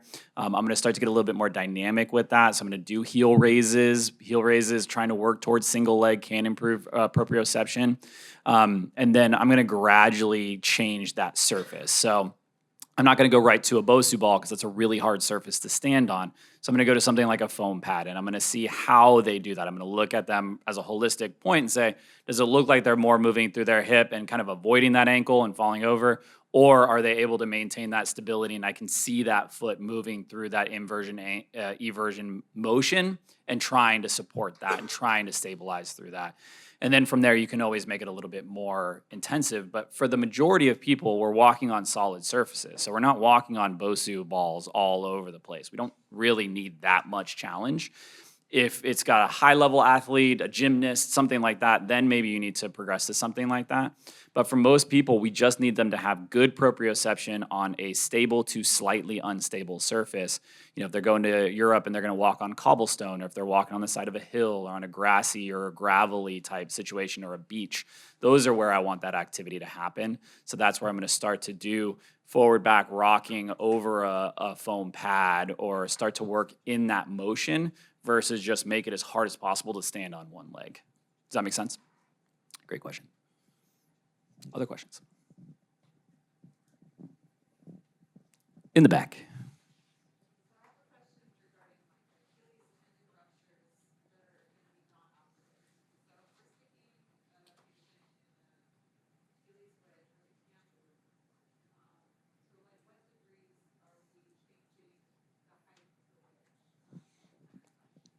So the question was, for an Achilles rupture, you're putting them in a cam boot with a wedge. They're going to be non-operatively cared for. How do you know what degree? The answer is ask your MD. So we don't make that determination, or we try not to. In standard, on average, most people are in a 3-inch. Start in a 3-inch, and usually our MDs are every 2 to 4 weeks. They're going to take a full wedge out while they're doing their weight bearing, while they're doing their exercises, things of that nature, until you get them flat and then in nothing. And then when they go to a shoe, you can actually do just a small heel wedge in the shoe. Once they get out of that boot and they start to use all those muscles again, then you're not doing such a heavy load to get them started back on that. But it comes from the MD mainly because they're going to assess the angle of contracture or management that the patient is currently in and how comfortable they feel stretching that Achilles out.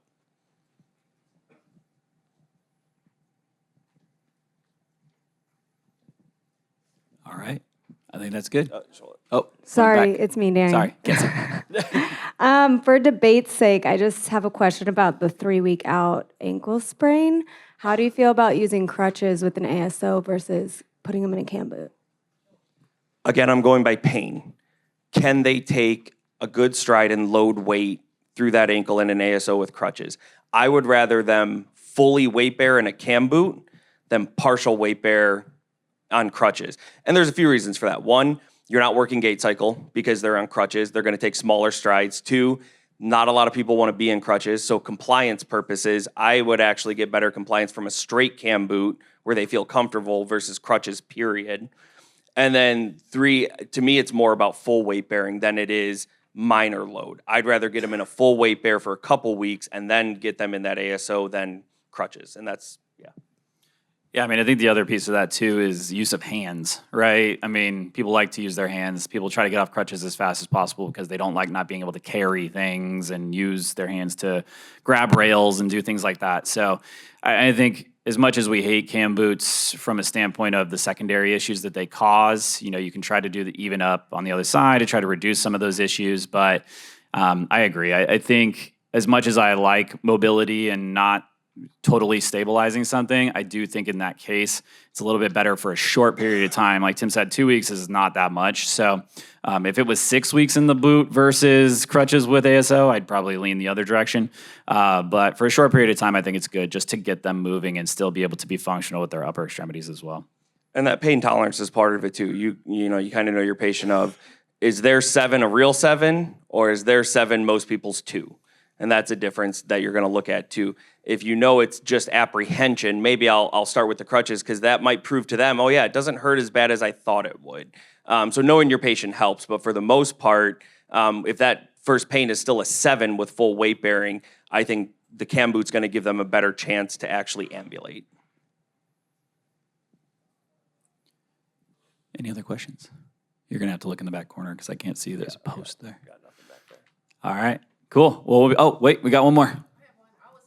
All right. What's your opinion about icing injuries? Oh, I have so many opinions about ice. Do you want me to take that? You want to take that? Why don't you take it first from an athletic training standpoint, and then I'll take it from a PT standpoint, and then we'll see where we meet. From an athletic training standpoint, ice has a very, very limited use. Pain. That's it. It's really all you're using it for. It shouldn't be prophylactic. You shouldn't be using it just because you did exercise. Post-operatively, it's great. Biggest reason it's been shown to help reduce opioid use through pain modulation. But again, it's because the ice is being used for pain care, pain management. So if your use is pain management, I'm all for it. 20 minutes on, 2 to 3 hours off, go for it. For most uses, it's like KT tape. You are using it wrong and you don't need it. And I would suggest staying away from it as much as you can. Yeah, I agree. So I always tell people, ice is not compression, right? And inflammation requires elevation and compression to get that lymphatic activity happening. If we're not getting the lymphatic flow, we're not getting activity and swelling, right? It is very good for some people at pain control. And then there's people that get worse using ice because it hurts, because it's cold and it doesn't feel good, right? So for me, movement, elevation, compression, those are the most important 3 things. I think it was Dr. Luke was talking about some of the acronyms that we have lately. And so in rehab, we've kind of moved from rice to meat, right? So movement, exercise, analgesic, and treatment. And it takes out that ice piece. It takes out the rest word there and replaces it with movement. It replaces anti-inflammatories with analgesic medication, which I still think anti-inflammatories are okay. There's not hard research that says that the healing process is really affected by NSAIDs. So I still like NSAIDs for getting that swelling down, because the faster you can get that swelling down, the faster you can get that activation back.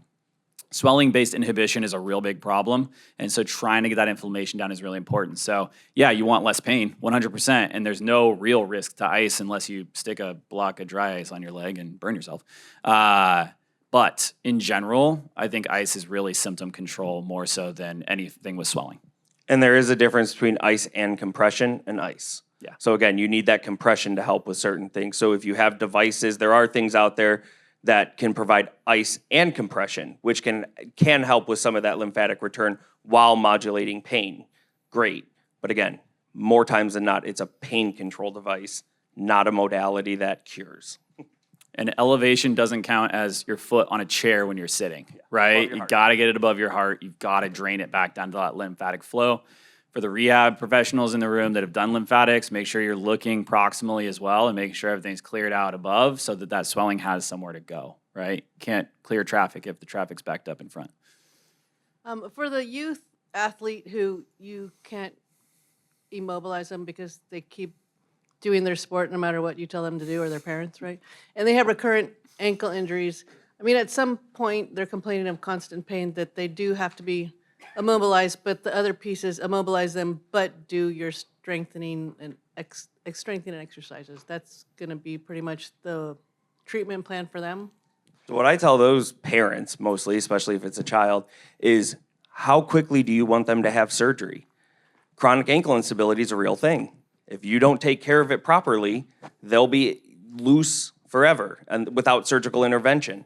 And so I'll look at them and say, you can immobilize for 2 to 4 weeks in a boot, start an ASO and start your exercises with PT and get stronger and take 2 weeks off of that sport and likely get better. Or we'll see you next year for surgery referral, because that's why that kid's ankle is hurting all the time. And so I use scare tactics with parents all the time. That's my number one go-to, is how much money do you want to spend and how much complaining do you want to hear from your child when they're in a cast because they had surgery versus a boot for a couple weeks. But yes, either way, when they come back with that constant pain, if that pain's constant, I'm going to boot them and immobilize them to let everything calm down. We need it to calm down before we can actually progress through anything else.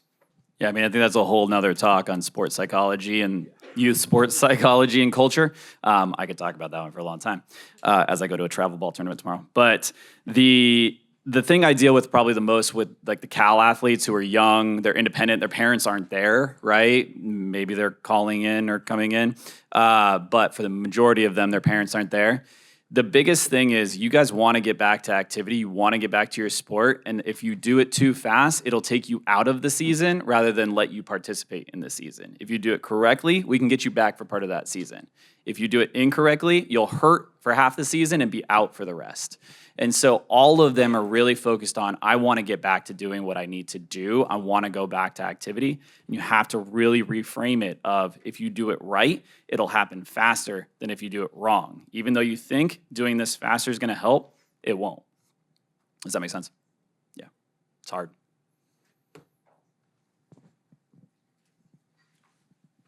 All right, thanks guys. Lunchtime.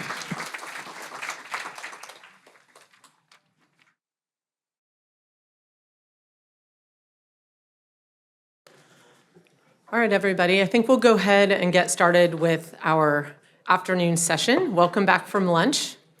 And there's just one announcement that I wanted to make. We added a new workshop for tomorrow for hands-on physical exam essential shoulder, and it'll be at 4 p.m. So if anybody's interested, you can feel free to sign up through the app.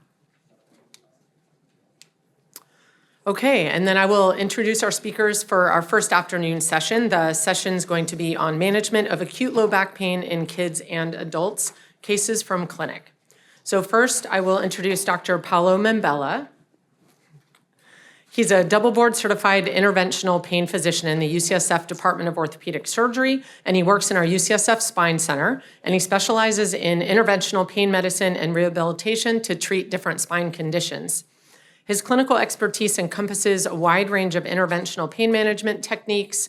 His research interests are centered on regenerative therapies and minimally invasive interventions, including injections, nerve blocks, and ablations, with the potential to benefit patients with both chronic and acute problems of the spine, spasticity, and also osteoarthritis. He serves as the medical program director for the UCSF Interventional Spine and Musculoskeletal Medicine Fellowship, and his educational background began with both a bachelor's and a master's of science in exercise physiology from the University of Miami, where he graduated with honors. He subsequently earned his Doctor of Medicine from St. George University, Granada. He then completed his residency training in physical medicine and rehabilitation at the University of Texas at Houston McGovern School of Medicine. This was followed by further specialized training as he completed a fellowship in multidisciplinary pain medicine at Montefiore Medical Center, affiliated with the Albert Einstein College of Medicine in New York. And fun fact, he's also a lifetime sports and fitness enthusiast. He still participates in jiu-jitsu, and in a former life, he was a strength and conditioning coach. And he's happy to talk to any of you about some of those things that you might have in common. So please join me in welcoming Dr. Membella. Thanks, everyone. And the other speaker I'm going to introduce is Dr. Selena de Borja. So Dr. Selena de Borja is a pediatrician with special training in sports medicine who cares for children and young adults with a wide variety of musculoskeletal conditions. In addition to general pediatric orthopedics, her areas include sports medicine and dance medicine, injury prevention, and bone health. She's originally from the Philippines, and she earned her medical degree from the University of the East. She completed her pediatric residency through Hackensack Meridian Health at Jersey Shore University Medical Center, then completed a fellowship in sports medicine through Harvard Medical School at Boston Children's Hospital. Dr. de Borja is the director of the UCSF Play Safe program and is the team physician for Balboa High School in San Francisco. She also serves as the medical director of the ODC Healthy Dancers Clinic, wherein she collaborates with other healthcare professionals to provide educational programs, musculoskeletal screening, and to care for dancers and performing artists. She's also a member of our new UCSF Women's Sports Medicine Center. I have the honor of working with her every week, every Tuesday at the UCSF clinic in Redwood City, and she also sees patients in San Francisco.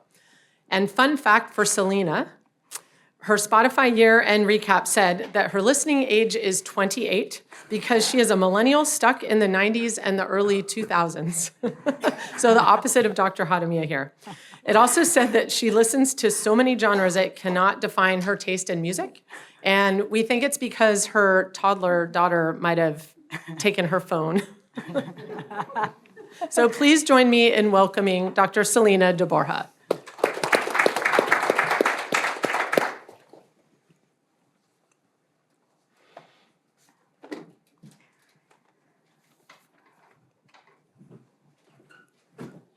Thank you, Dr. LaRoque.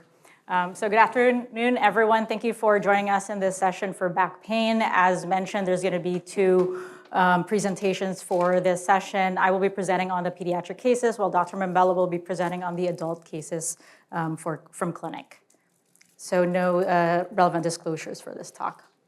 So the main objectives of this talk are to discuss the general principles for caring for children or adolescents who present with back pain, to identify common causes of back pain, and apply diagnostic indications as well as treatment modalities, and also to recognize features that should prompt referrals to specialists.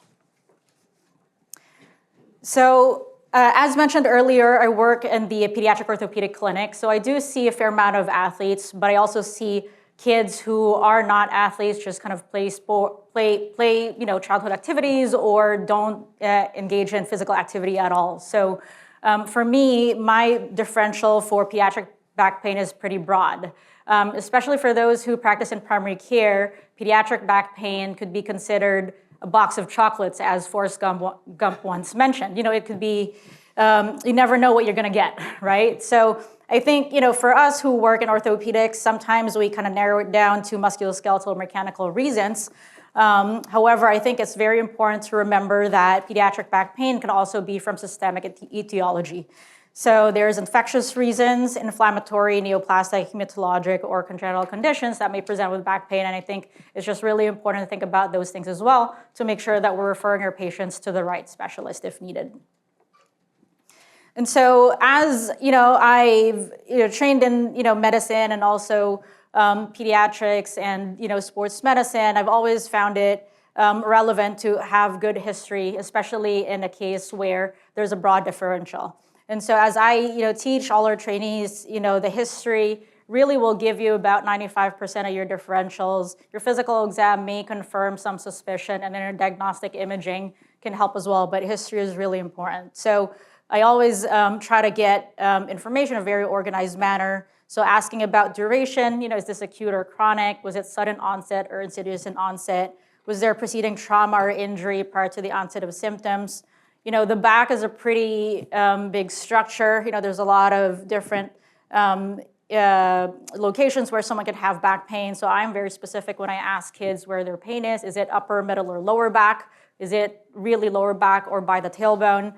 Is it midline or more to the sides or their paraspinal region? And does it radiate to any extremities? I also try to ask the character of their pain, try to have them describe it in their own words. Is it sharp stabbing, dull, achy? Is it feel tight, squeezing, just uncomfortable, kind of nagging pain? I try to ask them to rate it on a scale of 1 to 10, which we all know could be subjective, but it sometimes could be helpful information as well. I ask about the timing. Is this intermittent or does it come and go? Is it persistent or always there? Does it come in cycles depending on, certain activities or times of the month, things like that? Is it more prominent in the morning, in the evening, before or after participating in sports or movement? In addition, some aggravating and alleviating factors also are helpful. And so certain types of back pain are more painful with forward bend or spine extension or lateral rotation. We'll talk a little bit about some common cases I see in the clinic in the setting of sports.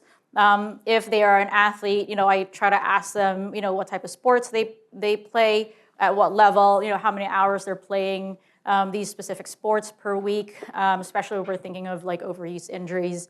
And then if not, I also try to ask about ADLs, lifestyle, are they pretty sedentary? Do they like walking? Is there anything they want to do as a family? It may also help me when trying to, give some lifestyle recommendations. So say they're not on the athletic side, try to give the family something to do together to be more active, I think is kind of how it's also helpful. Over the past few years during the COVID pandemic, all our kids were studying at home. And so at that time, I saw a lot of pediatric back pain related to their study habits. And so kids were just kind of doing Zoom classes from their beds. That's not necessarily ergonomic. And they're taking classes for hours a day, and everyone just had back pain. Alleviating factors, also very important detail to ask. Chronic back pain, whether it's like weeks, months, or years, if it's self-limiting or alleviated by very conservative measures, not so concerning. However, if someone says that, I've only had back pain for a few days, but I've already taken medicine, they're maxed out on their over-the-counter dose, or they've tried all these interventions already, and it's still persistent, then that might be more concerning for me. As I mentioned earlier, systemic etiology is also, could cause back pain, so thorough review of systems would be helpful. And this is, why I think, working with our primary care colleagues is really important because you know the patient best as you're their primary home. Asking about past medical, surgical, family medication history could also be relevant because I'll present some red flags later that might be helpful in kind of pointing to our differentials.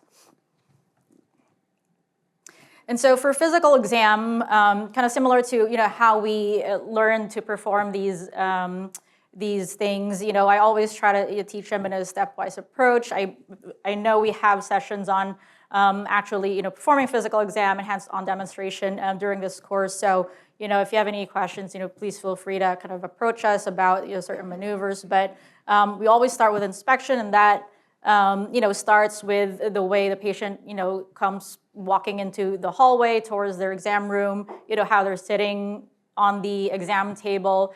Some might be in severe pain that they're, you walk into the room, they're automatically like lying on the table because they're so uncomfortable. Looking at their gait, posture, symmetry, looking for any midline cutaneous lesions that may be associated with neurospinal conditions.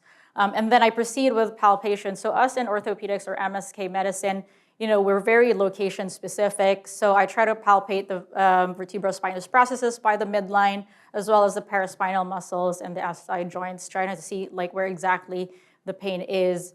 And then we can move forward to some motion testing. For forward bend, you have the patient bend forward. There's a few pieces of information that you can get from that.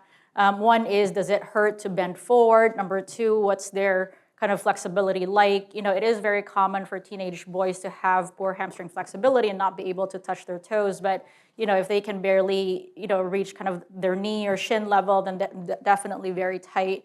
At the same time, since you're already kind of looking from the back and having them bend forward, my kind of lens as someone who works in pediatric orthopedics also look at spine alignment or asymmetry. So I also kind of capture the Adams forward bend test during that exam to see if there's any suspicion for spine deformity.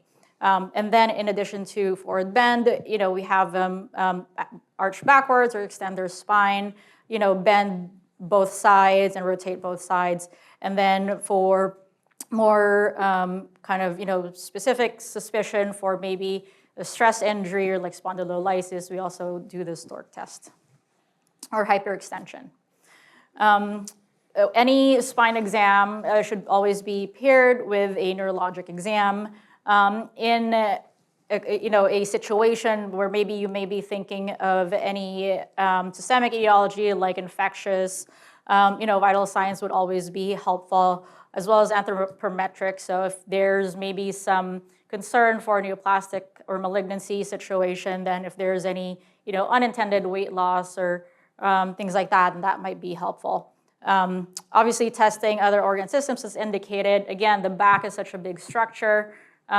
If there's any need for doing a respiratory or like abdomen exam because you're thinking it's just kind of it's like organ system pain that's kind of radiated to the back, then that might be helpful.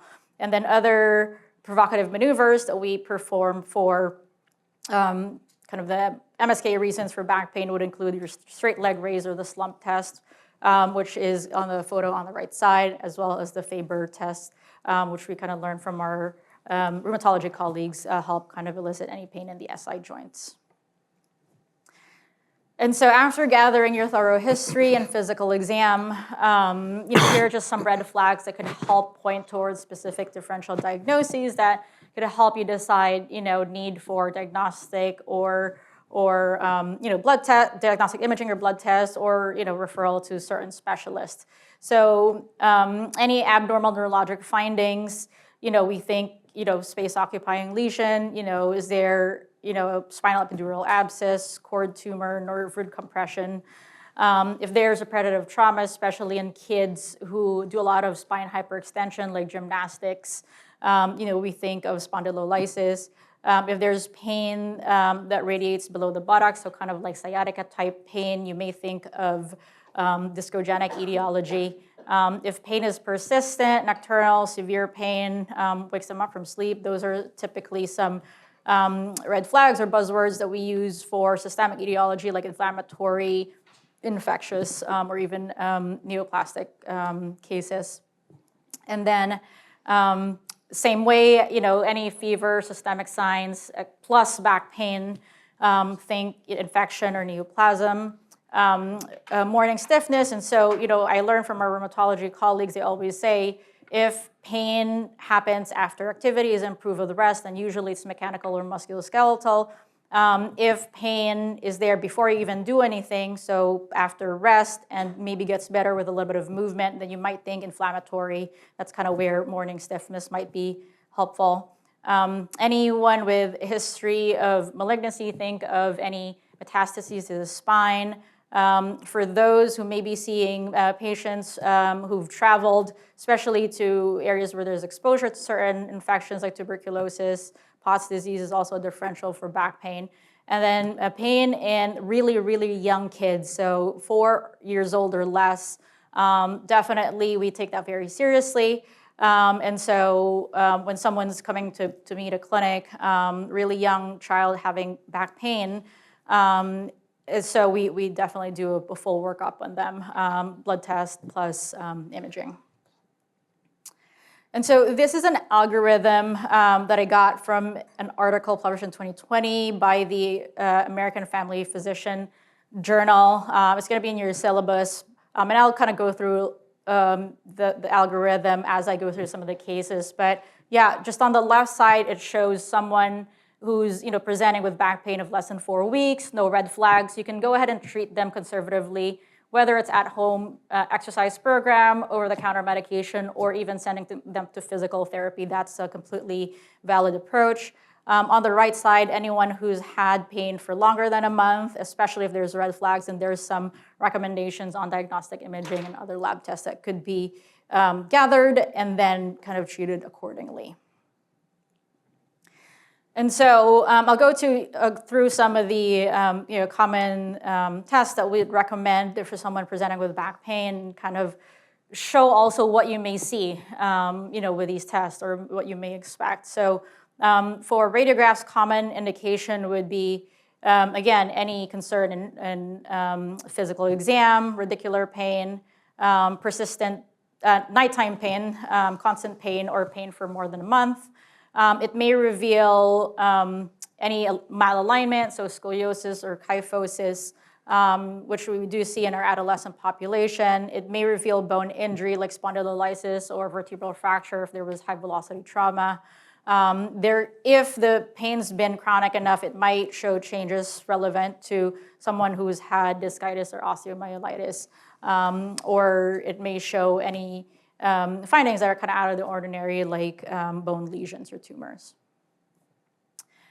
MRI is recommended if there is any abnormalities in your physical exam, especially your neurologic exam.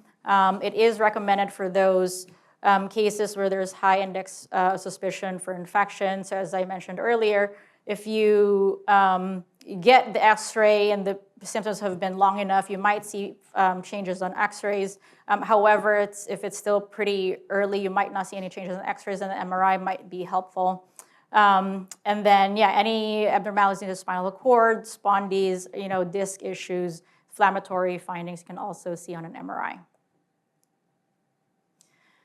Also important to know, like I mentioned earlier, systemic etiology is part of the differential for back pain. And so I think a lot of our patients always look for imaging. We get x-rays, we may or may not see something. They always want to jump to an MRI, especially if the x-ray doesn't show anything. But I think it's also important to educate them about the role for kind of laboratory diagnostic studies. And so, typically basic labs include your CBC, ESR, and CRP. And then there's additional labs that could be helpful depending on what you're looking for. So again, I think have your differential, have a clinical suspicion, and then you can kind of get labs that would maybe confirm your suspicion. For neoplastic cases, you may consider adding in LDH uric acid, inflammatory. You can get some of those ANA or HLA-B27 markers. And then if you think this is an extraspinal situation, for example, like pyelonephritis might present with like, lower back pain, then obviously, testing other organ systems as indicated.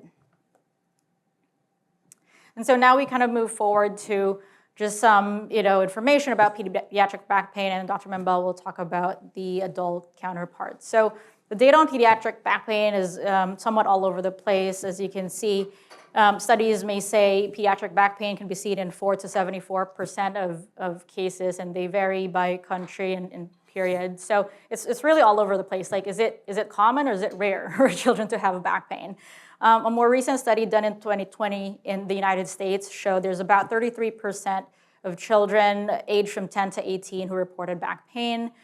We do see back pain increases with age. We do see it more in girls compared to boys. We do see it in kids who have family history of back pain in adults, or those who have reported some form of injury to their back. And then just historically, and even kind of the way I learned about it is, people who report back pain as children or adolescents may be adults who have back pain in the future. But one thing that I also kind of gathered in all these articles that I've seen on back pain is, there's one thing such as level of activity that could be modifiable in back pain. So as you can see on the graph on the right side, back pain follows a U-shaped distribution, wherein, yes, too much activity can cause back pain, but also lack of activity could be associated with back pain. So I tell kids or families, like, finding happy medium in terms of physical activity, might be helpful in making your back happy or quiet. And so the first case is kind of one of the more, benign cases of back pain, but, most common case of back pain that we see in our pediatric clinic. It's also known as, nonspecific low back pain. They're also known as hyperlordotic, mechanical, muscular, or idiopathic back pain. Basically, kid has low back pain. There's no specific, finding maybe on, physical exam or even on, like an X-ray, or, no specific pattern. There's just back pain. But ultimately, we do know that these are usually kids who will have a tight posterior chain due to rapid growth, which will lead to increased lumbar lordosis. So they'll have tightness in their hamstrings usually, which puts a lot of kind of load in their lower back. And so these are the ones that we see a lot and would definitely encourage physical therapy or exercise-based interventions, typically to target any weakness in their core, or if they're very athletic and they have strong core, I usually try to educate them that you don't only need strong core, but you want to engage your core so that it supports your back, and to work on the kind of parapelvic or hip region as well, because they're all related. And so as mentioned, we recommend activity modifications. And so that's where kind of, finding the happy medium of physical activity would be helpful. Ultimately, encourage physical activities. So, even if they say, if I do exercise, it hurts, for me, it's really finding something that maybe their back is not kind of sensitive to. So if it's not running, it's walking, maybe biking, maybe swimming. And then really maintaining that stretching and core strengthening program at home. Second type of back pain that we see in our clinics is specific to young athletes. So spondylolysis, it really is just 5% of the general population, so it's not so common, but in a study that was done specifically in a pediatric sports medicine clinic, they saw that 47% of cases of the young athletes presented to that sports clinic for back pain were from spondylolysis. So if you're seeing just kind of like regular kids, then maybe not so high in your differential, but if you're seeing someone who's really having high hours in the gym or practice or competition, especially if they're engaging in sports that involve a lot of back arching, then you can think about spondylolysis. In contrast to adults, where we see a lot of discogenic etiology back pain, we don't see them as much in adolescents, only 11% compared to 48% in adults. But not so common, but nevertheless, we still see them anyways. But just to kind of like show kind of the difference in case that you might see in a pediatric patient who's presenting back pain. And so spondylolysis and listhesis are injuries to the posterior elements of the spine. Spondylolysis is an injury to the pars interarticularis, and listhesis is if you have bilateral pars injuries that leads to forward translation of the segment above it over the one underneath it. So typically they're stress injuries, meaning we see them as like chronic, kind of progressive type back pain, especially in high volume sports. But sometimes we also see some acute injuries, especially with like trampolines, or someone says, I was doing a lot of sports and then something happened and then kind of hurt my back. Again, we see them in young athletes because the growing spine is susceptible to repetitive hyperextension, rotational loads. We see them in gymnasts, ballet dancers, divers, as well as other sports where there's a lot of arching or twisting of the spine, maybe from throwing, so like lacrosse, baseball, or football. On physical exam, these kids usually will have increased lumbar lordosis and hamstring tightness, which is very similar to the other case of back pain that I presented. But these kids specifically will have some tenderness down the lumbosacral region, midline of the spine, because there's a pars injury. And then their pain is provoked by hyperextension, so single leg hyperextension or Stork test, which we use in a sports clinic. Basic workup for spondylolysis includes radiographs. Typically, AP and lateral views are enough for these conditions. Historically, and as I took my board exam a few decades ago now, they do mention the oblique views for spondylolysis. I think there's more recent studies that say that it hasn't really increased the sensitivity of the x-rays to the spondies, and so they didn't think that this higher radiation exposure to that area would be worthwhile. So kind of more recent suggestions show that if you have high suspicion for spondylolysis, your lateral view x-ray is negative, you may want to just get an MRI to kind of confirm that diagnosis. Diagnosis is more sensitive, and through the MRI, it can detect the stress reaction phase, so meaning there's no like actual crack or significant gap yet in the pars that would show up on x-ray. It would show up on an MRI as bone edema. And then CAT scan, sometimes we use not kind of in the acute setting, but more kind of down the line when we're trying to assess healing or determine like an injury's chronicity. Treatment for spondylolysis is a little controversial, but I think the bottom line is it does take time for these injuries to heal.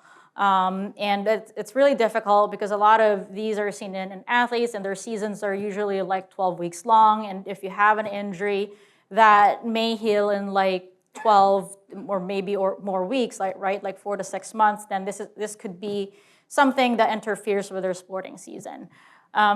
Some protocols in the literature support bracing for spondylolysis, while others don't necessarily believe in bracing. I think it really just depends on where you train and kind of what the thought process is in your institution. Where I trained in Boston, as well as where my partners in pediatric spine surgery trained all over the country, we do recommend bracing, which is usually the anti-lordosis brace. However, if you find someone who's been seen by a specialist and didn't brace, it's not necessarily wrong. It does exist, just to let you guys know. Or if there's any barriers to obtaining a brace, for any reason, it is still an acceptable way to treat it without a brace, I think is what I'm trying to share as well. For us, especially, I train in pediatric sports, we do believe in it specifically because there are studies out there that showed faster return to sports in the brace group compared to the no brace group. But again, if there's any reason for them not to be able to get their brace, then that's acceptable as well. With or without the brace, intensive physical therapy is part of their protocol. So, making sure we correct any issues on hamstring lack of flexibility or core engagement, and making sure they have better biomechanics when they return to their sport, especially if it requires a lot of axial loading. And the goal of treatment for these conditions is to prevent progression because especially during the growth phase, some cases of bilateral stress fractures can lead to listhesis or the slippage. And so in adolescents, we try to kind of treat them a little bit more proactively for those reasons. For those who failed on operative treatment or have what we would consider unstable spondylolisthesis, wherein the slippage is more than 50% of the width of the vertebral body, then those would be indications for surgery. So that's when I would send to my partners for intervention. Okay, last case before we move on to adult cases would be discogenic back pain. This is described, or this reflects low back pain from a portion of the disc that kind of pushes back, which may irritate the nerve roots or the existing nerves. In pediatrics, we do see this, so this is not just kind of an adult condition. We do see it. The data earlier says about 11% of kids with back pain may be discogenic. I think more recently, since it's easier to get MRI just in general compared to decades ago, I think we're just kind of seeing them more earlier too. And so I think that's kind of how I explain it to families, especially when they're really worried, why does my 14-year-old already have like some disc findings? So yeah, there could be genetic factors as well as environmental factors that could, cause discogenic back pain. And we also see them in activities where there's a lot of collision for sports or weightlifting. So typically, this is back pain that's worse with flexion. They may present with some radiculopathy, and they may have a positive straight leg or slump test that reflects sciatica. So the way to diagnose, X-rays could still be your first line of diagnostic imaging. Yes, you do not see the disc on an X-ray, but you could see any slippage or disc space narrowing that might reveal maybe a more advanced form of discogenic low back pain. MRI does confirm the clinical diagnosis of a herniated disc. In children especially, we treat this very conservatively. It may take 6 weeks or even more. It's just kind of one of those injuries that our kids have to be patient with. And typically it's a period of relative rest, but we also don't want them bedridden or avoiding physical activity for too long, because that's also not helpful for these cases. Definitely physical therapy. Most of our patients, we see discogenic back pain, never go beyond physical therapy. Typically physical therapy, when done appropriately, is very effective. NSAIDs can help reduce pain. And then for those very rare cases where physical therapy is not helping, or maybe they're just in so much severe pain that they couldn't even do their physical therapy exercises, then some selective injections could be recommended. And then, ultimately I tell them, these selective injections, aren't necessarily cure for these conditions. They're just ways to help you, decrease your pain a little bit so that you can do your physical therapy more effectively. So kind of going back again to the intervention of physical therapy. And then lastly, there is, some surgical indication in this condition. So for those who've definitely failed conservative treatment, or if there's any concerns about how much narrowing there is in the neuroforaminal space, we'll send them to neurosurgery colleagues for a consult. All right, so before we move on to the adult part of the session, just wanted to reiterate pediatric back pain has a wide differential diagnosis. History and physical are very important. Watch out for red flags. If you're gonna do a workup, try to have an idea of what you're looking for, because again, you never know what you're gonna get. And then level of physical activity is a modifiable risk factor for back pain. So thank you, everyone. I think we'll just receive questions after Dr. Mambella's talk.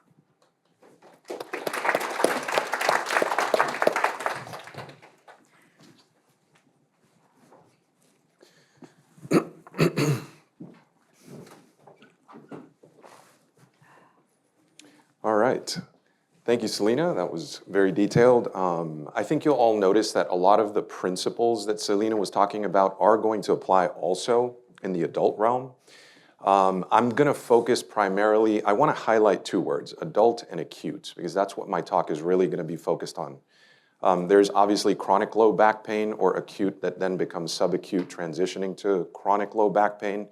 If you all are interested, I do highly suggest you stick around for the next talk. After this, my partner from work, Dr. Patricia Zhang, who's in the back there shaking her head, will be giving her talk on chronic low back pain. Before I get started, I wanted to ask one question. I know that our audience is composed of athletic trainers, physical therapists, general practitioners, APPs, so PAs, NPs. Did I miss anyone? Is there anyone out here? Because I want to make sure that I tailor this as much as possible to the audience. Yes? Medical student. Okay, so you can go many directions. Anyone else? Okay, so, yeah. Urgent care ER. Okay, perfect. Definitely we'll be talking about our roles together. Which button is it? This one. Thank you.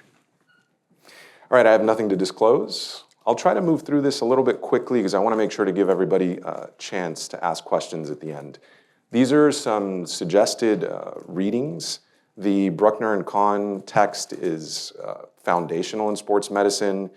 The Bogduk text, Dr. Bogduk is considered one of the godfathers in the interventional spine world. And the Physical Medicine Rehabilitation Principles text, edited in chief by Walter Frontera, is one of the foundational books in physiatry itself. If anybody's interested, I did interview him in a podcast I ran when I was in residency. You can just give that a quick Google. So our goal today is to provide a bit of a foundation so that you can create your own algorithm, decreasing unnecessary imaging, improving hopefully safety, and streamlining referrals. I really want to give you all the tools to more quickly and effectively take care of this patient population. I do strongly feel that algorithms are just tools. They're not the end-all be-all, so I want to make sure that we don't get stuck purely thinking in an algorithmic way, but don't ignore the algorithms as a tool in your toolbox. So why is this particular issue challenging? Depending on who you read, you'll see different statistics ranging from 50% of all adults are going to experience back pain to 100% of all adults are going to experience back pain. I don't know about you all, but I've experienced back pain even in my early 30s. So I think it's a fairly ubiquitous, I'm not in my early 30s anymore, I meant when I was in my early 30s. It's a fairly ubiquitous experience. And some of the issue when you're reading the literature is what's defined as experience. I mean, are they saying, hey, you had 1 minute of back pain, a year of back pain that then causes disability, or that causes you to end up seeking some kind of urgent or emergent medical care? Particular questions that I've asked around in the past to my colleagues in your positions is, where do we get stuck? So these are the questions that I was given back. When do I image? What image do I use? Is an X-ray okay? Is an MRI okay? Advanced imaging, when is it necessary? Which cases should worry me? You'll hear this term red flags over and over again. How long do I have to wait before I have to refer to a specialist that works in spine? And then which treatments actually help in the acute early, week 1 to 6 phase? So we'll try a few cases and hopefully this can help drive those points home. So case 1 is a gym enthusiast with acute pain. This is a 32-year-old active right-hand dominant male, computer science engineer. He comes into your office with acute, started out of nowhere, sharp right-sided lower back pain. He mentioned that he was deadlifting a week ago and noticed either a pop or something happened back there, and then the pain started. When you examine him, there's mild tenderness in the lower back with palpation. Manual muscle testing is 5 out of 5 in all myotomes of the lower limbs. Sensations fully intact. There are no red flags. Deep tendon reflexes equal and bilateral in the knees and the ankle. Pain is worse with extension. Pain's about an 8 out of 10, but rest improves it. So this should get your diagnostic juices kind of flowing as to what's happening here. Is this an acute thing? Is this a chronic thing? Do I need to send this person for advanced imaging? What are we thinking?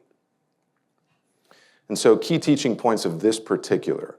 Your top 2 differentials are acute paraspinal strain and facet irritation, so some kind of issue in the facet joints. This is primarily given to you in the history and your physical exam when the patient's telling you that if I extend, that's really when things get worse. No imaging is necessarily recommended in this case. I mean, we saw there's no red flags. It is early on. You can consider, so I've had other physicians, general practitioners, urgent care physicians ask me, you know, what should I do if this is brand new, but the patient is very concerned? Well, reassurance is part of your treatment as well. And you can always bring them back at a short interval. So that way the patient doesn't feel like you're just saying, it's nothing, you know, come back if it continues to be a problem. Give them a comeback date. So come back in about 3 weeks, 4 weeks, 5 weeks, 6 weeks. Use those short intervals. That's going to help you. And then you can reassess the patient. Are they actually doing better if they come back at a short interval? Don't prescribe bed rest. It's in PM&R, it's a big, big no-no. We try to get patients up and moving as much as possible. This was an old thing. I think we used to prescribe bed rest as physicians about 100 years ago. It's not the current meta in medicine.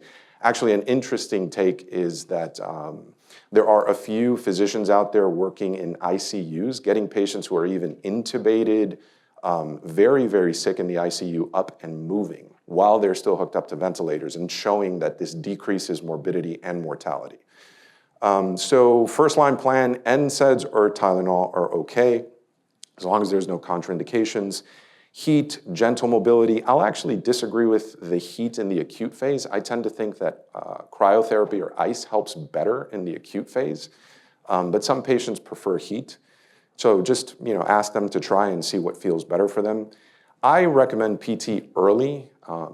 Then once we get our physical therapist, physical therapy assistants, ATCs involved, they can gently work with the patient early on, gentle mobility, and then progress as the patient tolerates. Usually this helps get them back on their feet into unrestricted movement quicker. You want to avoid opioids, especially in the early onset for these particular issues. And then return to sport is a functional progression. That could be a lecture in and of itself. So the Pearl for this one, pain with extension. Think facet, pain with flexion, think disc. I think the example's not great because it happens when he flexes as a late, great Rodney Dangerfield there. Kind of aging myself. See, I'm not 31. So case 2. So now we have a 47-year-old right-hand dominant female. She's a business executive. She was hiking 2 weeks ago, and afterwards she noticed new leg pain in the left side, radiating all the way down to the foot. On exam, you notice positive straight leg raise on the left. She cannot sit, but she ambulates fine. Red flag screen is negative. Sensation is altered in the left leg in the L3, L4, and L5 dermatomes. There is no bowel or bladder incontinence. Pain is 5 out of 10 at baseline, but if she sits prolonged, she tells you that it can flare up to 7 out of 10. So I don't mean to insult anybody's intelligence here. I mean, it's kind of in the top of the slide there, but we're thinking acute radiculopathy. Now you're having referred pain patterns. So are we going to put them on opioids? Are we going to prescribe bed rest? Here's the teaching points. A little bit of a busy slide, but radiculopathy does not automatically mean that you need to send the patient for advanced imaging, is really what I'm trying to get across here. Again, you want to use those short intervals to your advantage if you're concerned and you think, you know what, my gut tells me this is not necessarily going to resolve in 2 months. So I'll just bring the patient back in 2 weeks, 3 weeks, see how they're doing. Are they doing any better with activity modification, with maybe, again, NSAIDs or a short course of steroids? You can consider steroids if there is a radiculopathy present. If radiculopathy is not present, typically we don't recommend steroids. You have to take the patient's full history into account here. If there's some kind of rheumatologic condition, well, you probably want to reach out to the primary care physician, potentially even the rheumatologist. So 80% of these can still improve without intervention, without injection, without surgery. So again, you don't want to jump the gun too quickly in sending them for injections. Not everybody is going to need them in these cases. I tend to think of this pathology as an inverted funnel, where the reason it's a funnel is because it's really wide at the top and really narrow at the bottom. And as you progress downward in severity, so most patients, most of us that have some kind of back issue, we might not even go and see a medical professional at all. And it'll just kind of resolve on its own. then a smaller subset of that back pain population actually seeks, maybe urgent care. Maybe they talk to their PCP. Maybe they're in physical therapy for a completely different reason, and they ask their physical therapist, hey, you know what, my back kind of bugs me here. So they do get some kind of professional intervention. And then a smaller subset needs multidisciplinary care from physical therapists or PCP, maybe a spine specialist, and so on and so forth. So I think you get the point. So as that back pain becomes more and more severe, more and more chronic, then you probably need, further subspecialist care and potentially, at the bottom of that funnel, potentially even surgical care. So as I mentioned, I think a little bit earlier, reassurance is part of your treatment. So patients need to hear that from you. So Pearl, of this case, is positive straight leg raise, does point to disc irritation. The slump test is even more sensitive. The slump test basically being a straight leg raise with Brzezinski's tied into it, where you put a little bit more tension on that spine by flexing the cervical spine forward. And then the final case that we have, and again, I want to make sure I don't run out of time here, give you all a chance to ask questions, is an older adult. So 68-year-old female playing with her 2-year-old grandson in the park. This is a patient of mine. She slid down a slide, landed on her bottom, felt immediate sharp pain in her lower back. She has difficulty with bending and extending. So now the last two principles, they don't fit perfectly to the other two. She tells you that bumpy car rides really aggravate her back. She has no bowel or bladder incontinence. Lower limb strength is equal and intact. DTRs are also within normal limits. She's ambulating slowly, but she's not using any gait aids, no cane, no walker, anything like that. Pain at rest is 2 out of 10, but it worsens with percussion testing. So the whole point of this slide is to highlight a few things. In your older population, especially when it's acute, again, we were talking about acute presentations, you want to make sure that high in your differential is vertebral fracture. So always consider vertebral fracture in any patient over 60 years old. If point tenderness, if you notice point tenderness on your exam, you definitely want to get at the very least an x-ray. My opinion here, and it's just my opinion, I do think that in these cases where you have a pretty strong suspicion of a fracture, you can just bypass the x-rays, go straight to an MRI. With your MRIs, a little bit of a pearl for everyone out there, you want to make sure you get your STIR sequences. So it's a particular subsequence of your MRI that highlights where there's bony edema. Management initially is to avoid prolonged rest. Selena was talking about bracing. Bracing, especially in the adult population, I don't know how it is in the pediatric population, but adherence is very low. But it should be part of your treatment algorithm. It can help prevent progression of these fractures.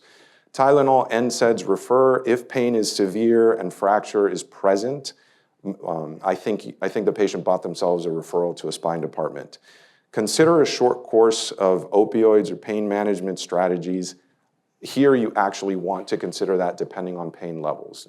Maybe you start with anti-inflammatories, Tylenol, but these patients tend to be even more severe pain. They tend to also have other underlying etiologies, so you want to make sure that you're managing those symptoms.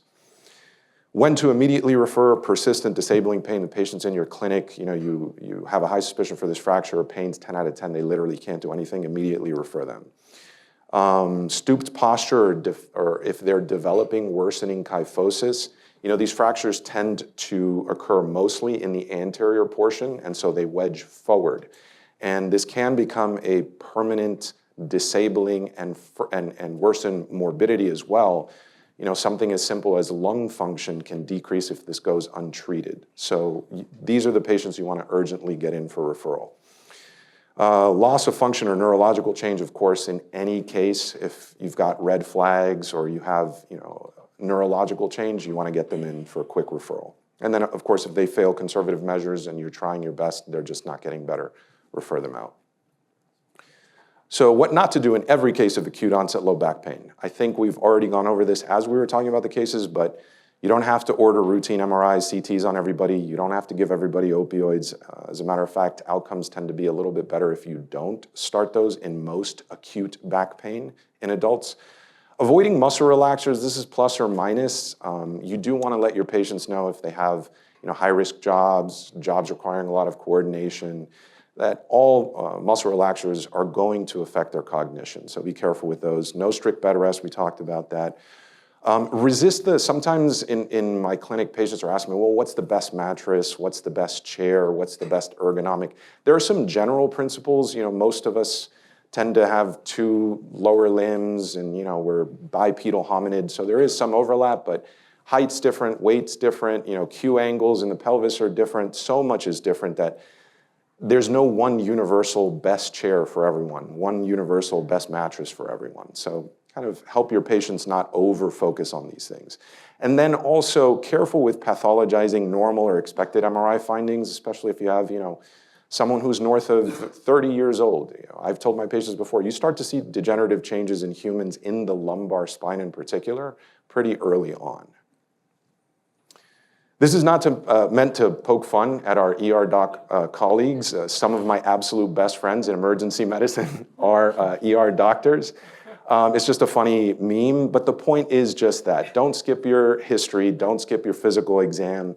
There's an old saying in medicine, in medical school, and that's 90% of your diagnosis comes from your history, and maybe 8 or 9% from your physical exam. 1% comes from your advanced imaging. Those things should support what it is that you're looking for, what it is that you're trying to diagnose, not necessarily, well, you have back pain, everybody MRI.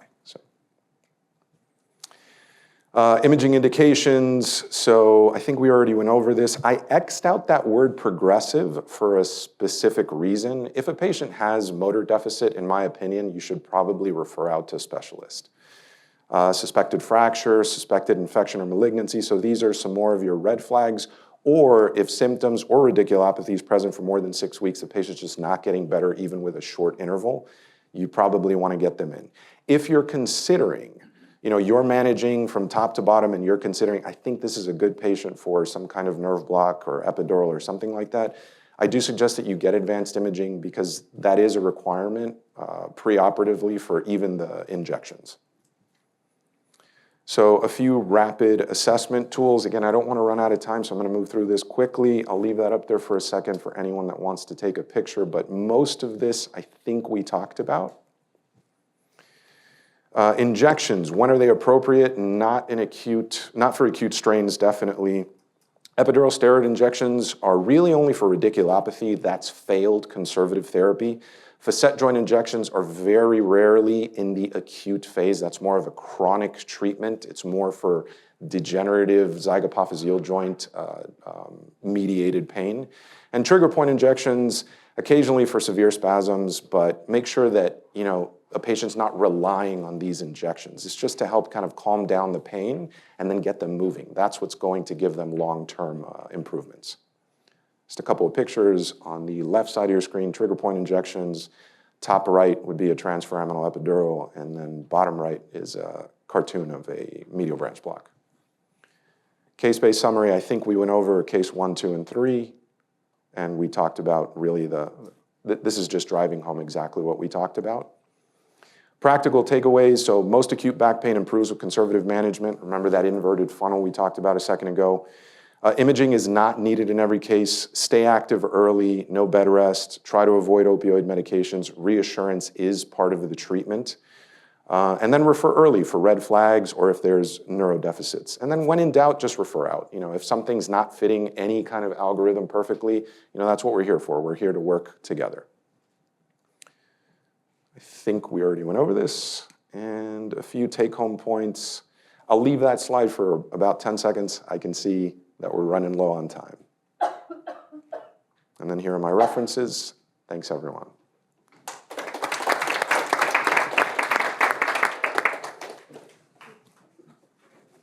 Okay, so I think we have time probably for about 2 questions. There are actually 2 in the Q&A, one for more Selena. Okay. Selena, come back. Sure, yeah. And then one for Paulo. Okay, so Selena, I would like to know the answer to this too, as I have kids who both use backpacks, but what can we advise parents and kids regarding the use of backpacks? Yeah, That's like a decades long problem. When I was young, that was already a problem, even now. And I'm actually surprised now that things are digital. I thought that, they'd have less in their backpacks, but heaviness in backpack is associated with back pain, has been kind of, related to back pain. And so I think if possible, especially if there's like school resources for like lockers and things like that, or if there's maybe classes that aren't happening on a daily basis, kind of like changing out the contents of the backpack to try to lighten it up a little bit. I guess wearing your backpack properly as well is something we talk about. The kids' backpacks I heard nowadays is 50 pounds heavy, and if you're kind of only carrying it on one side versus the other, or maybe carrying it low, meaning you're kind of increasing your lumbar lordosis, that might be associated with back pain. So maybe carrying it properly might be helpful. But yeah, it's something that is still a challenge for us in pediatrics, and it's really trying to see kind of what would work for the family. Because and it also a lot of parents will say, can you do a rolly backpack, and no kid ever wants to do that, right? And even if they were amenable to it, not all schools have facilities for rolly backpacks anyways. So it's really just kind of seeing what'll work. But it's been a challenge for sure. And to backpack onto the backpack question, case 2 that I had, the hiker, we didn't go into it. I didn't want to go down that rabbit hole, but that patient, she had been using a heavy backpack while she was hiking. So she's a pretty avid hiker. And so the ergonomics of your backpack are important. There are better backpacks that also strap. They minimize the torque arm. I don't want to go into biomechanics too much, but they minimize the torque arm and the effects on your center of gravity. So a backpack that is appropriately affixed to somebody, obviously minimize weight is number one. So with that patient, we had talked about, when she goes on these long hikes, minimizing the unnecessaries in her pack, and also making sure that it's an ergonomic fit. Chest straps help as well, so not just your 2 straps, but you can have a chest strap and an abdominal binder would be optimal.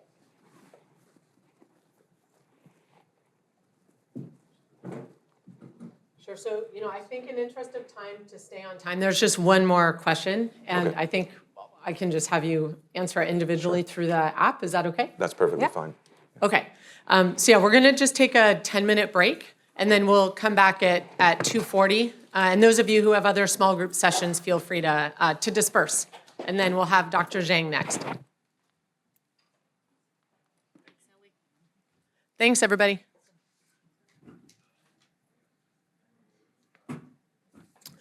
Okay, so I think we will get started with the next session. So I'm going to be introducing our next speaker, Dr. Patricia Zhang, and she's going to be speaking about management of chronic low back pain in adults, keys for PCPs, PTs, and ATCs. And so for her introduction, Dr. Zhang is a physical medicine and rehabilitation specialist who cares for patients with neck pain and mid to low back pain. She specializes in non-surgical treatments for spinal disorders, including injections, blocks, and ablations. Her research focuses on identifying factors associated with chronic low back pain and developing tools to estimate an individual's likelihood of experiencing various outcomes. Her research has received awards from entities like the National Institutes of Health, American Academy of Physical Medicine and Rehabilitation, and the International Pain and Spine Intervention Society.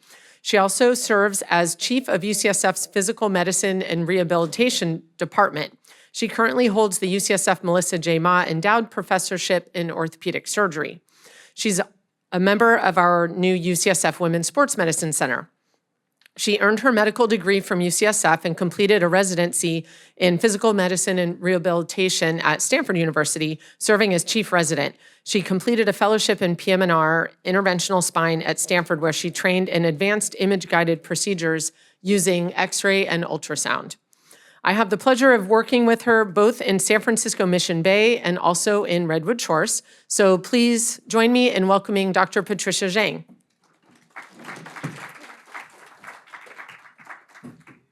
Good afternoon, everyone. It's such a pleasure to be here. And I would like to continue the lecture that you just heard by talking more about management of chronic instead of acute low back pain. So just so I can also tailor myself better, how many of you guys are primary care physicians? Oh, okay, a lot. How many are physical therapists? Yeah, welcome. And athletic trainers? And did our one medical student escape? I think maybe. That's okay, I won't hold it against him. I have no known disclosures. I am a non-operative spine physician. So sometimes you all do such a good job, people are like, why are you here when you can't offer me surgery? After all, the primary care doctors, you guys already ordered the MRIs and found the disc herniation. The athletic trainers also told them that they should do certain exercises, and the physical therapist has already determined what is it that they need to move forward. And so according to ChatGPT, I am here to mutter chants and burn incense in the hopes that I can make my patients better without an operation. But like many of you, I think as a non-operative spine specialist, I spend a lot of time just talking to my patients about everything, including the things Dr. Mambella just mentioned, what kind of chairs they should use, what kind of mattresses they should sleep on. Have you guys ever seen this randomized control trial about types of mattresses for back pain? Yeah, but didn't you wish you did? Yes, because we are asked all the time as physical therapists, as primary care doctors, what kind of mattress should I be using? And I wish we had better guidance, but this is a study from Lancet that came out. There's 313 patients that were randomized, and this was done in Europe. And so some of them got firm mattresses, and some of them got more of a medium firm mattress. And I'm not gonna bore you with the detail. Also, I realized I need to see my optometrist because when I was sitting back there, I couldn't read any of the small prints. But let me just tell you, they were about 40-year-olds. There were more females. They did a good job with randomization. There wasn't much group differences between the firm and the medium firm columns. And when they first started, they actually went and tested the patient's mattresses and saw whether they were medium firm or firm. And what's really interesting is they actually then sent mattresses to these patients' homes and then have them rated again whether they thought this was firm or soft. And you will see that compared to the slide before where there were, most of them were just kind of like neither soft or firm. After they got their new mattresses, then in the firm mattress department, then less of them thought it was neither soft nor firm, and actually more of them in the firm mattress column thought it was actually firm, which kind of made sense. These people would do well if they were the princess in the Princess and the Pea story. It wasn't a great study. Even with all this rigorousness, you will see that many of the outcomes were not different, whether you got the new firm mattress or if you got the new medium firm mattresses. But there were a couple of things that seemed to have suggested that the medium mattresses did better. So one was that they had less low back pain just when they first rose. And then the other one is they actually had a little bit of less disability. So we usually recommend a medium firm mattress. I don't think it needs to be as firm as a board. And that is something that I have actually called a lot of patients on. Like some people don't realize they're on a mattress that's like 20 years old and they never thought about it. But like what Dr. Mambella said, like everyone's different. I can't do a randomized control study where I intubate someone and make them not move during the night and have them on a medium firm this would not be practical, nor would it get through the ethical board. So, but this is what we're here for, to talk to people about everything, including their mattresses. But besides talking about mattresses, I am also here that if you have not offered images, when the time comes, we discuss images, we discuss complementary medicine, acupuncture, chiropractic care, massage therapy. We talk about medications and non-surgical procedures such as injections and ablations. And my role as a non-surgeon is I am not here to ever give people a new disc. I can't give people more stability. I can't create more room around nerves that are totally getting pinched. But what I'm really here to do is try to educate my patients, try to figure out what's going on, try to help them figure out how they can stay moving, because motion is lotion. And what a non-operative spine physician really focuses on is how do I keep my patients moving and in as little pain as possible so that their body hopefully will go into a period of remission. First thing is talking about with these chronic low back pain patients, when should they see a specialist? And just like Dr. Membella, as a specialist, I'm happy to see any of your patients. They don't need to have an MRI before they see a specialist. We understand how busy, especially the primary care physicians are. And we're happy to take care of that because insurance authorizations for MRIs are getting harder and harder. And we're happy to help with that because we tend to use all the buzzwords, as I've been continuously educated by my practice coordinator who doesn't want to do any more prior authorizations.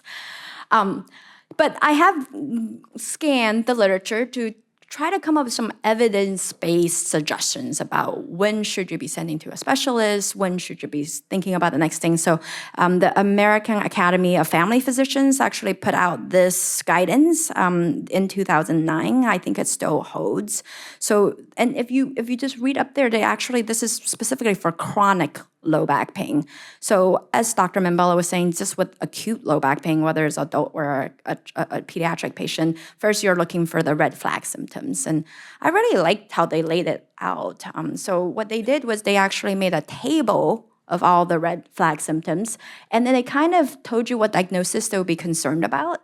And then they went through the American College of Radiology recommendations of when should patients with low back pain get imaging. And so you can see there's kind of a column for plain radiographs, so like x-rays, and then there's another column from MRIs. And so you see that almost for all of these quote, red flag symptoms, the American College of Radiology actually wouldn't recommend urgent imaging.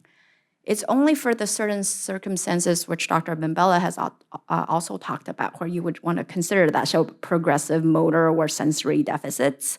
Or, of course, if you're starting to think about cauda equina, like saddle anesthesia, trouble controlling their bladder and bowel. The other thing that's kind of interesting in this set of recommendation, which was also similar to, I think, the American College of Physician recommendation that came out just a little bit earlier, is that there may be some rows for lab tests, CRP, CBC, and the asterisk there's, it would be like for people who are concerned about cancer, then in males you can get actually a prostate, a PSA. So besides those red flags, then you will see the advice is my advice to my patients, which is you want to try to stay active, and then you can discuss a variety of pharmacologic and non-pharmacologic kind of approaches. So they did a good job of breaking down and trying to summarize the evidence behind some of these pharmacologic agents. You read acetaminophen, makes sense. And then wait, what? What is that? Like a whole bunch of herbotherapies. How many of you guys as primary care doctors actually encourage patients to take herbal supplements for their pain? Okay, no one. Then I feel less bad because I actually very rarely recommend herbal remedies for my patients. But just in case you are interested, they did do a pretty well-conducted Cochrane review in 2006 of herbal medications for control of chronic low back pain. And devil's claw and white willow bark and actually cayenne peppers, where they make into a plaster, has been found to be more effective than placebo. And the cayenne especially was found to be just as effective as Vioxx, the anti-inflammatory that was around before it was taken off the market. So there may be a role for such things. I think I'm always open to what patients are interested in, and sometimes I even have to do a literature search. Like, for example, I wasn't aware of this, but I think our jobs is mainly to encourage people to stay as safe as possible.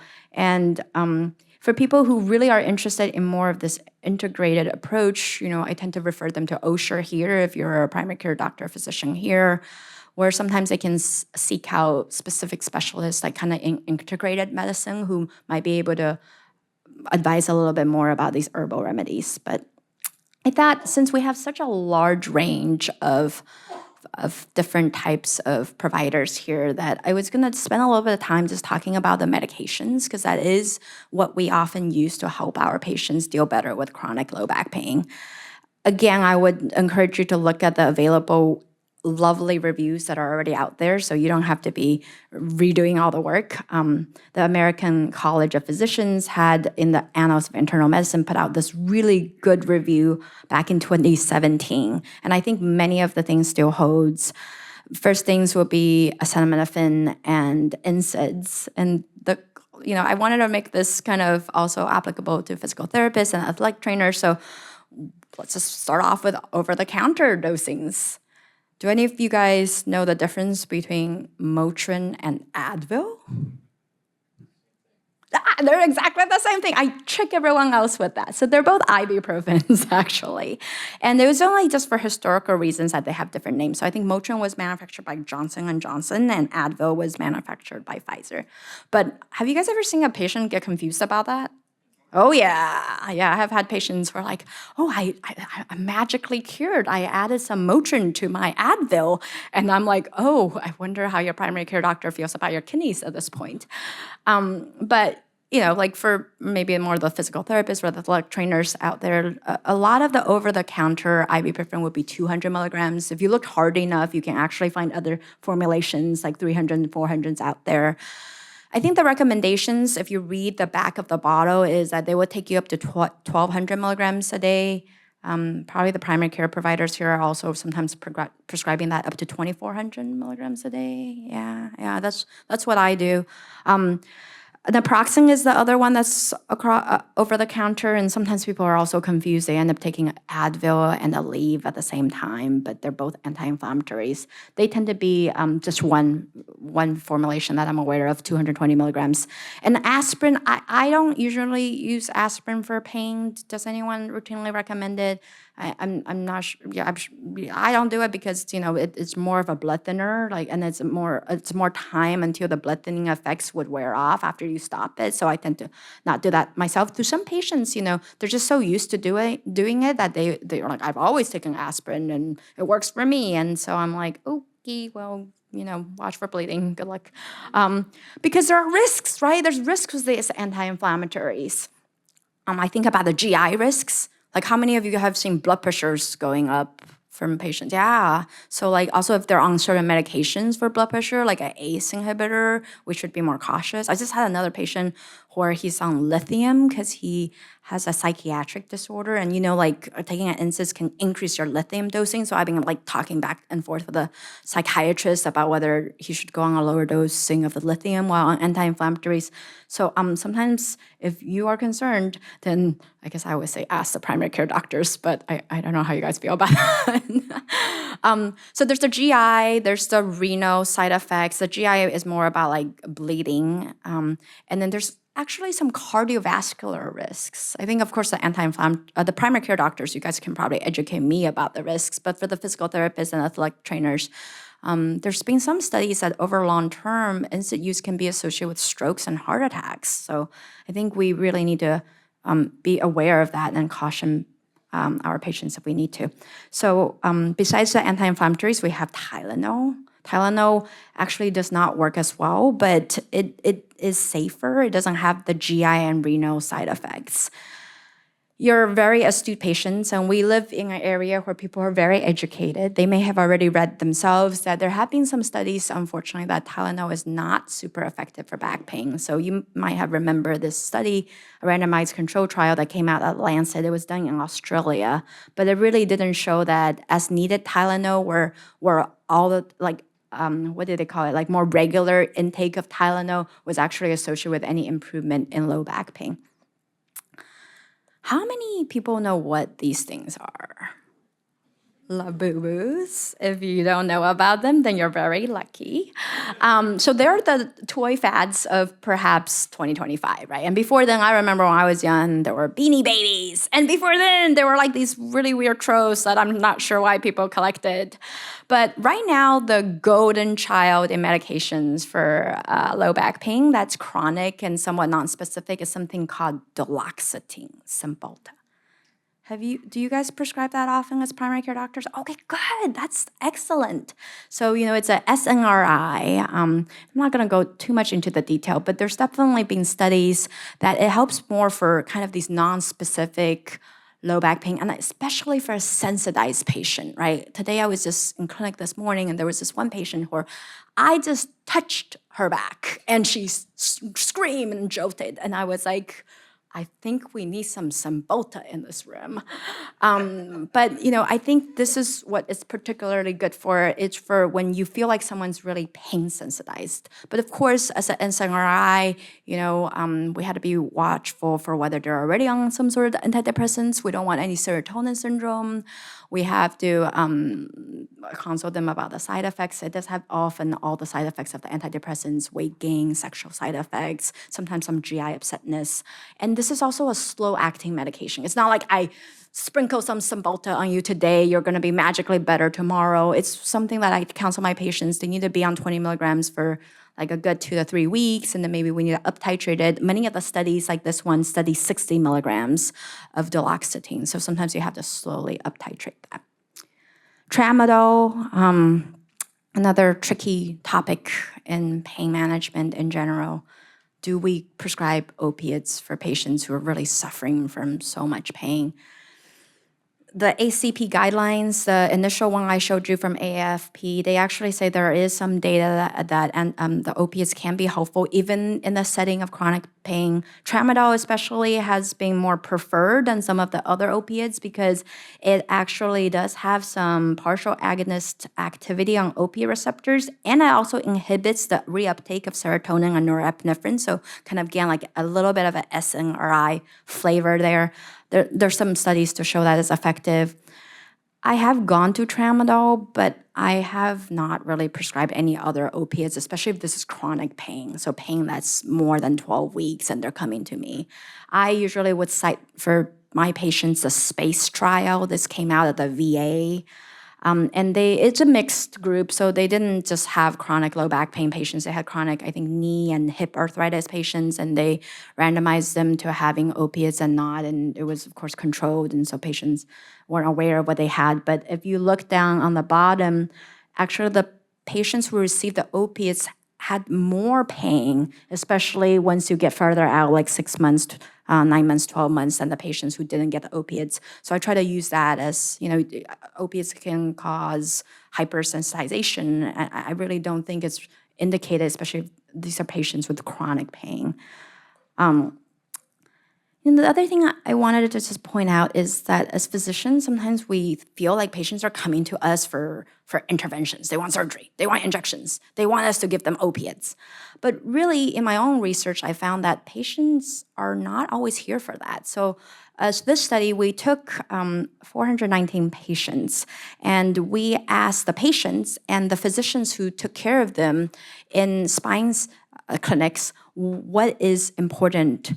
And so we asked about, is it improving pain? Is it improving daily function? Is it doing a physical exam? Is it getting medications? Was it prescribing physical therapy? Is it doing surgery on these patients?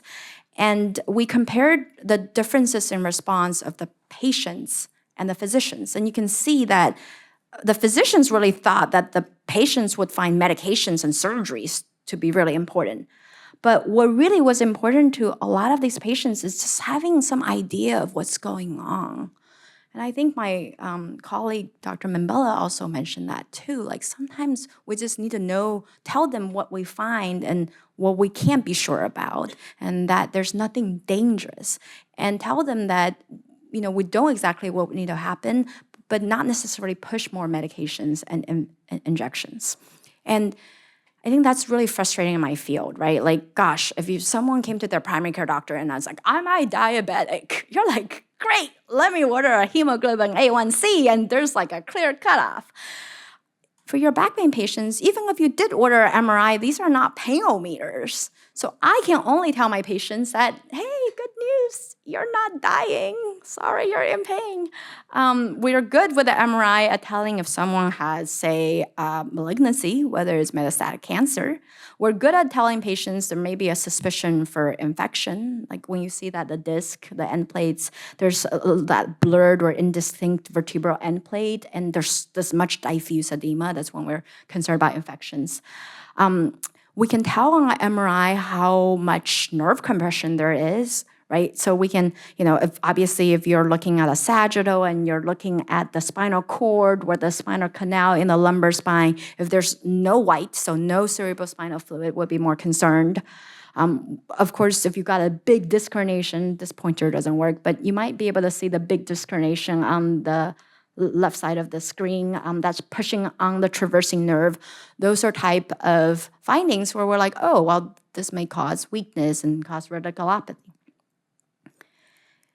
Sometimes for a patient whose pain diagram looks like this, MRI could be really helpful, right? Like this patient came in with pain in every possible area and also difficulties controlling their bowel and bladder. And I'm like, well, at least this is not coming from the lumbar spine because you have plenty of room around your spinal canal. It is harder when they come in with a variety of complaints and they do have really severe narrowing, and at which point I say good luck to the surgical colleagues. And they have to decide first whether this patient needs surgery right now, and if not, then we help to non-operatively try to optimize them as much as possible. And it really does get difficult in patients where they have a lot of different pain symptoms, a lot of narrowing and arthritis and disc degeneration at each level, and you're like, where is the pain coming from?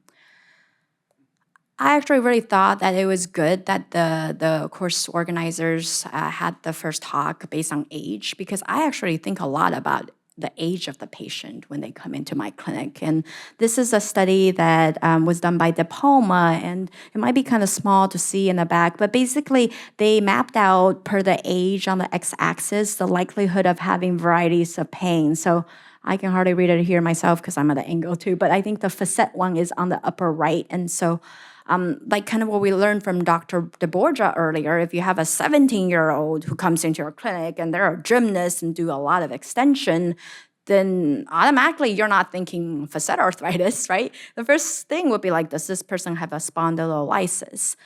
I'm not going to repeat her excellent talk. I'm not even capable of repeating her excellent talk, but I do like to show these really clear-cut signs of pars defects because many of the times we never see things this clearly.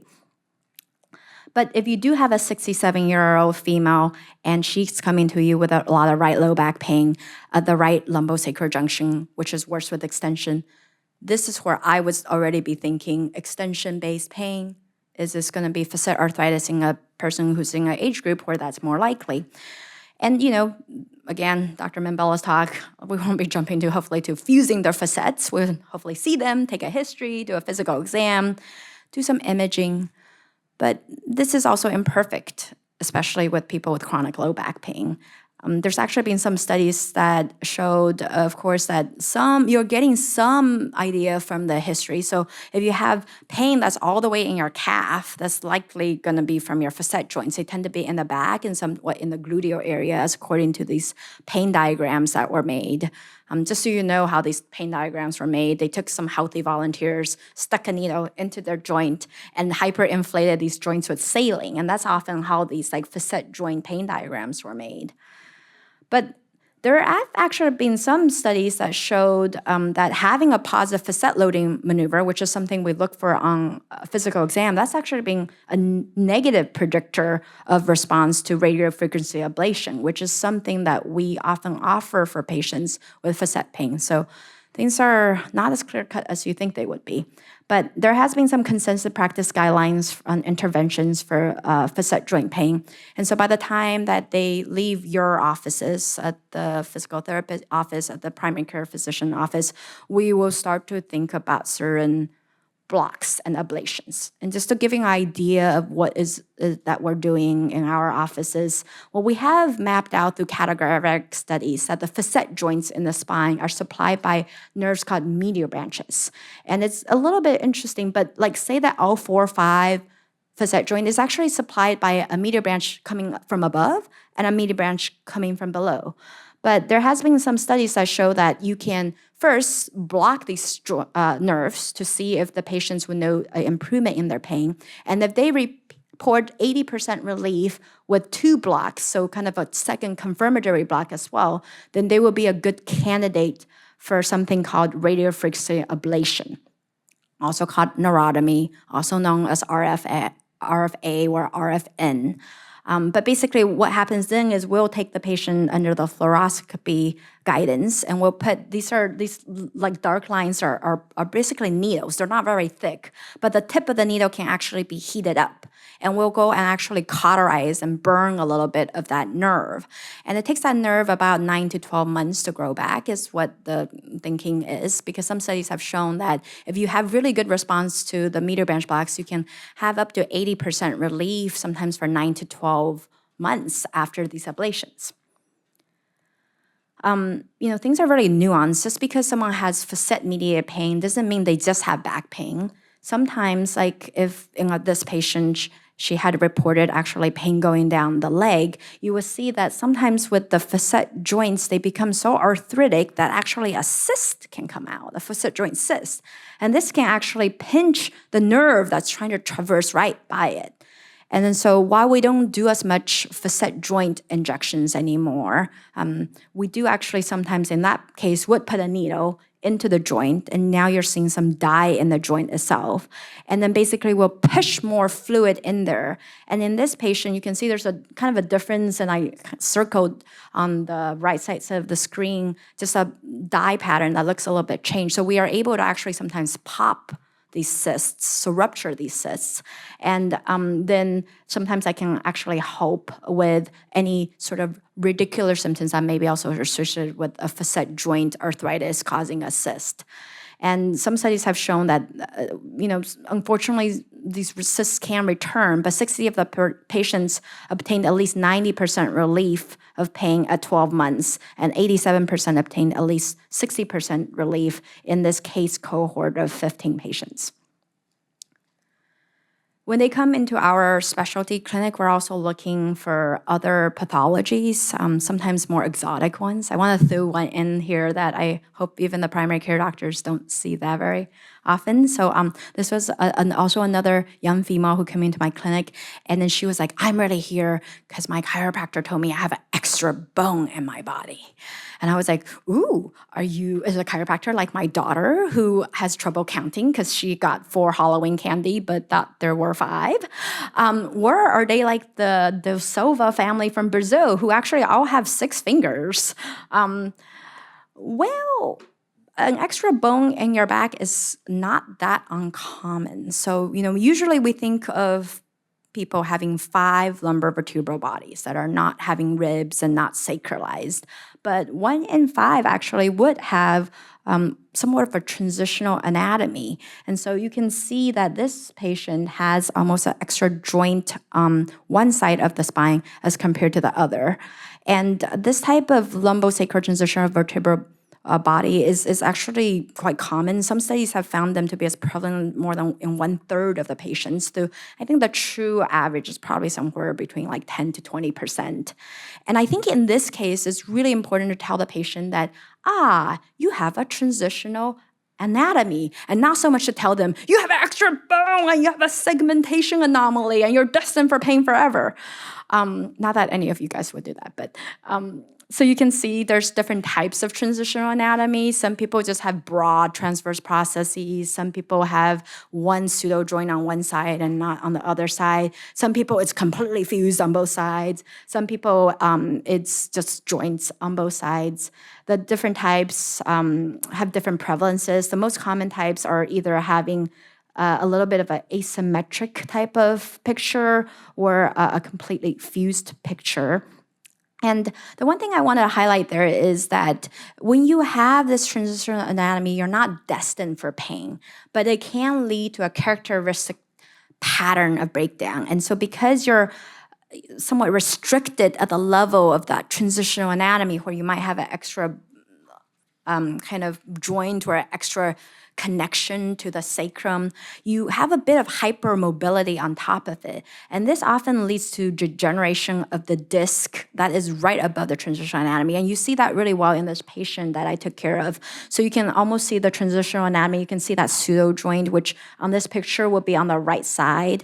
And then as we're going through the picture, you can see that disc. There's one of them that really looks degenerate on top of this anatomy. And especially as we are scrolling to the side of the transitional anatomy, you you'll see brightness right around the disc, and that's an indication of fibrovascular changes. So more accelerated breakdown right above that, at that kind of almost hypermobile or forced to be hypermobile disc right on top of the transitional anatomy.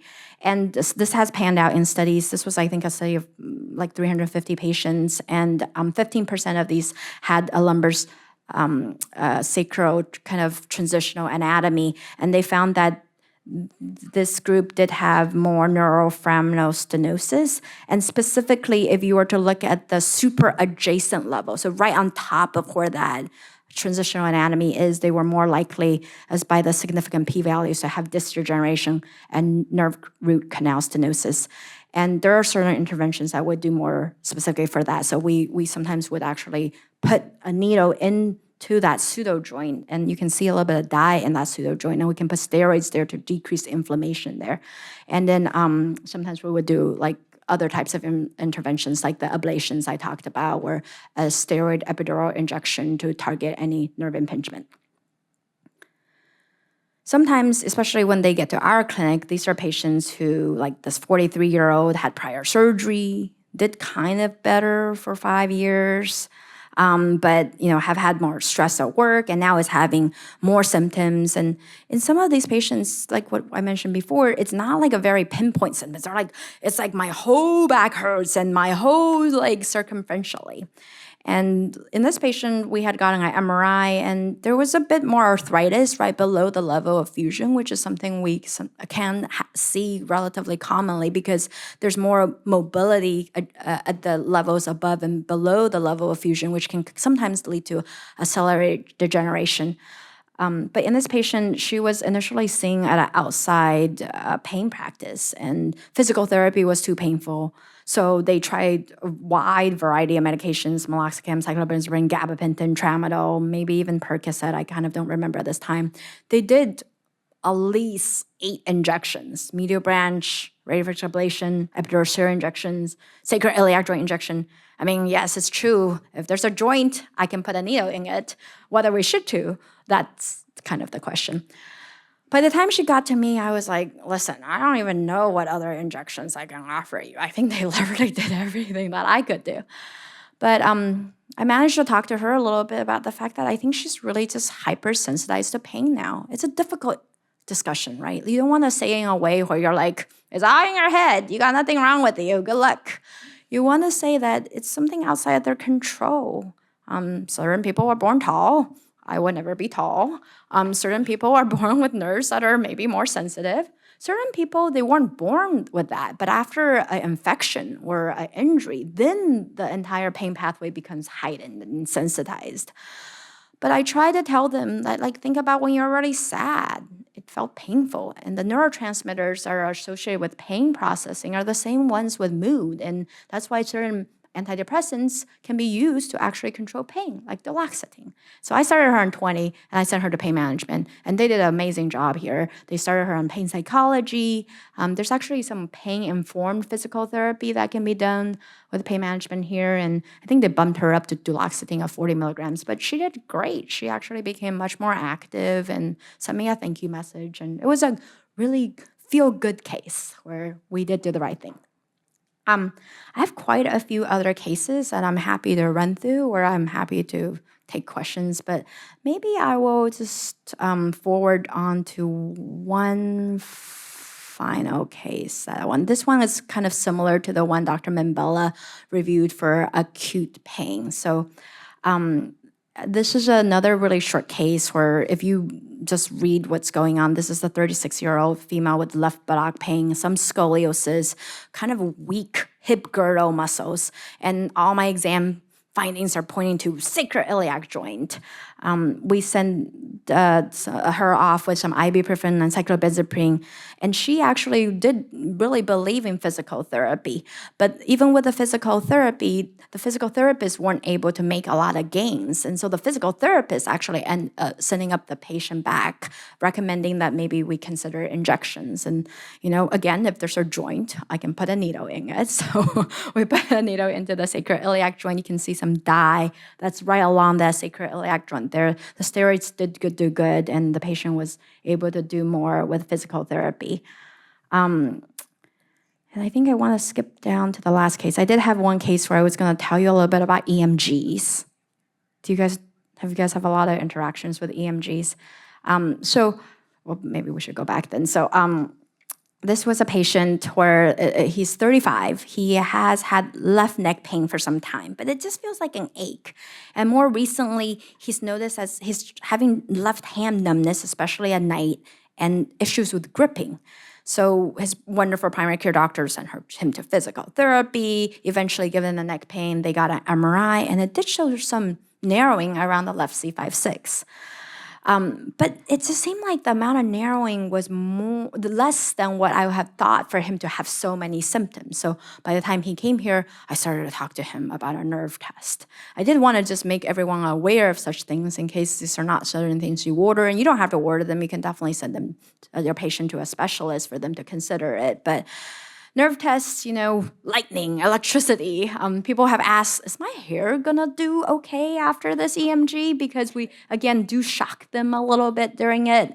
I had this one patient who told me that I should join the Mexican cartel because unfortunately EMGs can be a little bit uncomfortable, and he thought this could be used as a torture device, at which point I'm like, how is the retirement plan looking if I joined the Mexican cartel, and decided not to leave my present job after learning what might entail. But nerve tests, we shock the nerves a little bit with electricity, and we would put pins into people's muscles.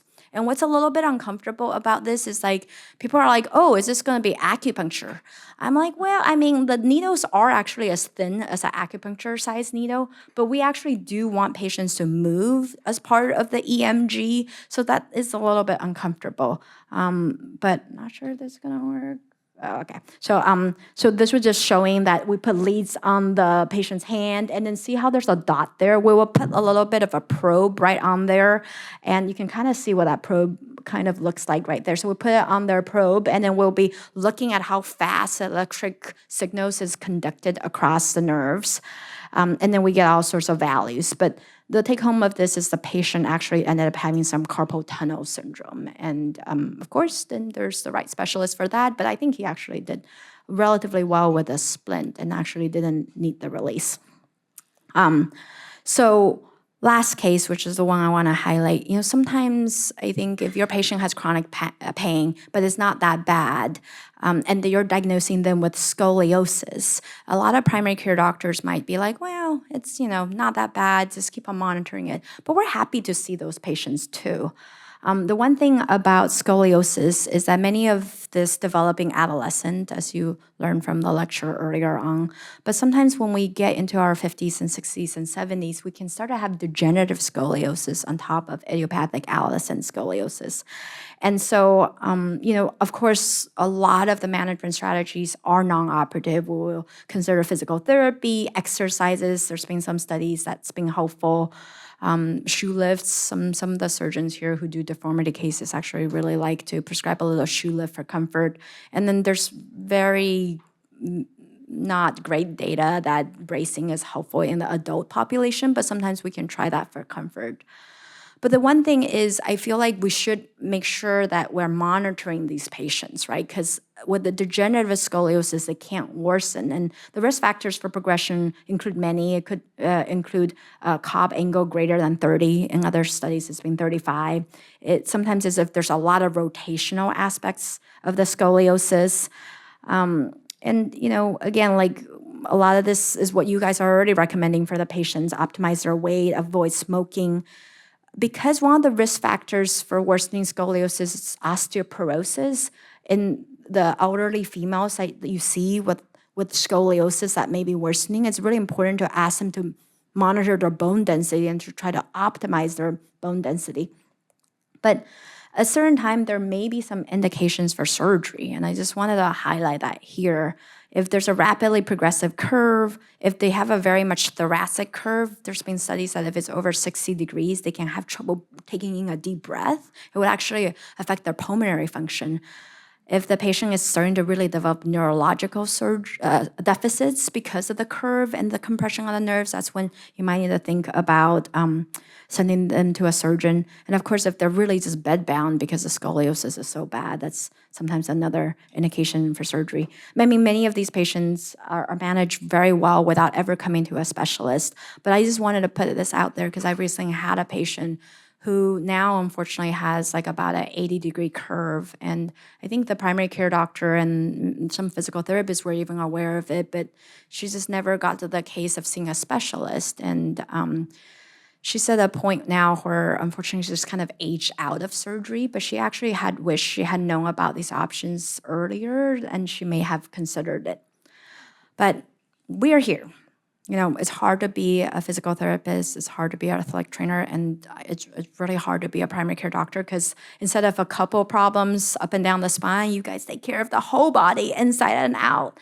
And so we, in the non-operative spine service, we're more than happy to see any of your patients at any time. They don't need imaging, they don't need to have failed physical therapy. We will convince them to go to physical therapy. So here I've provided my email, my cell phone number, always text, I never pick up any phone. And then also spine centers and Orthopaedic Institute if you want to get your patients in. Thank you for your time. Happy to take any questions.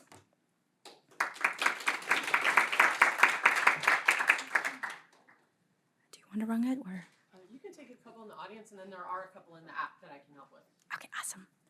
Besides Cymbalta, are there any other useful SMRIs that have been proven to help, like vaccine?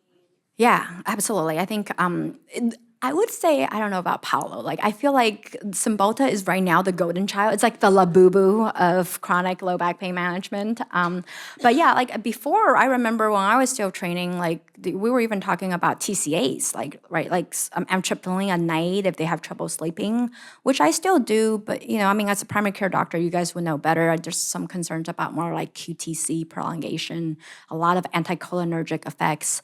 I tend to, if they can't do SNRI, I do Effexor. That's my other preferred one.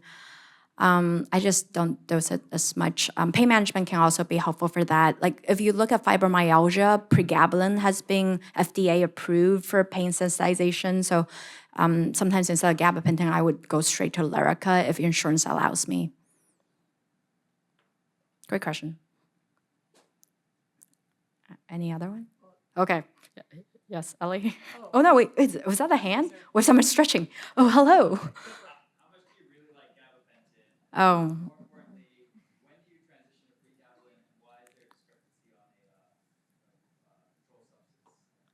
Oh, really good questions. Yes, I think gabapentin is overly prescribed, but I'm guilty of it myself, right? Gosh, if we had like 30 medicines to choose from, we wouldn't be in this bind. But there's been lots of studies that there was like, I think a commentary in the New England Journal of Medicine some years, like not that long back, about how Lyrica and gabapentin are being overly prescribed, and it's when people really started to crack down on prescribing opiates. But gabapentin isn't without side effects. I don't know if you guys saw, I think earlier this year there was some pretty news splash-worthy article that showed gabapentin is associated with neurological deficits, and there's maybe a slight correlation with developing cognitive impairment and actually dementia. Like, we just don't know, right? There could be so many. This was, I think it was a code-based, like database analysis. It wasn't a randomized control. I mean, it would be hard to do a randomized control trial, but they definitely make our patients very sleepy, groggy, more likely to fall. And in the elderly, there's an increased risk of death, especially if you combine it with things like opiates. I definitely use it when I'm sensing radiculopathy, kind of like what Dr. Membella said, but I do have hesitations about doing it just for pain, especially ones that are not radicularly mediated. I tend to, for radiculopathy, I would try gabapentin first. Lyrica, sometimes I still have trouble with the insurance authorization. I don't know if you guys have encountered that in the past. I believe pregabalin has more steady blood concentration.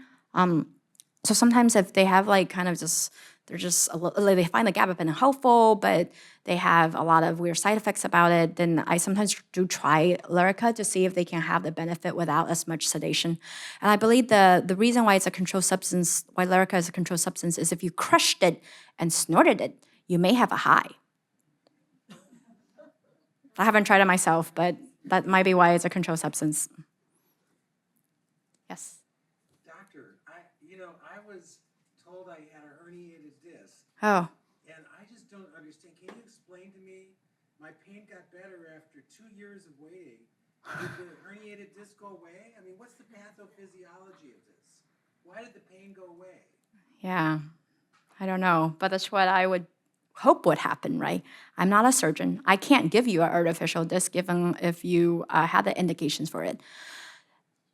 Like, I really hate the term degenerative disc disease. And I think a lot of the radiologists colleagues now also do not use it. Like, aging of the disc is a natural part of life. Sometimes there could be some inflammation around the disc, like an annular tear or fibrovascular changes, or other things that we aren't able to pick up on MRI yet. That might be why you were in pain, but your body healed itself. And all you had to do was believe that motion is lotion. And if you keep on going and it's not too dangerous, then I hope you will get to a better spot. But yeah, your disc is probably still degenerated, no offense. So there was a question in the app about acupuncture, and just what are your opinions about acupuncture for low back pain? Yes, I think in those ACP and AAFP guidelines, you see acupuncture was recommended on there.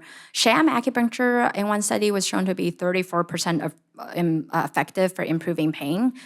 And I think acupuncture is really low risk. It is costly. That's, I think, one of the major problems.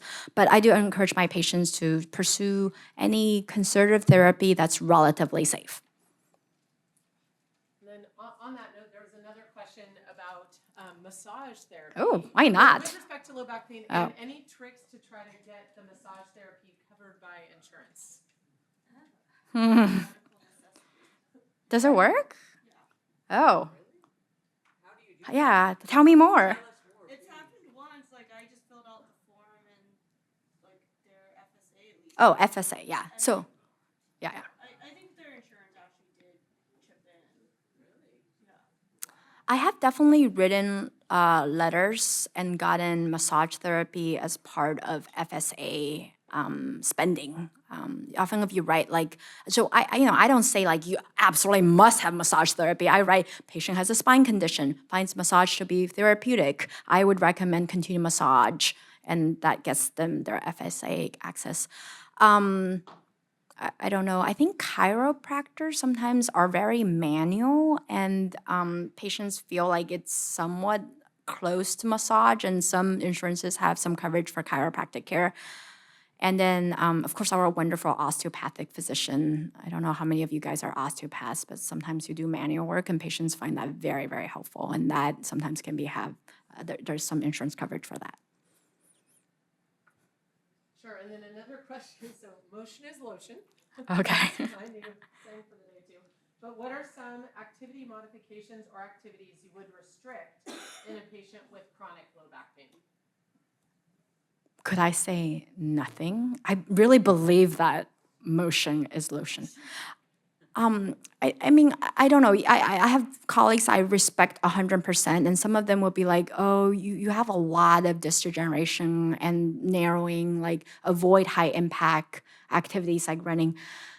I'm in the camp that you cannot show me a randomized control trial where that running is going to cause your back pain to be worse. I mean, it would just be very hard to do. Back pain is so heterogeneous. I always tell my patients, you can move. If your body tells you you must stop, then one day you will stop. So if every time they go running, they come home with pain, if the next day they're debilitated in bed, I think at one point they hopefully would learn the lesson that maybe running is not good for them. I mean, I agree, there's some athletes out there where I wish they would listen to their body, but I don't give too much precautions. I mean, the only caveat would be, of course, like they have to fracture or something. And if you have a lot of cervical spinal stenosis, I do tell my patients not to extend backwards, like to be careful when they're going to the dentist or the hairdresser, or if they're going to get intubated for a procedure, I actually tell them to tell their anesthesiologist. Like I actually tell them that they need to tell their anesthesiologist that. But other than that, I don't say like there are particular activities you must always avoid just because you have chronic low back pain. Great, and then another good question. It seems like Toradol has been a hot topic for us in this Oh, yeah. course so far. Have you ever injected, say, Toradol into the epidural space, or do you ever use Toradol for spine injections, or is there any data with respect to Toradol for spine injections?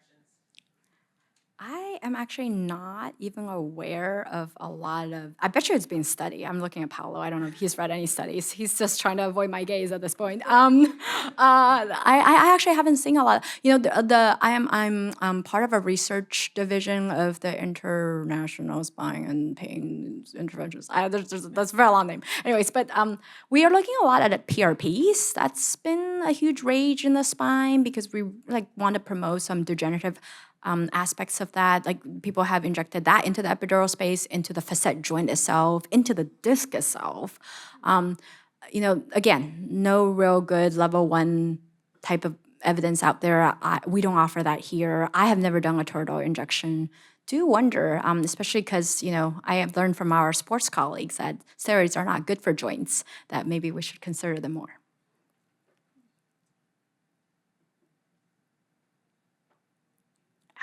Any other questions from the audience? I think we answered all the questions that were in the app. Okay, I think we can just end a few minutes early and have a few extra moments with the exhibitors.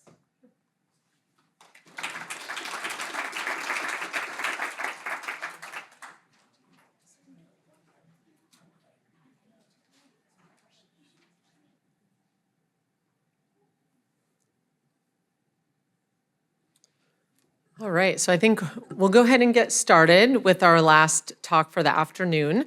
I want to make sure that we have enough time for question and answer. This is always a really hot topic. Even a lot of my patients ask me questions all the time about treatments for knee arthritis. So I want to introduce Dr. Jeff Berry. Dr. Berry is a board-certified orthopedic surgeon who specializes in adult reconstruction for hip and knee arthritis. He sees patients in San Francisco and also in the North Bay with all types of degenerative conditions of the hip and knee, as well as patients with complications from prior joint replacement. After growing up in San Jose and attending Bellarmine for high school, Dr. Berry earned a degree in biomedical engineering from Duke University. He attended medical school and orthopedic surgery residency here at UCSF. And while he was a resident at UCSF, he received numerous clinical and research awards, including the Maurer Award for Orthopedic Surgery Chief Resident of the Year, the Crevens Award for Intern of the Year. There's no mystery as to why he was recruited back to UCSF as faculty after his fellowship in joint replacement at Ortho Carolina Hip and Knee Center in Charlotte, North Carolina.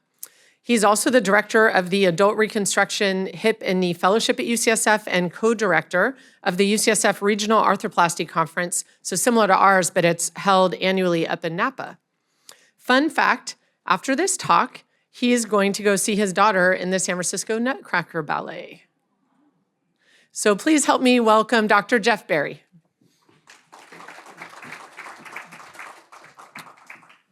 Okay, thanks for having me back. This says version 3.0. This is the third time I've done it, so it's always really fun, and try to not make it too repetitive because I know a lot of us come to the same courses, and so hopefully it's different questions each time. I never actually make it through all my slides usually, so that's usually a good thing. It means that you guys are all very interested in asking good questions, and I can get to reuse the talks each year. These are my disclosures. You might see some pictures from some of the implant companies, but obviously nothing to do with this. So this is me, that's my email. I realized that a couple of times patients were finding my email, and I think it's because these get posted online, but that's fine. You can use this, and you can send me emails directly. This is my background as just told. This is our arthroplasty group now. There's 7 of us. So when I was a resident, there was only 2, and that was about 10 years ago. We've now grown to 7, so that shows you the number of patients that are getting these surgeries done, and the number of cases that each of us do every year is kind of growing exponentially. So our newest partner is Dr. Wiggins, who's up in Marin.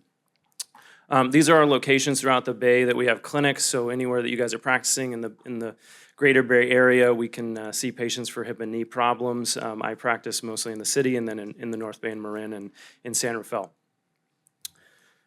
So an outline, you can go to YouTube and see the same talk from last year and a lot of the same questions. So if you have you thought this was good and you have some more questions that maybe I didn't cover directly, you can go to that and just search for Jeff Berry on UCSF, and it has a lot of this. But today what I wanted to cover is kind of what's changing maybe with replacements, so what are different in the last few years.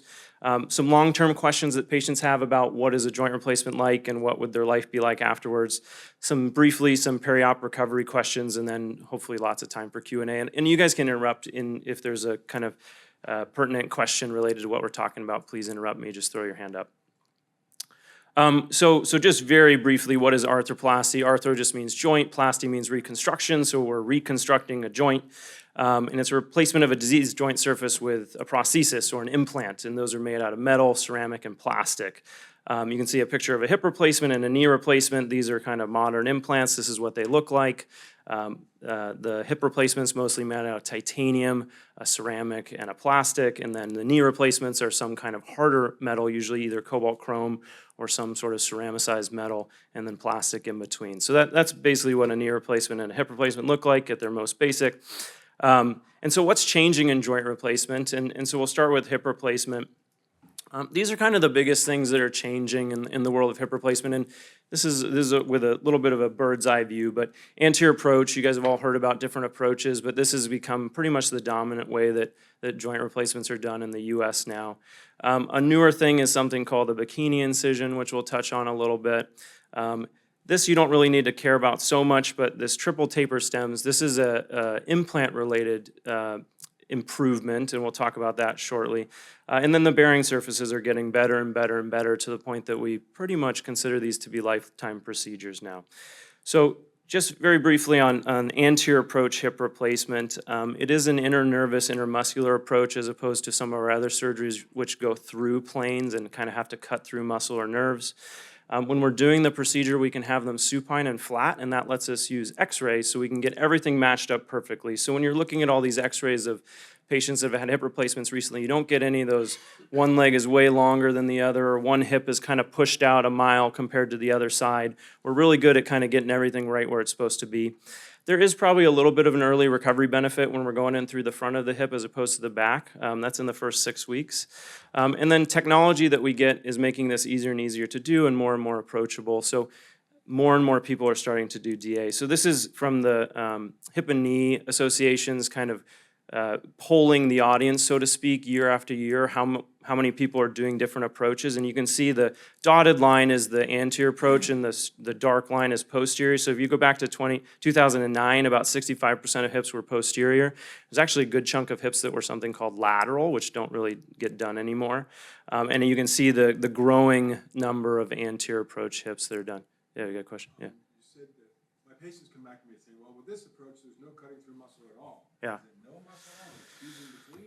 Somewhere deep down, you've got to make an incision through muscle. Yeah, it's a good question. So technically, it's no muscle. So in a posterior hip, you're actually splitting their gluteus maximus. For an anterior, so for a posterior approach, you're splitting the gluteus maximus, and you're taking down a bunch of what's called the short external rotators through the tendinous portion of it. For an anterior approach, you can do the surgery without cutting any muscle or releasing any tendons. Now, a lot of times we do release some of the short external rotators still, so you're technically not cutting a muscle. That's a little bit of semantics, but yes, you do still sometimes cut some tendons in an anterior approach, but you can do it without releasing anything. And in a posterior approach, every single time you are releasing a good number of them, and you're splitting your big butt muscle there. So it is a little bit different. And that's where that first 6 weeks probably comes in, is that people come off walkers a little faster, they don't use as much pain medications, they don't have as much trouble with stairs in those first few weeks.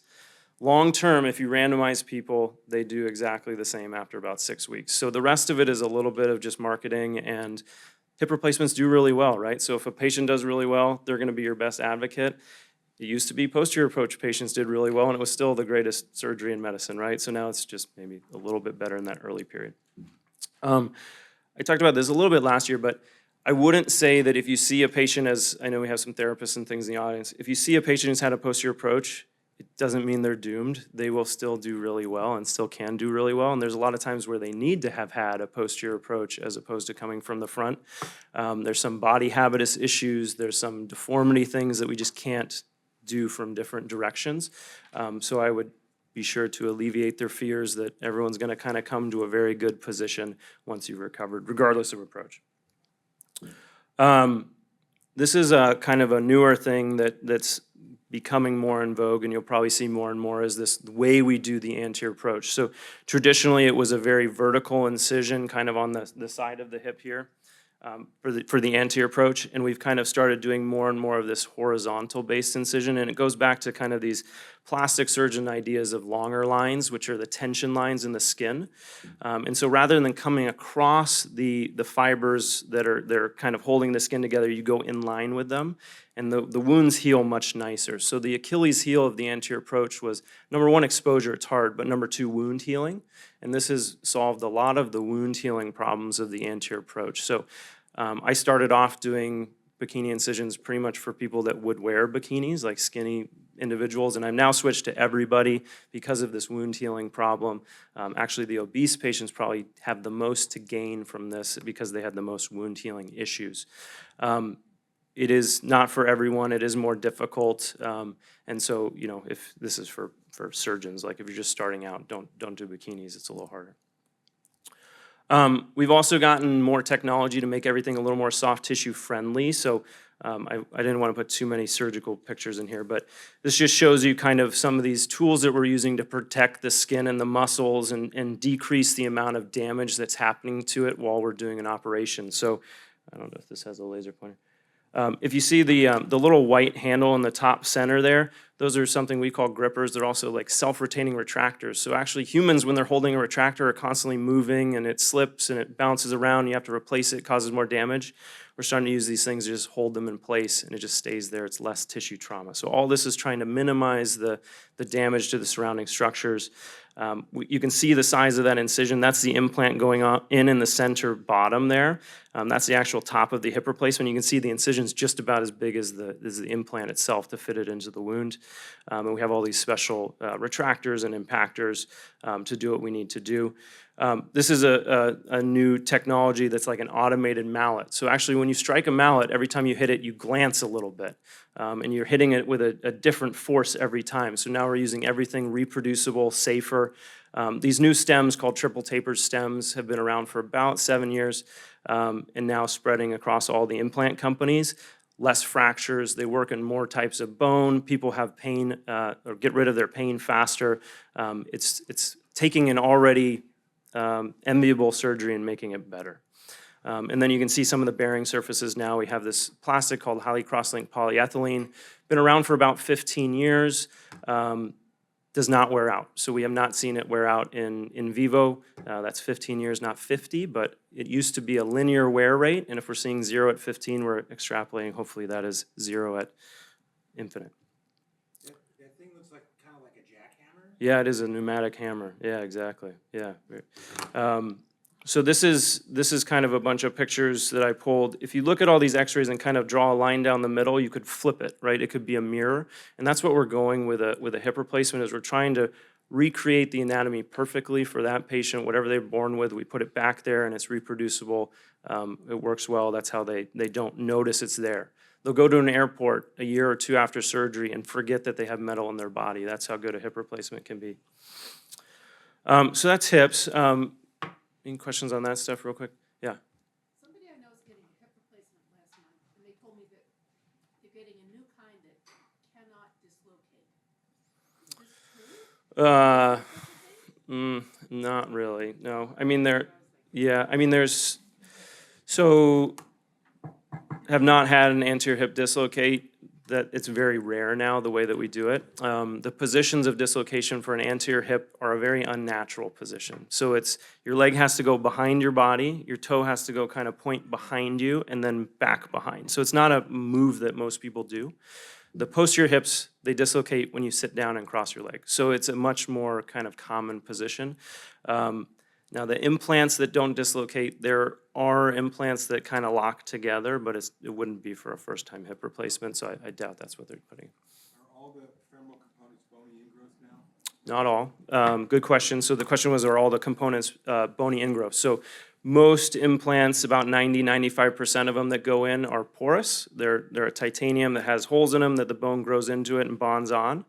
But about 5 to 10% of the cases that we do, the bone is too soft for us to actually pound that in. Even with the pneumatic mallet that's kind of gentle, it's too soft for us to pound in, and so it will break or crack, and so we do still cement sometimes. So with the bony ingrowth in those first 2 weeks, is there enough force to keep that from twisting in the femoral component? That's the goal. Yeah, that's the idea. So some of the advantages of these new stems that you're seeing here is that they are better at that early rotational and axial stability. So they go in the bone, they stay where they're supposed to be, they don't wiggle, they let the bone grow in, and they're not going to let it fracture, they're not going to let it subside or move, it kind of just stays right where it's supposed to be.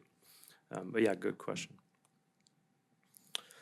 Okay, so what's new in knee replacement? This is a little bit more, kind of put it all in one thing. There's not been any big jumps in knee replacement that have good data behind it. Okay, so there's been a lot of changes that have happened and a lot of things that we're doing, but there's no data behind it yet. So there's no evidence to say what we're doing right now is better than what we were doing 5 to 10 years ago, unfortunately. Hips are kind of you forget about it. Surgery, knees, no one forgets about it. They always know they have a knee replacement. So we're trying to get to that. We have that kind of pie in the sky goal, and we're trying all these different things, but unfortunately a lot of them have not panned out yet. So probably 5 to 10 years out from some of these big jumps in 95, 100% of people being happy, we're still probably in that 90% range. So a lot of the things that you'll hear about and patients will ask about are things like, to your question just previously about hip replacements, most knee replacements are cemented. We cement them in place. There's a growing trend towards more and more of these press-fit implants. A little harder in a knee to do and a little more risky in a knee, but about 30% of the joints in the US are now cementless, so we're impacting them in instead of cementing them. No real data to say that's better or not yet. There's an increased adoption of robotics to put in knee replacements. With hips, you could see that we're really good with x-ray, getting everything exactly where we need it to be very efficiently. We don't really need a robotic assistant. With knees, there are more and more use of robotics to try and put the knee exactly where we're trying to go. Unfortunately, all the data would say that if I put the knee where I think it's supposed to go with my hands and we do it with a robot, the patient knows no difference. So they don't notice the improvement or better accuracy in placing the components. So it's probably we're not putting it in the right place for the right person yet. There's these new alignment strategies. So you may have heard people hearing about kinematic alignment or personalized alignment knees. They'll ask about that. No real data to say it's any better. A lot of the studies end up coming back to it's probably more the patient in a knee replacement than it is the actual surgery right now in terms of what their early response would be. So just like how you heard Dr. Zhang talking about, maybe some patients have nerves that are more primed to have pain early. There's probably people that have bigger trauma response to surgery early, makes the recovery a little more difficult. It's probably not the implant, so to speak. What we are getting better about in knees is picking people that are good for surgery, people that need to have surgery and would benefit from surgery. We're better at expectation management, kind of talking people through, it's not going to be pain-free in 4 weeks. You're not going to be running around in 2 months. This is a longer recovery. And then optimizing patients pre-op, we're trying to get them to avoid the complications of infection, fractures, problems with the wound in the early recovery time points. These are completely unknown or unproven knee advances that all the patients ask about. If this is kind of a pain in our butt, but nano knee, Jiffy knee, Mako knee, lateral knee, minimally invasive robotic knee, quad sparing knee, custom knees. None of this stuff has any data behind it, unfortunately. It's all kind of marketing ploys that different surgeons use to try and push their practice. They all have ideas behind them that may have some merit, but unfortunately, when we actually randomize all these different things, they kind of all come out the same. So if you hear about these, you can tell them, we're happy to talk to them about it, but most of it is marketing. There's no pain-free knee, just like there's no undislocatable hip. Stuck. Okay. So that's kind of like the new stuff, but this is kind of maybe more of the nitty-gritty of the recovery period after joint replacement and some questions about that. So how long am I in the hospital after surgery? So if you ask, yeah, Dr. Chang. Yeah. Quickly, I wasn't sure if you were going to mention that. What about the, it probably falls in that custody category, the female knee versus the male knee? Yeah. Can you comment a little bit about Yeah. that? Yeah. And then surface, and then the hemi. Like partial knee replacements, or are you talking about partial hip replacement? Knees? Yeah, sure. So the question was, I'll do the partial one first. So there are partial knee replacements. We do those not infrequently. I didn't touch on it too much here. Basically, instead of resurfacing the whole knee, you pick a part that's worn out. The biggest problem with those is finding the right patient. So most patients who get arthritis, it's kind of a whole joint problem, and so you're getting issues all over. It's hard to identify the people who would just have it in one location. So a lot of times that is a patient selection issue. The reason they fail is that most commonly the other parts wear out. So if I did a medial partial uni, most common reason it fails is the lateral or the patellofemoral joint starts to wear out and give pain. And so then we're back in there doing a full knee replacement. So it's kind of balancing that little smaller surgery, maybe a little easier recovery, but a higher chance of needing another procedure in the future. It's kind of a very patient dependent. A lot of times we will use it as kind of a bridge for maybe that younger, more active, more demanding patient. And then 10 years later, they get the knee replacement. As opposed to in the older population, which it was originally designed for, in the older population, most of them will say, I just want one surgery and done. I don't care if it's a little harder. I just don't want to be back here again, is usually what they'll pick. And then, sorry, your first question was, the female knee. Yeah, there was a thing called the gender-specific knee for a while. Again, a marketing thing. It was just a more narrow component. So if there's a size 1 through 10 and they're in 1 millimeter increments, they had a 1 narrow, which was a size 0 with a 1 in the other direction. So it's just a little bit different sizing. Most companies all have that now. They have narrow and regular sizes. We usually don't have a problem fitting it to a patient. There was never a difference in kind of the articulation or the shape of it. It was purely just more narrow, which most women have a little bit more narrow of a condylar distance, so that was to fit women more regularly. But that kind of is called a gender solutions knee by one company about 15 years ago. They don't really even sell it anymore. Good, okay. How long am I in the hospital after surgery? So, again, when I was a resident 10, 15 years ago, people would be in the hospital for regularly up to 5-7 days after joint replacement. It is now a same-day surgery or the next day surgery. So I think this is really important. In our area, we're actually much less, we're worse at this than most of the country. Most of the country is almost 75% same-day surgery. We're probably maybe 20-25% same-day surgery. A lot of it has to do with San Francisco. Like, a lot of people live alone. A lot of people have a lot of stairs. So our patient population is a little bit different. At a tertiary care center where we have sicker patients, so they're not necessarily medically able to go home the same day. But it is very safe to go home the same day from a joint replacement, knee or hip. So you don't need to bring your bags and kind of check into the hotel like they used to. People are getting up the same afternoon, an hour after surgery, you're walking down the hall. There's this, we call it multimodal pain management. We're giving them multiple different types of medicines to try and minimize the opioids. You can do joint replacements without opioids. And the expectation management, this comes from even you guys at the very beginning. If you guys tell them that, oh, you're gonna be in the hospital for a long time, this is gonna be miserable, and I had my patient was there for 3 days, like that sets in their mind that then they need to be there for 3 days. If you tell them, oh, this is gonna be pretty straightforward, you'll be in the hospital, you'll be out, you'll be resting at home, sleeping at home, having dinner at home, that goes a long way everywhere along the chain. Will you be able to do stairs after surgery? Yes, you can do stairs after surgery. Everyone in San Francisco has stairs. That is like guaranteed that you have stairs in your house. You can do them after you have your knee replacement and go up the stairs.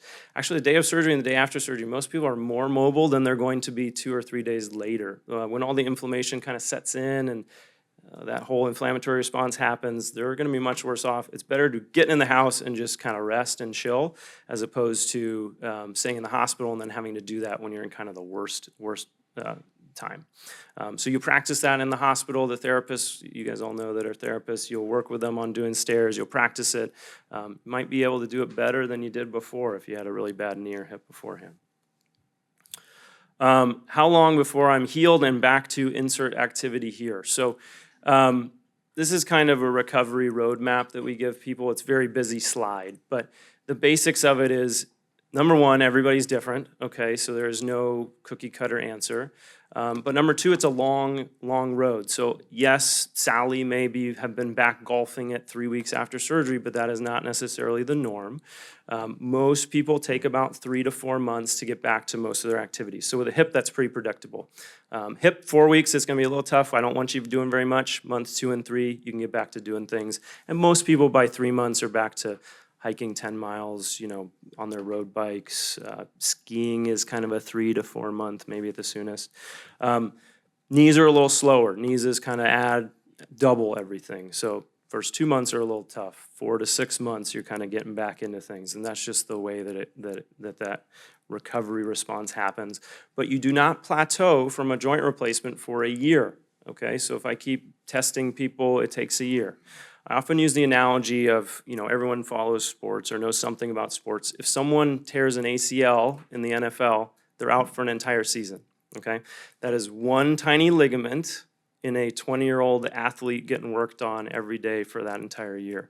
We just took out an entire chunk of your knee, bone, ligaments, and everything, and you're not 20 years old. So it's gonna take a little bit longer for that to come back to kind of what you wanna do. Now, when you think of it that way, we're actually doing really good if they're coming back at 3 to 4 months, but sometimes the expectations are a little unrealistic for some of these surgeries. When can you drive after surgery? So this is side dependent. With the left side, you can drive as soon as you're ready and you're off the narcotics. With the right side, we wait 3 weeks. So everything in arthroplasty has been studied. They've actually tested people's reaction time, gas to brake. It takes 3 weeks for a operated right leg, hip or knee, to be able to go back to a safe reactionary time. So it's 3 weeks minimum and then off of narcotics or mind-altering drugs, which includes gabapentin during the day.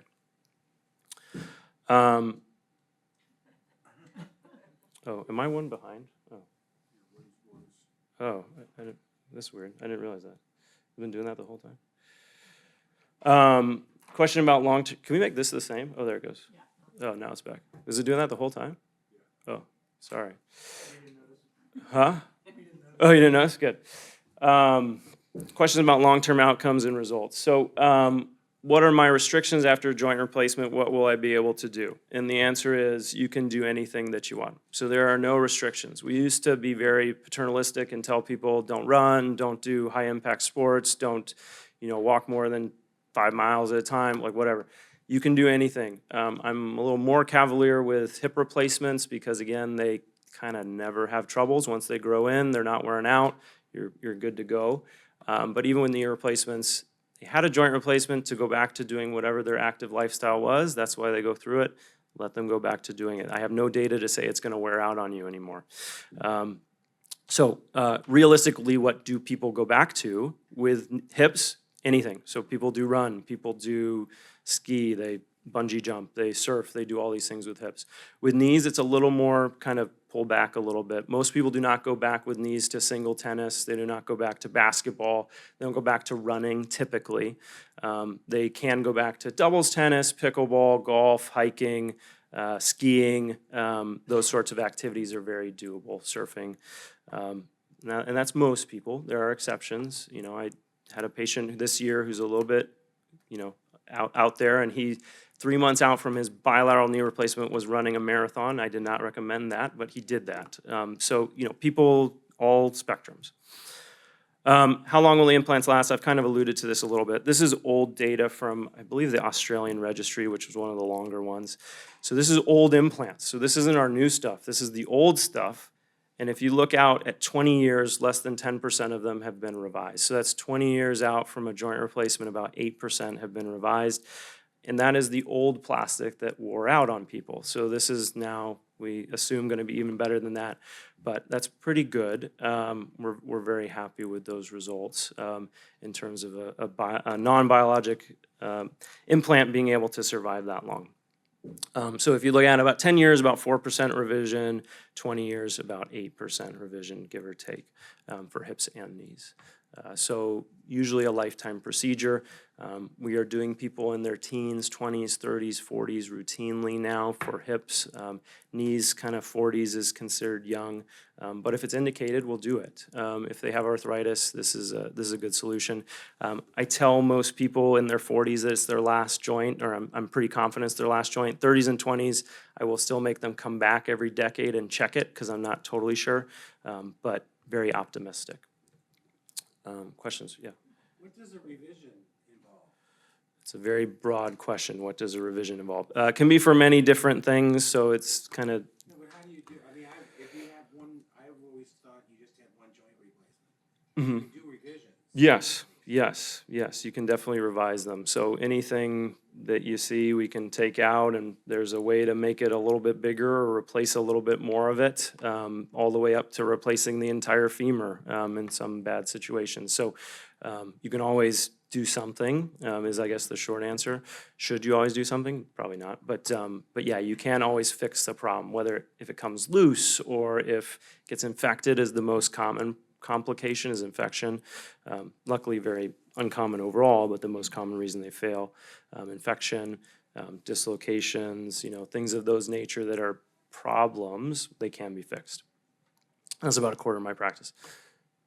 Yeah.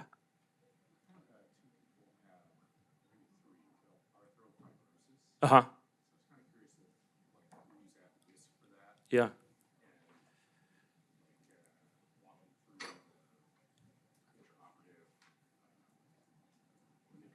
Uh-huh. Yeah, good question. So the question was about the problem of what's called arthrofibrosis, which is a fancy way of saying the knee got stiff. It doesn't usually happen in hips, but knee got stiff during the early recovery phase.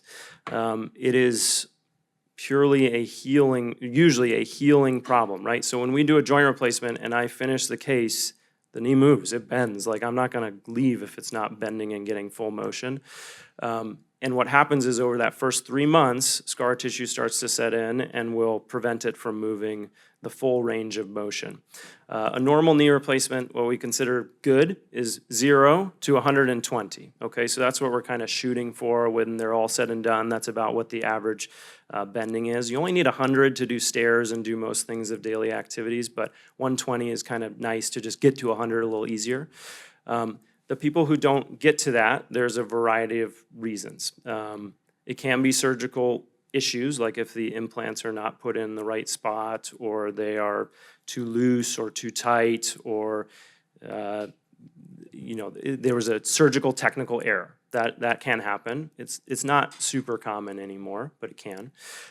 More commonly, it is a move it or lose it phenomenon, that if you do not get to that range in the first 3 months before that scar has set in, it's permanent and you're not gonna get there. So what we do is we often will coach people through these first 3 months, like, hey, you gotta get there, like, let's do whatever we have to do, whether it's pain control, whether it's more therapy, whether it's actual assistive devices to help bend your knee. If they don't get to there by 3 months, or they're not in a range that is what us and the patient consider acceptable, that's where a manipulation comes in, which is a procedure which is pretty straightforward. You just put them to sleep and you bend the knee. That's all you do. You take the pain out of it, bend the knee. Most of them very quickly will go back to that full range of motion pretty easily while they're asleep, and then they restart therapy in coming back to it. There is a subset of patients who this is a biologic problem, where they have way too much scar formation, and it doesn't matter how hard they're working with therapy, what they're doing, they just lay down thick, dense, almost bone-like scar. And those are really tough patients to treat. Sometimes we'll radiate it to try and prevent the scar from forming. Sometimes we'll do injections of different things to prevent the scar from forming. But that's a kind of rare phenomenon. More commonly is just a little slow with the therapy, not quite good enough pain control, needs a little boost. We do a manipulation and they do fine after that. But yeah, good question. Yeah. So the person who does that type of scarring, would that be someone who's a known keloid former, or is keloid only superficial? Yeah, different pathways. That's a really good question. But yeah, it's different pathways, not usually keloid formers. Yeah.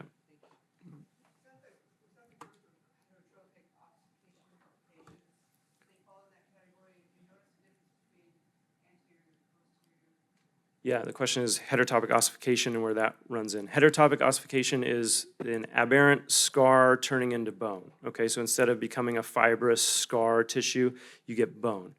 The more and more we know about it, the more and more we're learning it's probably muscle trauma at the time of surgery in a lot of cases.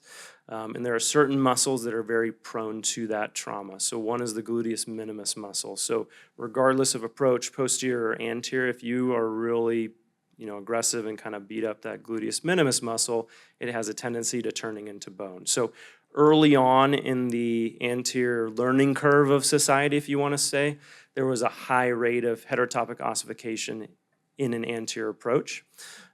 It's actually dropped off now as we've gotten better at what we do, and we just know how to do it more safely. And you saw some of those adjuncts that we use with the offset instruments and the tables that we use and some of the different soft tissue protectors, that the rates are pretty low. The rates of kind of needing intervention, like HO that's so bad that it's limiting your range of motion, is pretty uncommon now, but definitely still exists. Yeah. Usually hips, knees don't have that as much because, again, it's usually muscle trauma. There's not really any muscle around the knee to turn into bone. Yeah. I had a quick question. You mentioned about when you're looking at your patients, the ones who get the knee replacements, you find they're not returning back to singles tennis, hoops, running. Is that because of the limitations of the joint replacement? Because of the less stability, or Yeah. what about volleyball? Yeah, good questions. Yeah, I think the biggest thing there is more of, it's not that they can't. It's not that like you couldn't. If you are a big singles tennis person, we definitely have people go back to playing. It's more of on the expectation management, like what do most people achieve or what are most people able to do?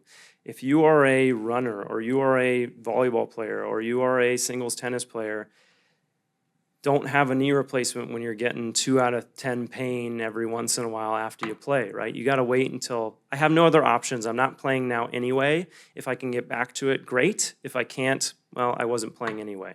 The reason probably comes down to the stability of a knee. So a knee replacement, you're losing a lot of that proprioception of ACL, PCL, meniscus, the end of the bone. You're losing all of that input, and every time you step on it, you don't really know where it is, right? So you never really trust it quite as much. I've obviously never had a knee replacement. That's kind of what people describe. And so that ability to kind of do cutting and pivoting or to do that higher level, like I can just go full out, doesn't always return. And so because it's not, some people are very like in tune to that and they need that to play, I can't tell them like you're gonna get back because they might not. And that's when patients get really upset, is if they come in, we see people that have had a joint replacement somewhere else, they're told, hey, I should be able to do everything. I can't, like my range of motion's only 0 to 120. Like it doesn't hurt when I walk, but if I try to play basketball, like I just can't. It's like, well, that's a knee replacement. That's unfortunately kind of what we're at. So it's probably a limitation of, implants as well as just, we don't have a way to tell the brain where this knee is moving around in space. The hip is a dumb joint. It's just a ball and socket. It sits in there. It can't move.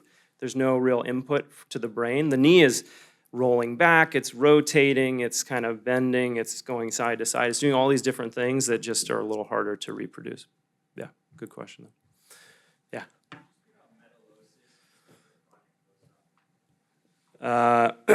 The question was speaking on metallosis as a reason for chronic post-op pain. Is that what you're saying? Yeah.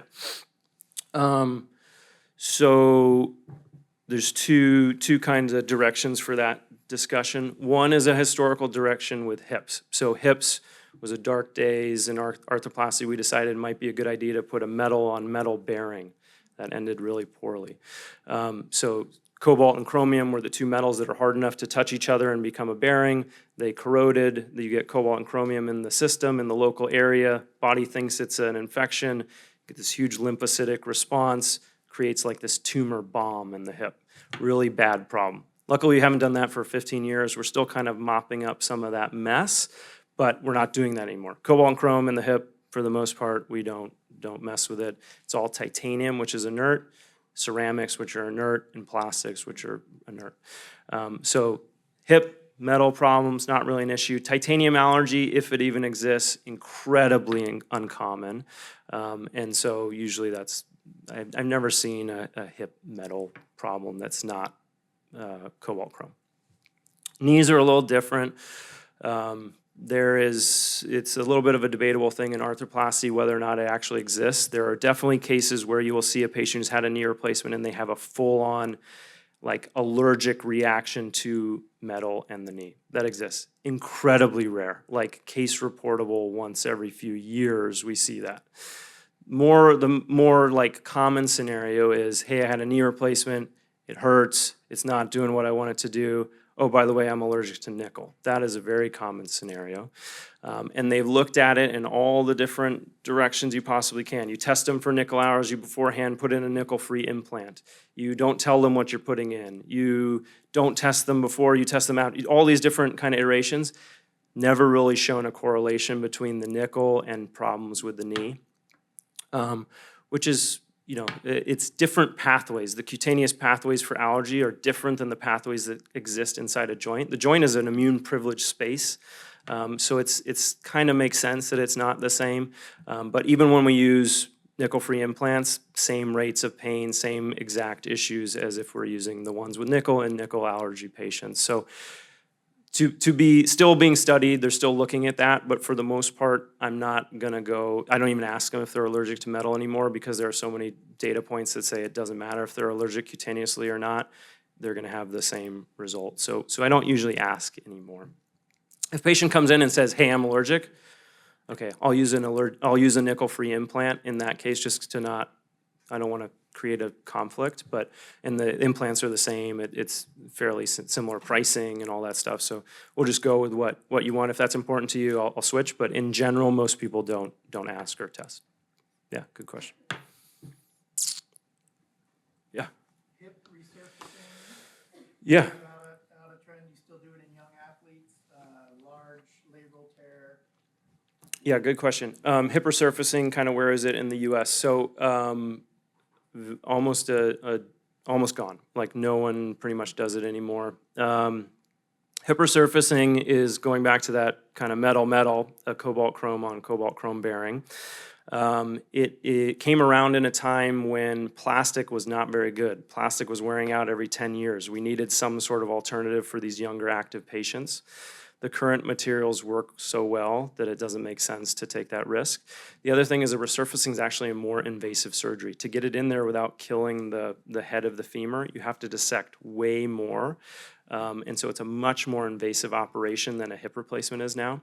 And the amount of bone that you're saving is bone that in the next surgery you would be throwing out anyway. So you don't really actually gain anything from a resurfacing in terms of the long-term benefit. So for most of us now, you look at Andy Murray or Isaiah Thomas or all these guys who had resurfacings, if they had had a hip replacement, they'd probably be doing just as well, if not better, arguably.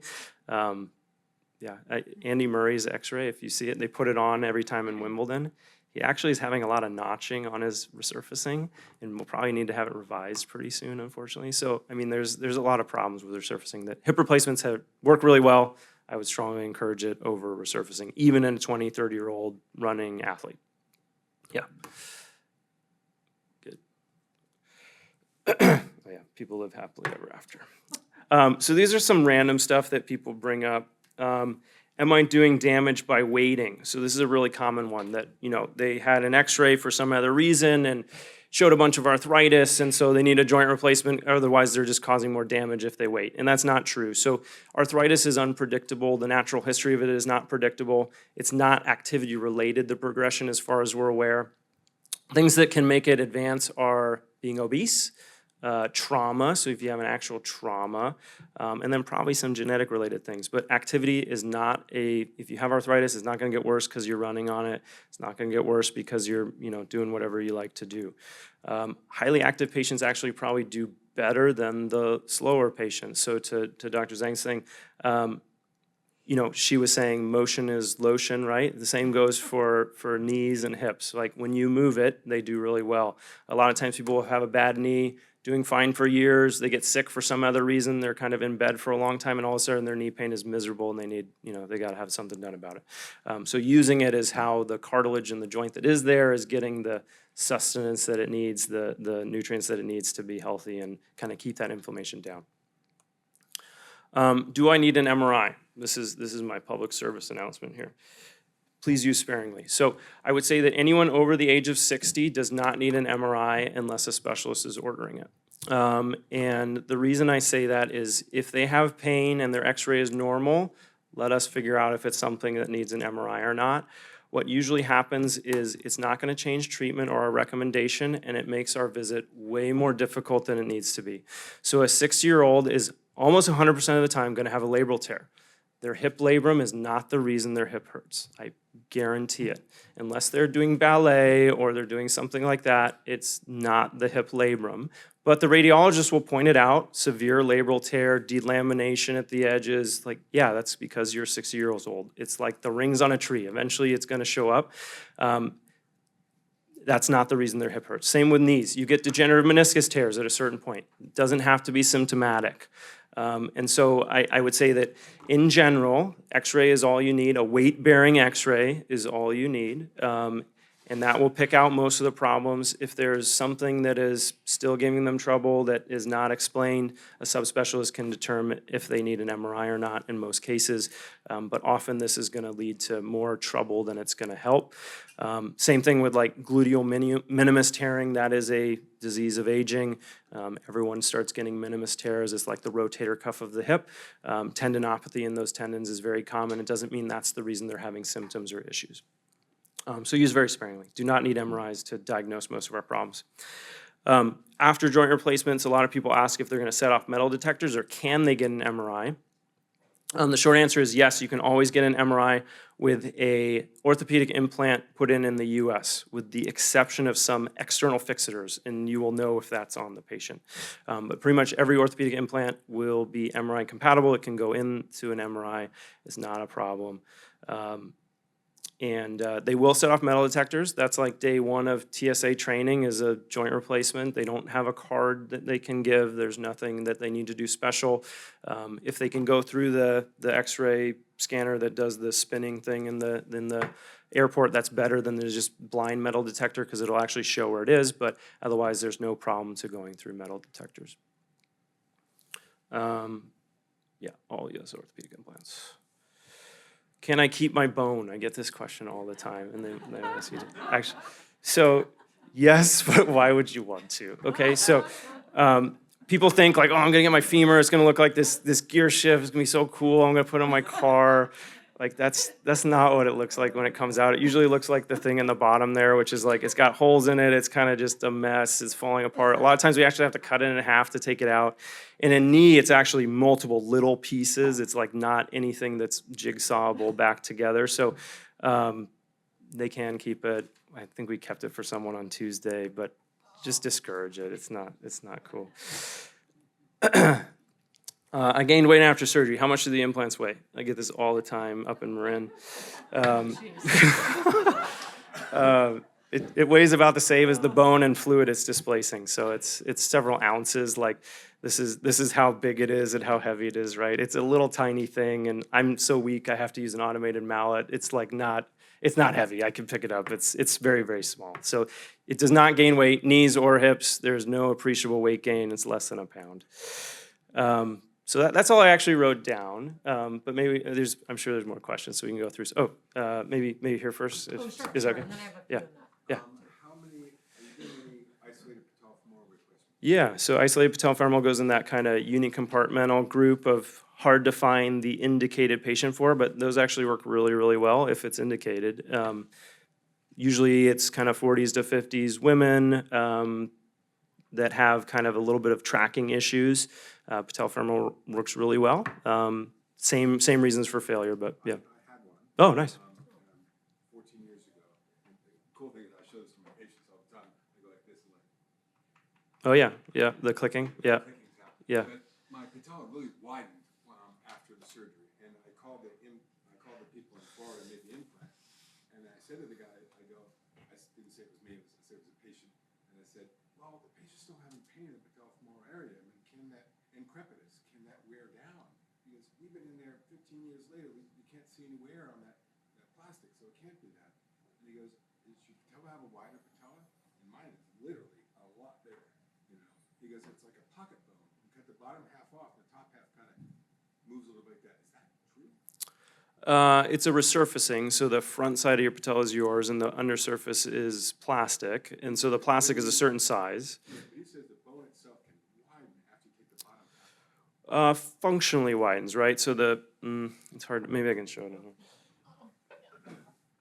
So the articular surface of the cartilage is maybe smaller than the actual width of the bony surface. So once we've cut it, you're getting to the full bony surface as opposed to the articulating surface. Maybe that's what we're talking about.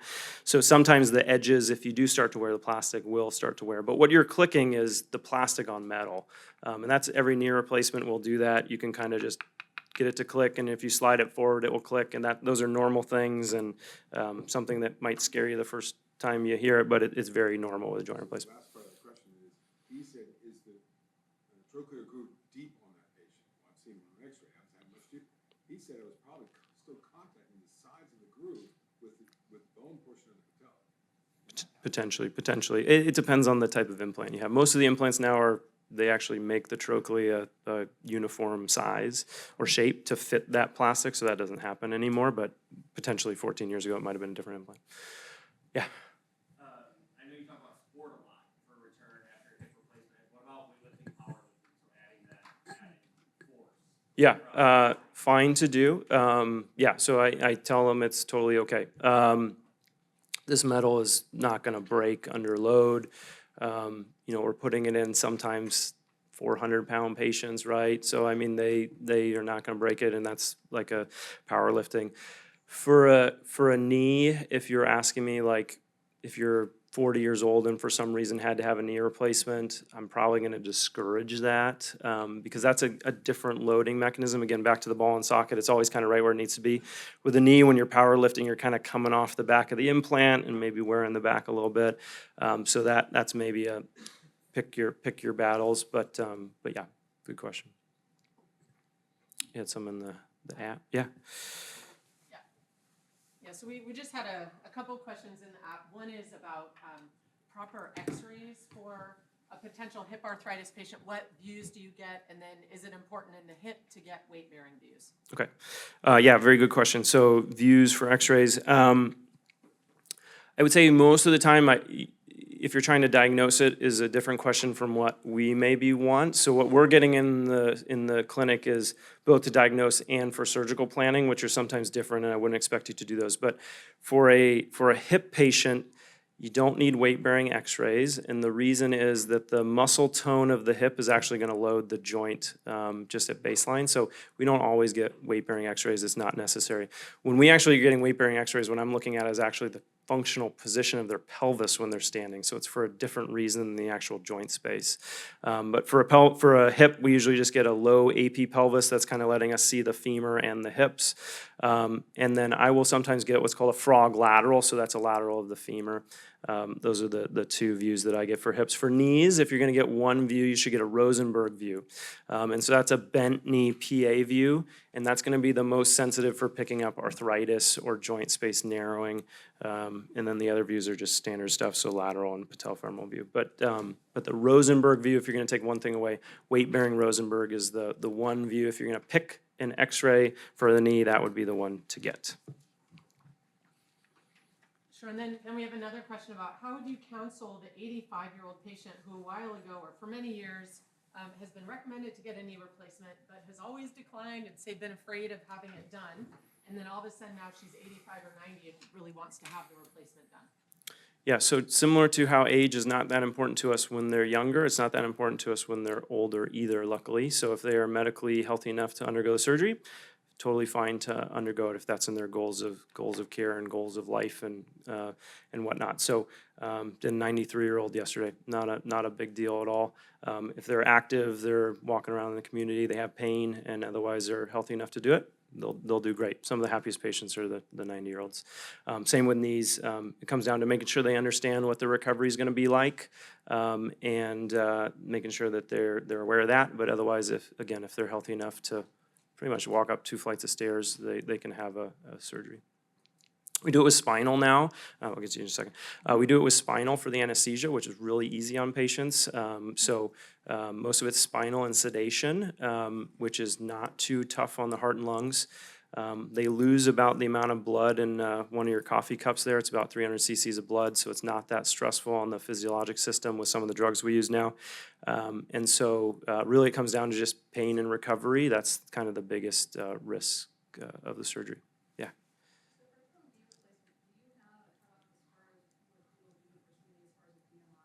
Yeah, good.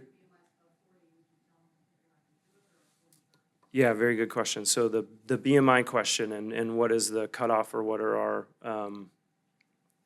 rules? So in our clinic, the kind of soft cutoff is a BMI of 40. And I say soft cutoff because that's just, if you're asking me like, what is your rules? It's like, well, we prefer the BMI under 40. We definitely do it for patients above 40 in different circumstances. If you started at a BMI of 60 and got down to 45, yeah, I'm gonna do a joint replacement for you, right?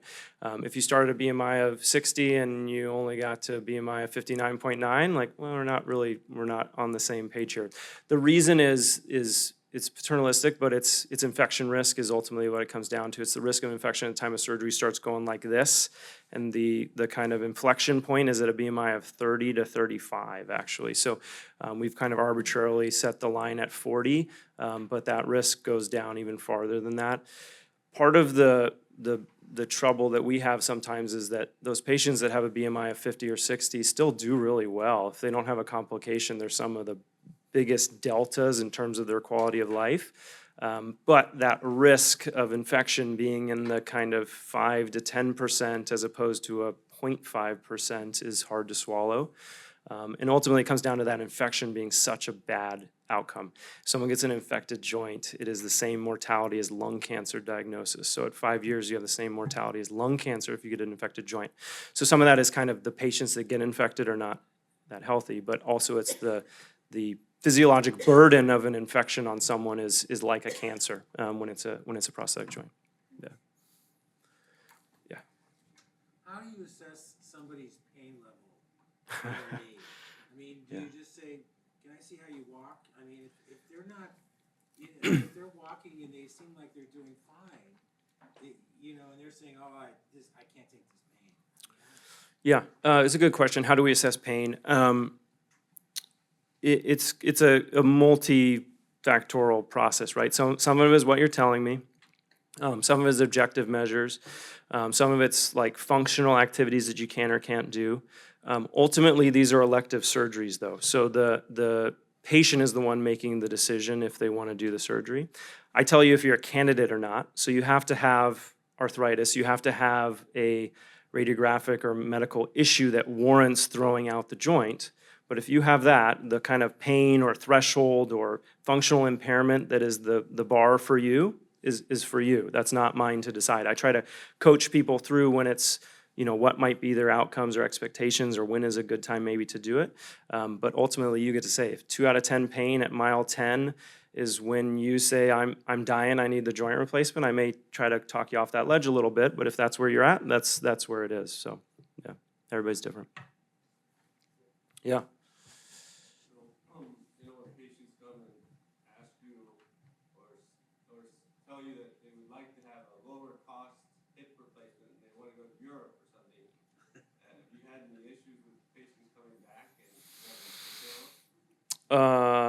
The question is if people go somewhere else for a lower cost joint replacement and come back with issues. Yeah, we get that all the time. But I guess the question of cost is a little bit more complex than that. Like I'm not charging anybody different for joint replacements, right? Joint replacement is if you have a condition that has degenerated the joint to the point that I think you're ready for a joint replacement, any insurance in the US is going to cover it. It's not a not covered procedure. So people's out of pocket may be different if that's what you're getting at, but in general, it's always covered. Like if I'm saying you're a candidate for a joint replacement, no insurance is going to deny that. And joint replacement is covered almost every plan. So it comes down to kind of what people's copays are and their deductibles and whatnot. But yeah, but the question of bad surgery happens everywhere in the world, the U.S. included. So we get problems from the U.S. and from outside the U.S. Yeah. There's one more question in the app Sure. if we want to Yeah. just do one more. Yeah. Knock it out. Okay, so this will be our last question. There's a question in the app. This is probably from a AT or PT. But I've seen a few patellofemoral joint replacements recently. So isolated patellofemoral that have had a lot of lateral patellar positioning before surgery, and then after surgery still have a lot of lateral tightness. So any thoughts on considerations you have for these patients, say intraoperatively, trying to get the patella to track better, such as IT band, lateral retinaculum? Like what tricks do you use at the time of surgery to help with the patellar tracking? Sure. So a little bit of a surgical question, but the question is kind of like tracking issues with patellofemoral, total knees, kind of all those. It probably falls in the same bucket. We're going to try and, again, we leave the OR and we don't like things going wrong. So like the range of motion question, we want full range of motion when we leave the OR. We want the patella tracking when we leave the OR. And we do things to adjust that. Some of it is releasing tight structures. Some of it is the rotation of the implant. Some of it's where we're putting the implant or placing the plastic button.